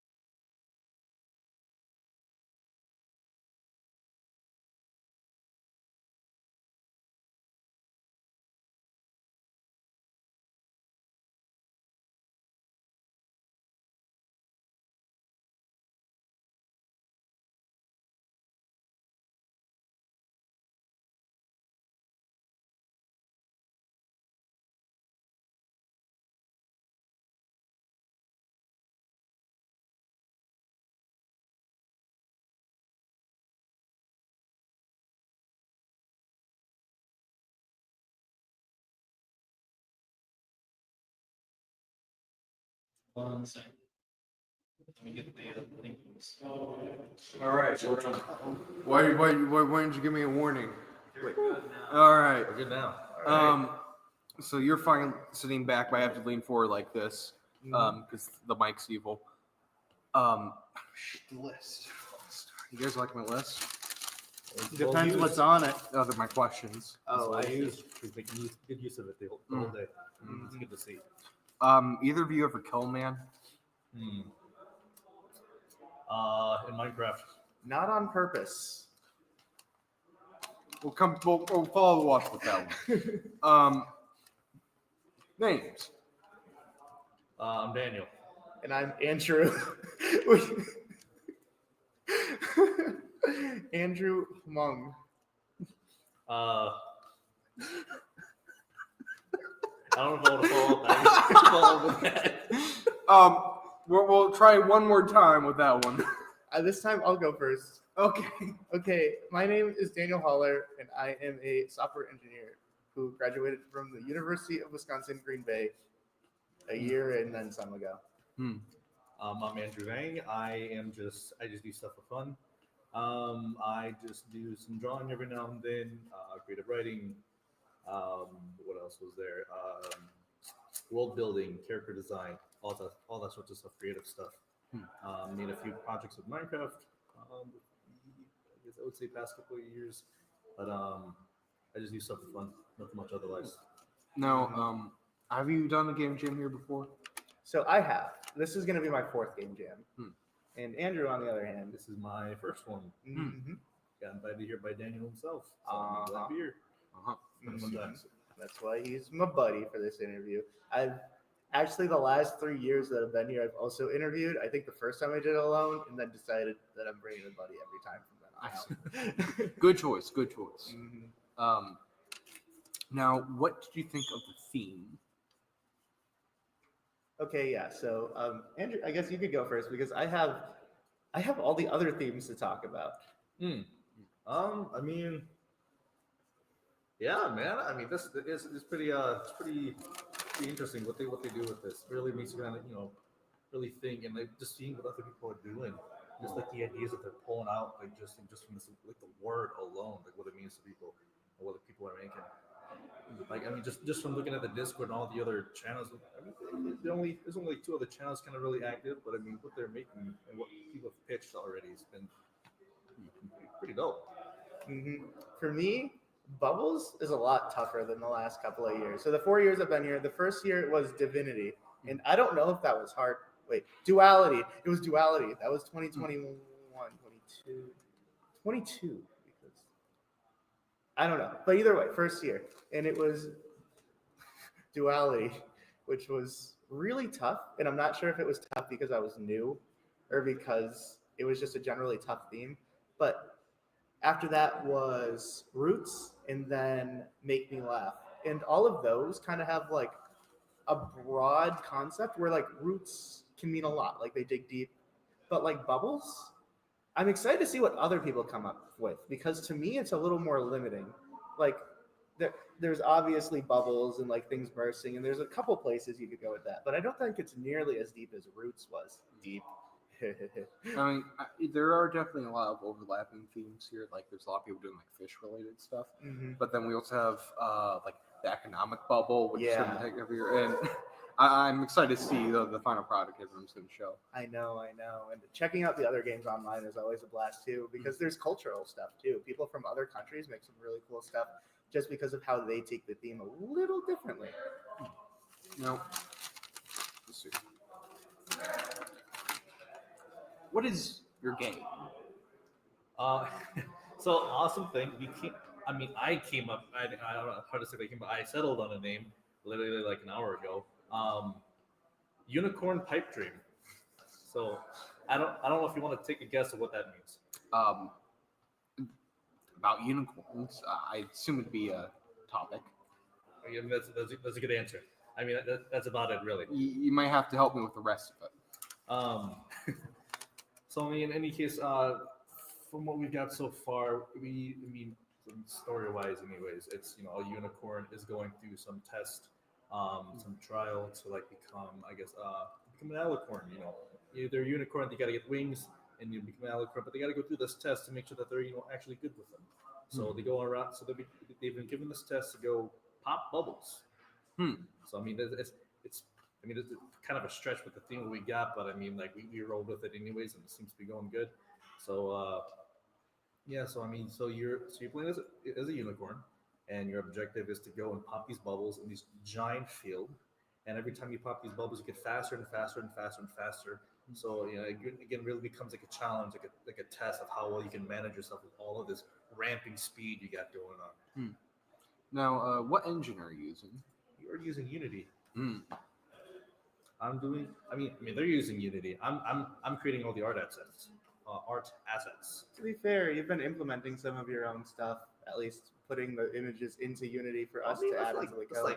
It's like bare bones stuff. I mean, I guess that counts, huh? Mm-hmm.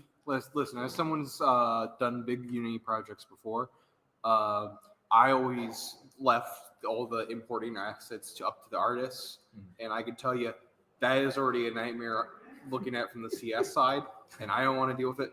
So I can say, don't put yourself down with being able to do that stuff. It's a pretty good skill to have. Now, how is the project going so far? Yeah, things are progressing pretty well. We've gotten a lot of our features in. We haven't hit any major roadblocks, and we got a lot of our game ready to go. We got a lot of the world ready to go, and it's coming together. And now we're reaching the polishing stage. It's time to start making things look a little more beautiful. It's time to start adding a little more effects, and it's time to start making some mechanics that we probably should have added last night. We're getting there. It's a little bit early. Yeah. What's nice is that on our team we have 6 people, and 4 of us have programming experience. And so that spread makes it so that we all have like a basis of understanding Unity, understanding code, understanding how games work, and then we're able to kind of off-put our skills onto other things. So like we have somebody who's a computer science major, but they're working in Blender making models, or we have somebody who's a computer science major who's working specifically with the character the entire time, or me who's kind of running around making bubbles appear or making the art look good. Importing Andrew's work is something that I've been doing a lot of the last couple of hours, and I have to say that it is, I don't want to say beautiful in front of him. Plug your ears real quick. Might as well be, don't worry. Now, how do you like the space, the Urban Hub? How's it treating you? Big fan of the Urban Hub. I guess. Go ahead, Andrew. Yeah, pretty sick. I mean, just having this entire open space. I mean, especially since they like kind of like rented out this whole space too, so we can kind of just be wherever we need to. I mean, funny enough, being like we can even sleep here, even and like all the other things that they're just like bringing here, like I don't know. Let me collect my thoughts. I'm like talking too fast here. I'll just restart. This place is great. This place is great. Everything that they've done here, that they've the people here, the hosts here, that they've just I guess it's just hard to put in the words like how much work they've put in here into this, and the opportunities that they've given us with this sort of thing. You mentioned sleeping. Have either of you, or will either of you sleep here? We did last night. You both slept here last night. Bed buddies. Yeah. Bed buddies is probably not a good thing to say on stream. No, it's perfect. Perfectly fine. Yeah, we approve of cuddling in bed together. Yeah, just a couple of bros, Just a couple of bros. This is great. Hello. This is great. So yeah, anyways, I'm always a big proprietor of staying the night here. Like, I'm not gonna diss anybody for not spending the night, but to me, it's just like part of being here. Like sleeping by your computer and thinking about code, you never get out of the zone per se. I know that I went to bed thinking about issues that I was going to solve in the morning. I really did. And then I woke up and I started working on those issues because I thought of solutions in my sleep. As computer science, right? Mm-hmm. Have you solved any of your programming problems while you were taking a shower? Actually, honestly, most of my solutions came from while I was taking a shower. See, sometimes to solve things, you just need to step away. And that's one of the beautiful things about computer science. I mean, I guess it applies to a lot of things, but inspiration strikes you when you least expect it, I guess. That's a way with words. Now we're gonna move on to some of the more personal questions. Specifically, favorite game. Let's see. Can I go first? I have a Yeah, text document on my head Yeah, like that 10 gives of me them. my top 10. You already gave me your 10. But to Right. break down my gaming interest, it falls into 3 categories that are also subdivided, so that's great. 2D and 3D platformers, roguelikes, and old school JRPGs. My favorite video game ever is probably Earthbound or any of them other games. They are just really well crafted, and it's kind of like sliced bread where like other people have taken the formula and made it their own. Like they've kind of dished up Earthbound in a different style, and I always love seeing games like Omori or oh crap, I can't think of any other ones on the spot. There you go. Undertale, That's the yeah, biggest there one. we I'm go. surprised you- I'm surprised you missed Undertale, that. yeah. South Park Stick of Truth also took a lot of inspiration from Undertale, from Earthbound. Great. So yeah, and then 3 platformers. I play a lot of Super Mario 64. Even still, there's so many ROM hacks that it's like infinite content. It's an infinite money glitch. Then roguelikes, play a lot of Enter the Gungeon. Ooh, love me some Gungeon. If you don't play Gungeon, then it's basically a competitive slot machine. So let's see. Where should I start? I guess the same JRPG stuff, but instead of we on a path where we went with Earthbound, I went with Final Fantasy. Being with what I grew up with, I ultimately led me to Kingdom Hearts 2. Yeah, that none of the other games come close to that one. Sorry, but yeah, Kingdom Hearts 2. So growing up with that, kind of got stuck with games with these really intricate stories and worlds that they've built, and it's so if you've seen what I've been playing, I'm a huge fantasy nerd. The usual like Dark Souls stuff. Grew up with MMOs, World of Warcraft. They just these games with these giant world. Not so much the story recently, but the world where you can immerse yourself in the world, like the games like Skyrim and stuff like that. It's all those are all the sorts of games I find myself getting attracted to. Now, got kind of I might be able to guess yours. Not sure with you, but first console. I'm always saying I could guess yours because of the list of games you just gave. Yeah, so my dad had a Super Nintendo when I was really, really young, and I remember playing Super Mario All-Stars on that, but it was like I was so young that I don't consider it my first console as much as I consider the Nintendo 64 my first console, because that was the first one where it was like newer and great, and it felt like it was actually mine. And so yeah, playing Mario 64 on it. Zelda, I love Majora's Mask. Oh, I love Majora's. So funny enough, I grew up with the GameCube. I was gonna say PS2. I grew up with I started off with the GameCube. I think the first game I ever played, it was either Smash Brothers Melee or it was Mario Kart Double Dash. One of those two, or it might have been Zelda Wind Waker. One of those 3. And in the case, that's also what I grew up with. Being that my dad was a giant MMO player, he would let me play on his computer sometimes, just like run around in World of Warcraft, doing whatever. He got an account for my mom. My mom didn't play so much, so I got to play on her account and enjoy that sort of thing. Yeah, I mean, I kind of rambled a bit, but yeah, if that answers the question, Yeah. Now, I've torn up this thing. Jesus, it's all used. Well, I can read it and you can answer the questions. Do a little reverse interview. No, you can't. You can't read. You can't read this. I wrote insults about everybody in this room on this piece of paper. Yeah. Okay. So,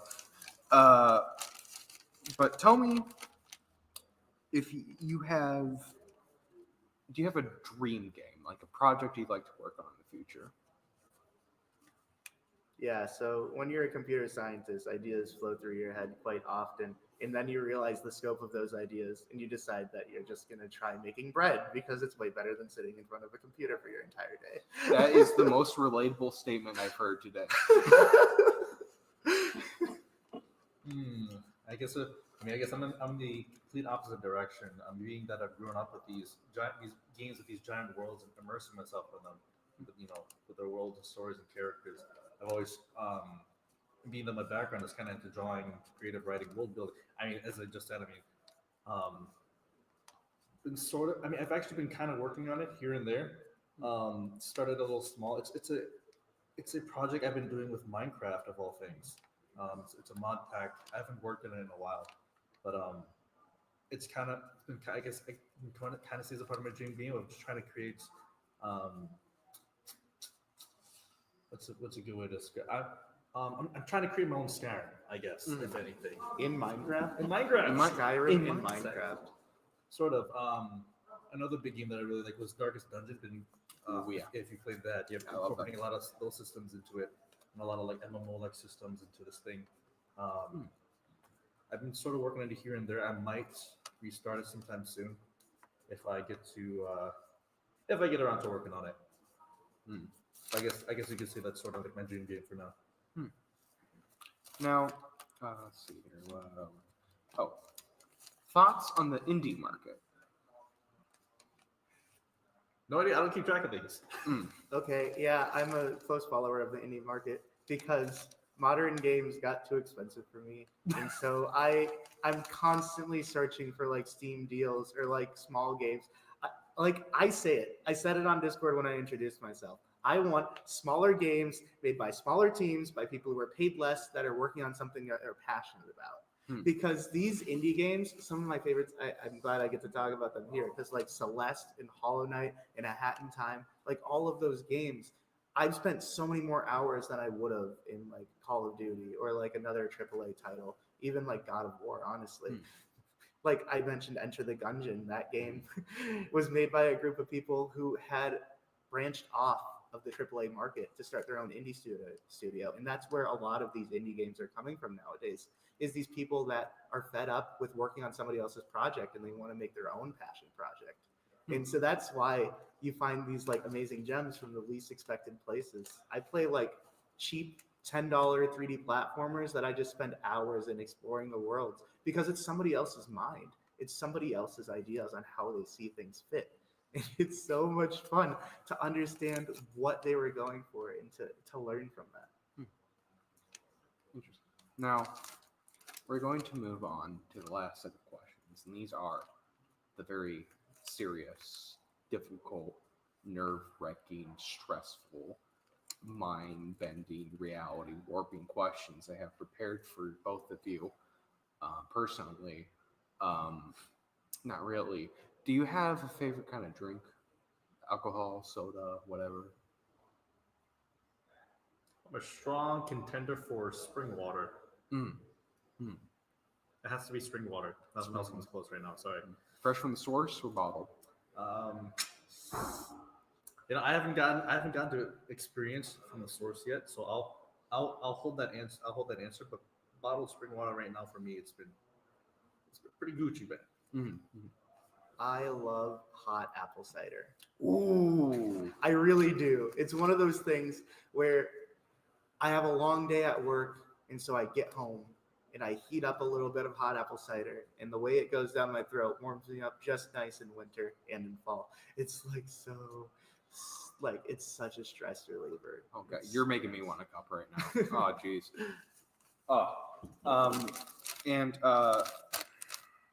Let's see here. I already asked the Kill Man one. I can't ask that one because McCameron yelled at me. Where were you during the assassination of JFK? I don't know if I can say this on camera. I see. Yeah, I was unalive. Sorry. Okay. Not technically, but No, I don't know if we can say that though. Listen, we can disclose it off camera. Okay, but hear me out, right? Some people have no, we don't have anybody old enough to actually answer that. I would always talk to my grandma about it. She was great. She's still great. She's alive. Sorry. Well, we don't know where our cameraman was during that day. Missing in action. Okay. Last question. Would you rather fight one horse-sized duck or 100 duck-sized horses?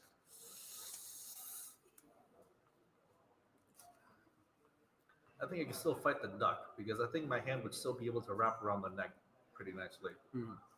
I think a better question is if you had instead of a duck, a goose. A goose. Yeah, a goose. Oh, that you're comparing like the Velociraptor to a T-Rex. Here. That's just it. Geese are a lot more menacing. So in my head, their necks are longer and they're like easier to grab though.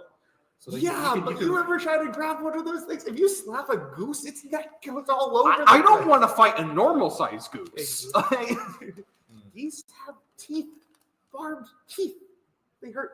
Also, I've fed geese. I had a friend who like really liked geese for some reason, in a weird way. Weird way? I don't know if we can talk about this. I don't probe that much. I just leave it where it's at. I do that with geese too. You do it with geese? Yeah, geese. Okay, so anyways, back to the subject at hand. Yeah. I would love to fight I'd also go with the large duck because in my head, ducks don't really have that many offensive tools. Their beaks are rounded, their feet are kind of flatter, and they're soft. And so, in a way, I feel like I'd have more of an issue with possibly getting trampled by a ton of horse-sized ducks, duck-sized horses, because their hoofs are so tough. I think that they could really do some damage on you. Unless you had a weapon, because if you have a weapon, then you can keep your range on 100 of them. Sure, but like imagine getting attacked by like 100 chihuahuas. I mean, like it's over, dude. It's over, man. Sorry. True. Actually, I never actually considered that. Chihuahuas have sharp teeth. Your ankles are gone. Well, I mean, if your ankles are gone, then you'll just start slowly going down and down. Oh yeah, they'll just start shaving. Yeah. Well, thank you very much for coming on here. It's been a pleasure. We're nearing the end of the people we're interviewing, but we're gonna cut the camera. We're gonna come back with somebody. Actually, it's gonna be them. Okay. But thank you very much, and thank you again for coming on here. All right, got it. Jam on.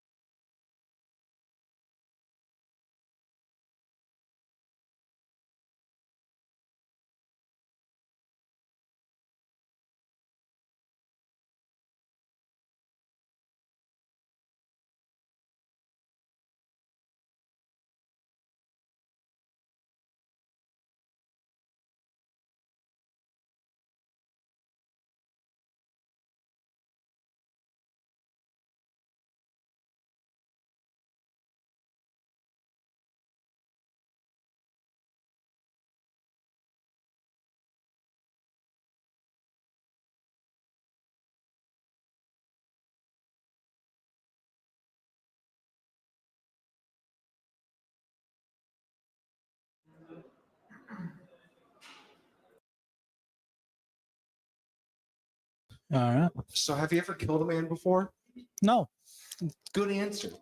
All right. Hello. Hi. What's your name? I'm Steven. Hi, Steven. Does your team have a name? Nah, not No. currently. Is this your first game jam, or have you done this before? This is my first. What do you think of the theme?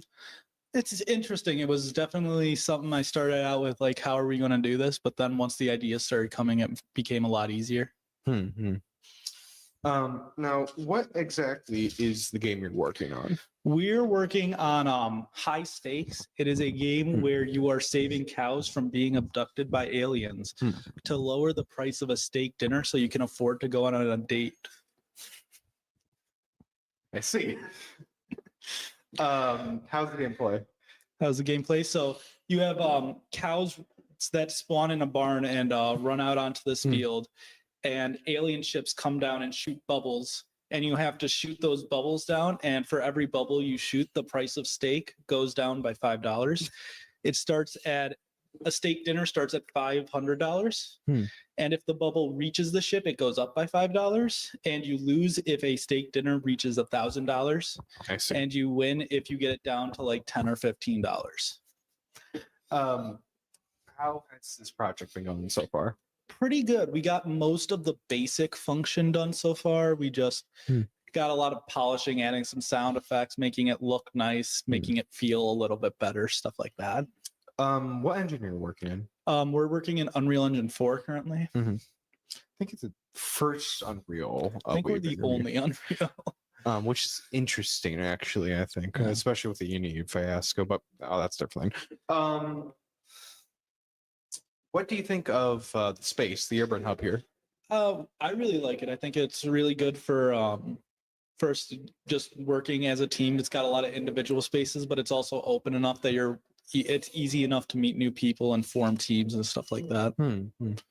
Now I've got a variety of answers here with this next one, but have you or will you sleep here?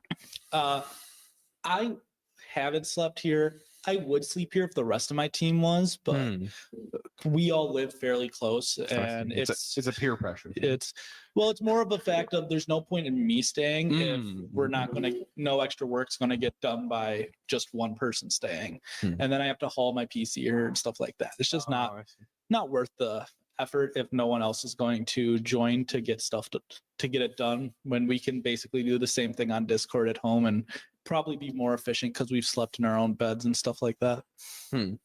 Let's see. Now we're going to move away from the project-based questions, and we're going to go to some of the more personal things. All right. We have an interesting mix of like students, professors, IT here. What do you do?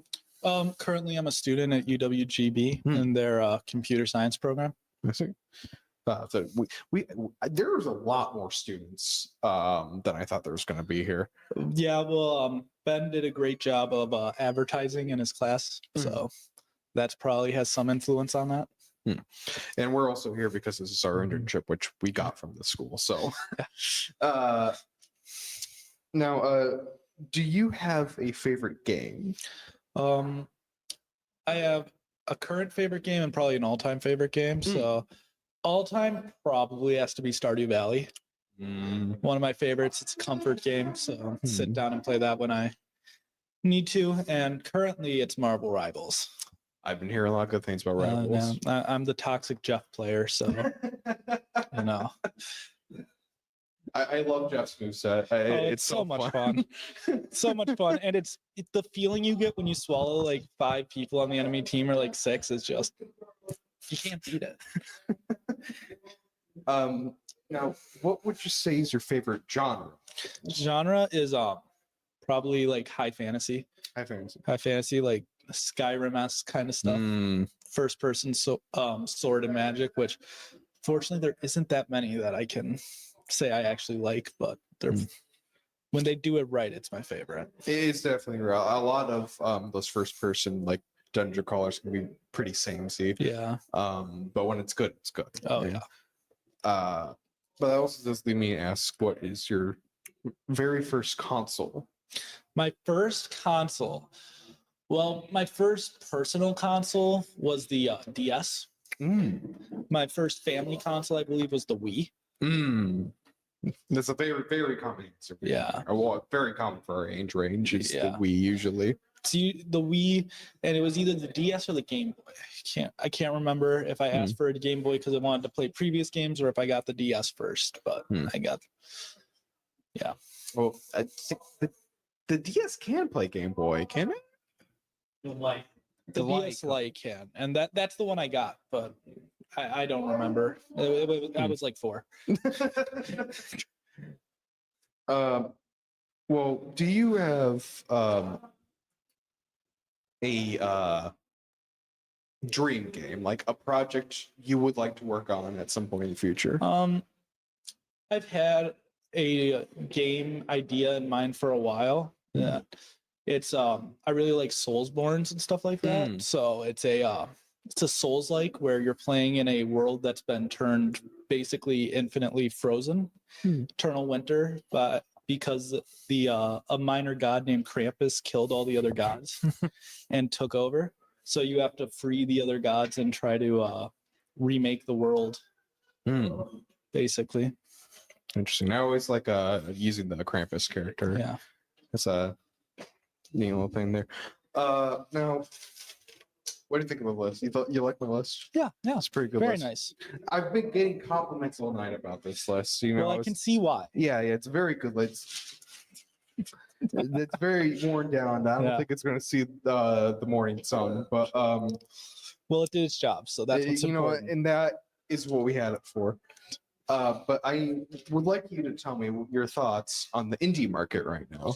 The indie market, I haven't been paying a whole lot of attention to it right now, but from what I have heard, it's a bit oversaturated. There's a lot of people just making games and putting whatever they want out, which some people see as a problem, but I see it as do it. Some games might get buried, but other games, if people don't make them, no good game gets made. So if you don't, you gotta put yourself out there, put out the game at $100 to put a game out on Steam, take that risk, see if something happens.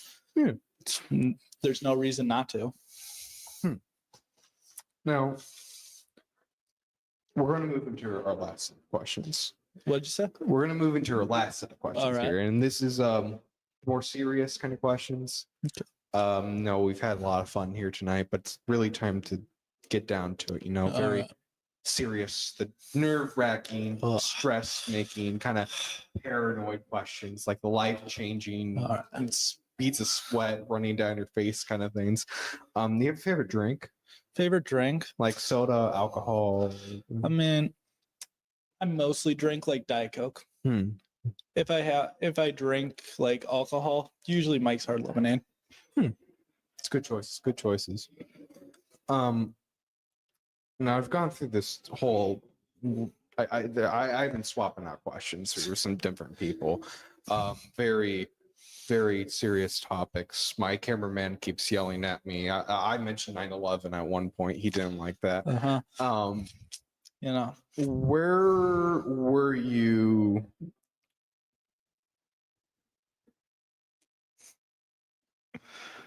I was about to mention 9/11 again, but I really shouldn't. Yeah. Where were you during the assassination of JFK? Don't remember. It was quite a while ago. I was not. I don't think I'm able to disclose that currently, but you see. Speaking of 9/11, we have a certain surprise for you guys in our game. That, so keep your eyes open. I'm excited to see that. Now, our very last question here, one we've been asking everyone here. Would you rather fight one horse-sized duck or 100 duck-sized horses? I feel like 100. Well, it depends. How physically strong are these duck-sized horses? Are they are they like duck strength, or are they like a little higher than duck strength? I feel like it would take the average strength of horse, but you have to shrink it down. Because I think it would probably be the duck-sized horses, just because then I can just punt them. Like I feel like a horse-sized duck is just gonna run you over. You didn't. If you 100 duck-sized horses, you can get into like a corner or something and just start kicking. Now, I am trying to not be biased whenever I ask this question, but that is my exact same mentality. Is you just kind of, you Just shove them off. You can make room, like yeah. get on a table and you're good. Yeah, exactly. You know, maybe just like a long stick or something. But yeah, that has been our interview. It's been a pleasure having you on. It's been a pleasure being here. I know we kind of grabbed you out here a bit last minute, but Yeah. thank you for coming out. Yeah. And we're going to cut the camera, grab our last interviewee, and then after that, Ben's going to want to talk about the jam in general. So we'll see you in a moment. Bye-bye.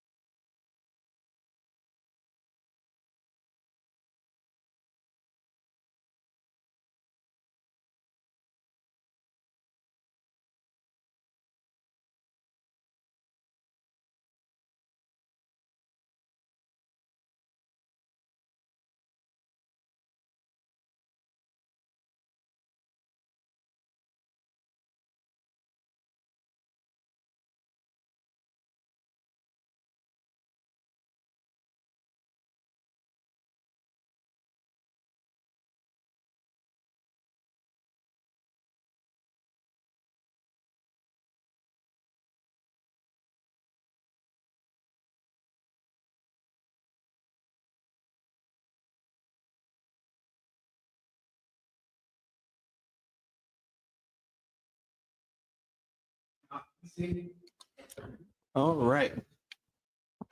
Have you ever killed a man before? No. Good answer. Hello. Hi. What's your name? I'm Nick Zebart. Does your team have a name? We don't have a team name specifically. Is this your first game jam, or have you done before? I've been to almost every global game jam Green Bay since 2017 when it's here. Wow. What do you think this year's theme? This year's theme, Bubble. I think sometimes less is more. Last year's theme being "Make Me Laugh" was just too many words. It was a full phrase. It kind of has a connotation right away. Mhm. Whereas with a single word, you can kind of extrapolate a lot more abstractness from it. Now, I have a list. Do you like my list? It's great. Everyone's loving this list. I love it for the list. But your game, what is it? Our game started as a kind of QWOP-based mechanic game where the controls are really funky and you're controlling an elderly man trying to bathe himself in a shower. So, you know, goofy hijinks with physics and controls, flops around a lot. It's real silly. And the goal is to not die in the shower or, you know, drown in it. Over time, that kind of developed, and our overall vision really evolved into going into space, which is like, you know, the obvious next step. So. Well, that is interesting. How does the game play? We finished most of the main mechanics. You know, it's just 2 hands on the keyboard controls. It's pretty fun. I mean, we had the first night we had the mechanics done, and it was really kind of hilarious as we were play testing it and just flopping around with it. And that's kind of where we thought, you know, the physics controls are way more fun than the actual premise. So why not just take him to space and play with that physics, you know, thing more with planets, gravity, and all sorts of other silly stuff. And you said it was going well? It is going well. We're ahead of schedule. Ooh, and that's always good to hear. Yeah. Previous game jams, we've Saturday night, we're kind of struggling to still just make the main mechanic of the game work. Whereas we had that running last night, so we're flying already. It's perfect. Now, what do you think of the Urban Hub here? The Urban Hub. So the previous game jams were at the church center near the school. I forget what it was called. Kind of shabby, you know, really small, not a lot of support. Since coming to the hub, it's been great. With the, you know, the internet, the facilities, the temperature, it's not too hot everywhere. Now, after this next question, I've got an interesting variety of answers. But have you or will you sleep here? I actually have slept here in the past. This year, I've actually got a hotel just across the street at the Hyatt. But in previous years, I usually have slept in the room and just, you know, as minimally as possible. And the first year we were here, I actually got kicked out by the police. So that's a fun story to ask Ben about. I don't know if we have time for that here, but I'm definitely going to ask Ben about it later. Now we're going to move on. We're going to move away from the project-based questions. We're going to talk a little bit more about you. We've had a good mix of like UWGB students and professors, some people from IT. What do you do?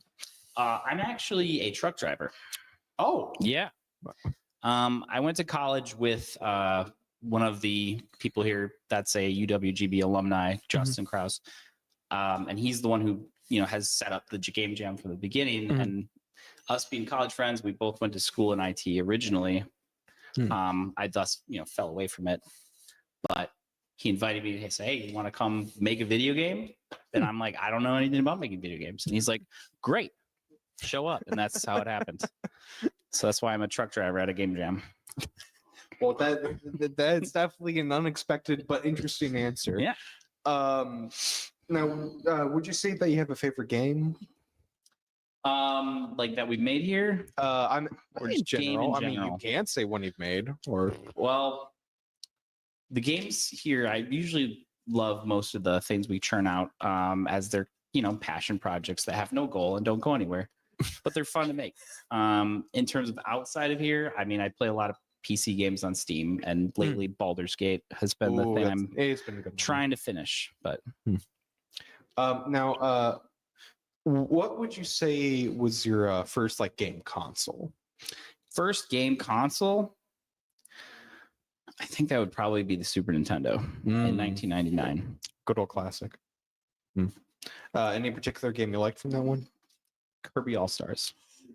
Oh, my childhood game was Superstars. I forget the exact title. It but- was Kirby Superstar, but my game I played when I was a kid was Deluxe, which does just that Yep. ported to DS. Yes, So yeah, with you- like the 7 different games on it. yeah, Yep. you've really tugged my heartstrings Oh, yeah. there with that answer. Thank you Love very that one. much. Now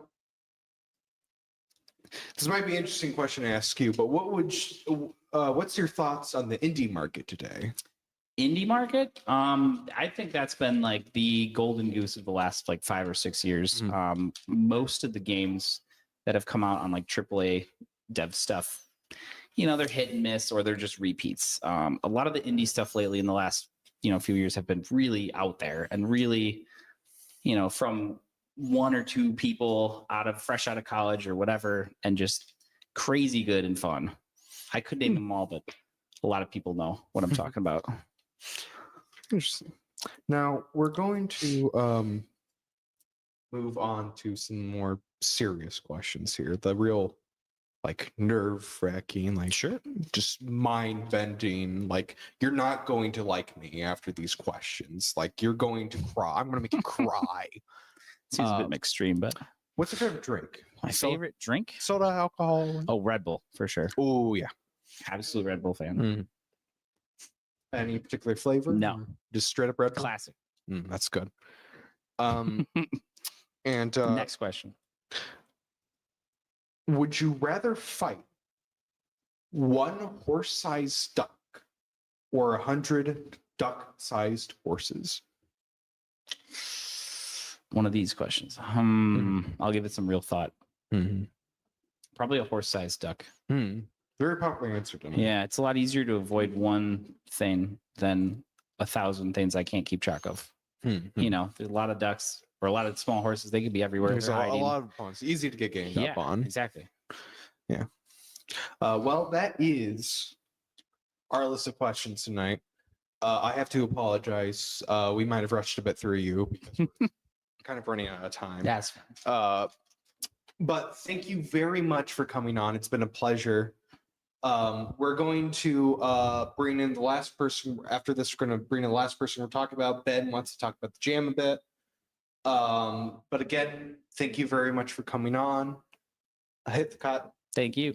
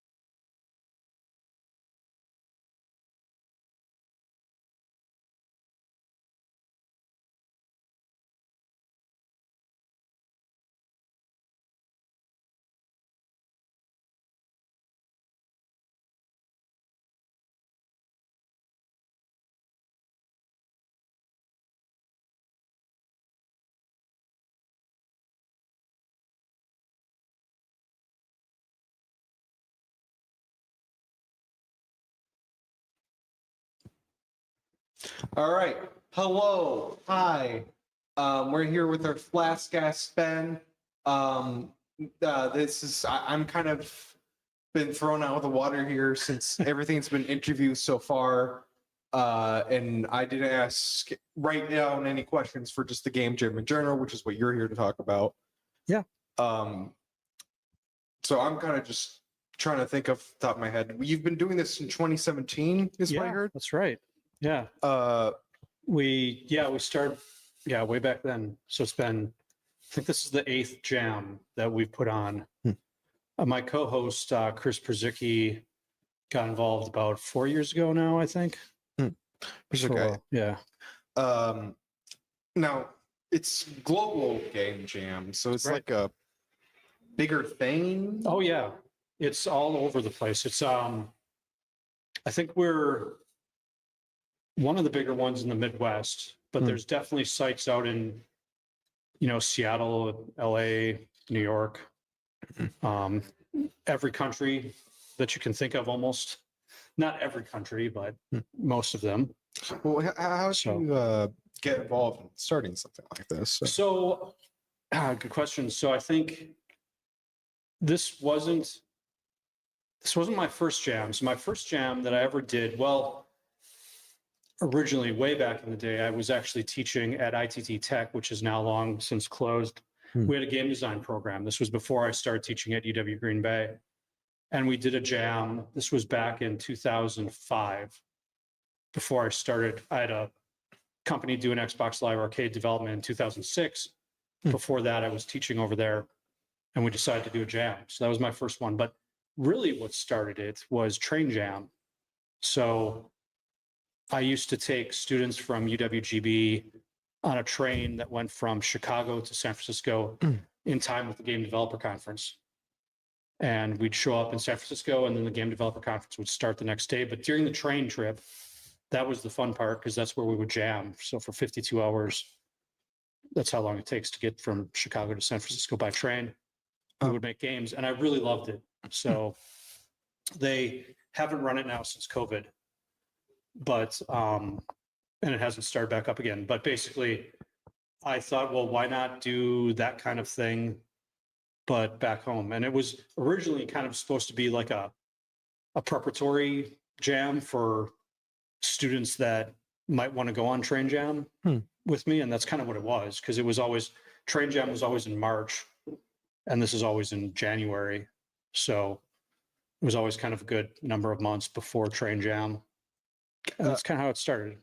I might ask you something that might kind of sound just completely out of nowhere. Did you work on an Incredible Hulk game? Yes, Incredible Hulk Ultimate Destruction. Yes. You taught summer school classes for game making at UWGB, right? Yeah. My God, I think you taught me how to use Game Maker. I thought your name sounded familiar. So when I saw Zoom Co, I was like, yeah, I think you were, I think years ago. Yeah. I took. I've been doing that for even longer than I've been doing this game jam. Wow. So, yeah. That's awesome. Gee. Are you using Game Maker for the jam? I'm using Godot. You're using Godot. Okay. Well, I'm using Unity. So, you taught me Game Maker and Unity, and I was using Unity for several years. So, yeah. Awesome. Wow. Great. And now you're a student at GB. Yeah. But you did Train Jam. That was kind of really what made me think, we need to do this in Green Bay, because I wanted to do a jam, and then I found I'd met someone in the Global Game Jam organization. I forgot her last name. Her first name was Susan. She was the CEO for a number of years, and of Global Game Jam organization, or the president or whatever. But I think it was Susan McRoy or something like that. And I probably murdered the last name. But anyway, point is, she had told me about at a GDC that I was at, and that they were doing this thing. And I'm like, oh yeah, okay, cool. And then it's like, well, if we're going to do a jam, why don't we be part of that? And it's a global community of people making games. And, the way they, in the early days, the way they did it back then, when we first started in 2017, was they would announce the theme, you know, real time. Like these days now it's announced on Monday, and we tell everyone at our site, well, we'll be old school about it and pretend, you know, try not to ruin the surprise for yourself, you know, and like try to be surprised or whatever, and not like read the, you know, Twitter or whatever wherever it is, the social media that it's on, you know. But really, it's pretty easy to find the theme, you know. So bubbles, you know, I mean, it was easy to find that ahead of time for some people. But if you want to be surprised, it's a good time for that too. And I think, yeah, it's been a really good time doing it. I really love doing it. You know, I share the responsibilities of staying overnight. I was overnight last night. Slept here, you know, so along did you with enjoy like sleeping 8 or here? 9 of us. Yeah. How I is don't sleeping? always sleep here. I got about 4 hours. So on tonight, I probably will go home because I only live a few miles from here. And Chris Przicki will probably stay, but we like to have someone here just in case something goes wrong. One year, this is kind of a funny story. So one year we had something go wrong, actually.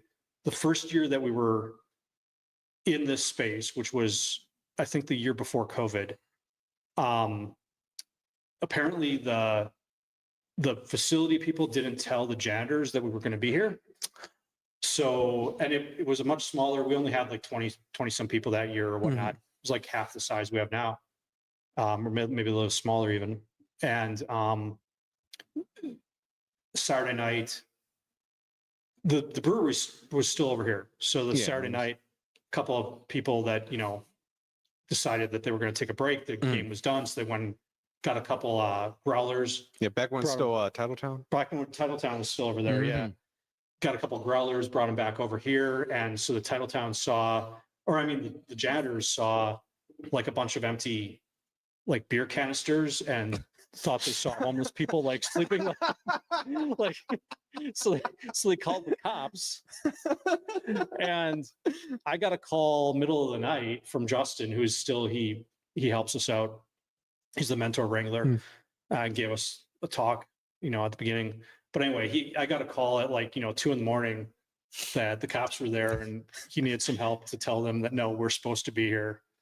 So so ever since then we try to like make sure the janitors know that, yeah, there might be some people sleeping overnight, and leave them alone. They're fine. They're not homeless. They're just game developers. So it's all good. Well, I think that's funny. Yeah, it was quite an experience. And I remember the cop was like, "You're doing what?" He didn't really quite understand like why we would be here. Why would you do this to yourself? Yeah, exactly. Like, why would You think it's why would fun? you decide to work for 48 hours straight? Yeah, exactly. Good times.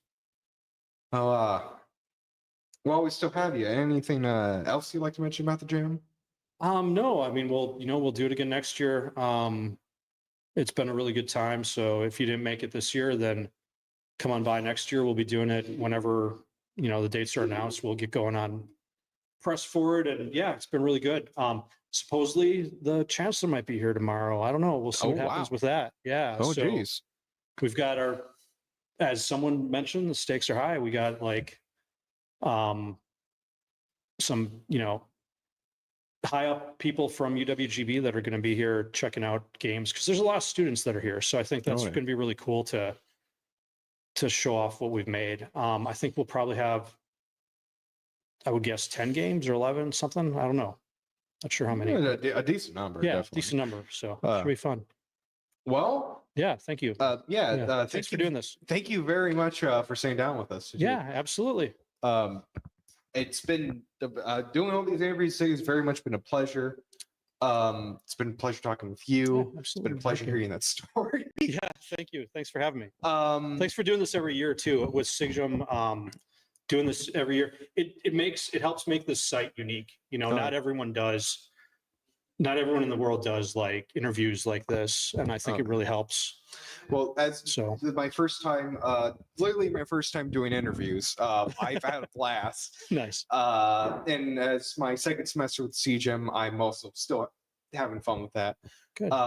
But for anyone who has watched, or if you're watching the VOD or the recording or whatever, thank you very much for watching. It's been a pleasure having an audience. It's been a pleasure talking to people. And I'm about to tell my cameraman to hit stop streaming and stop recording. So, bye-bye.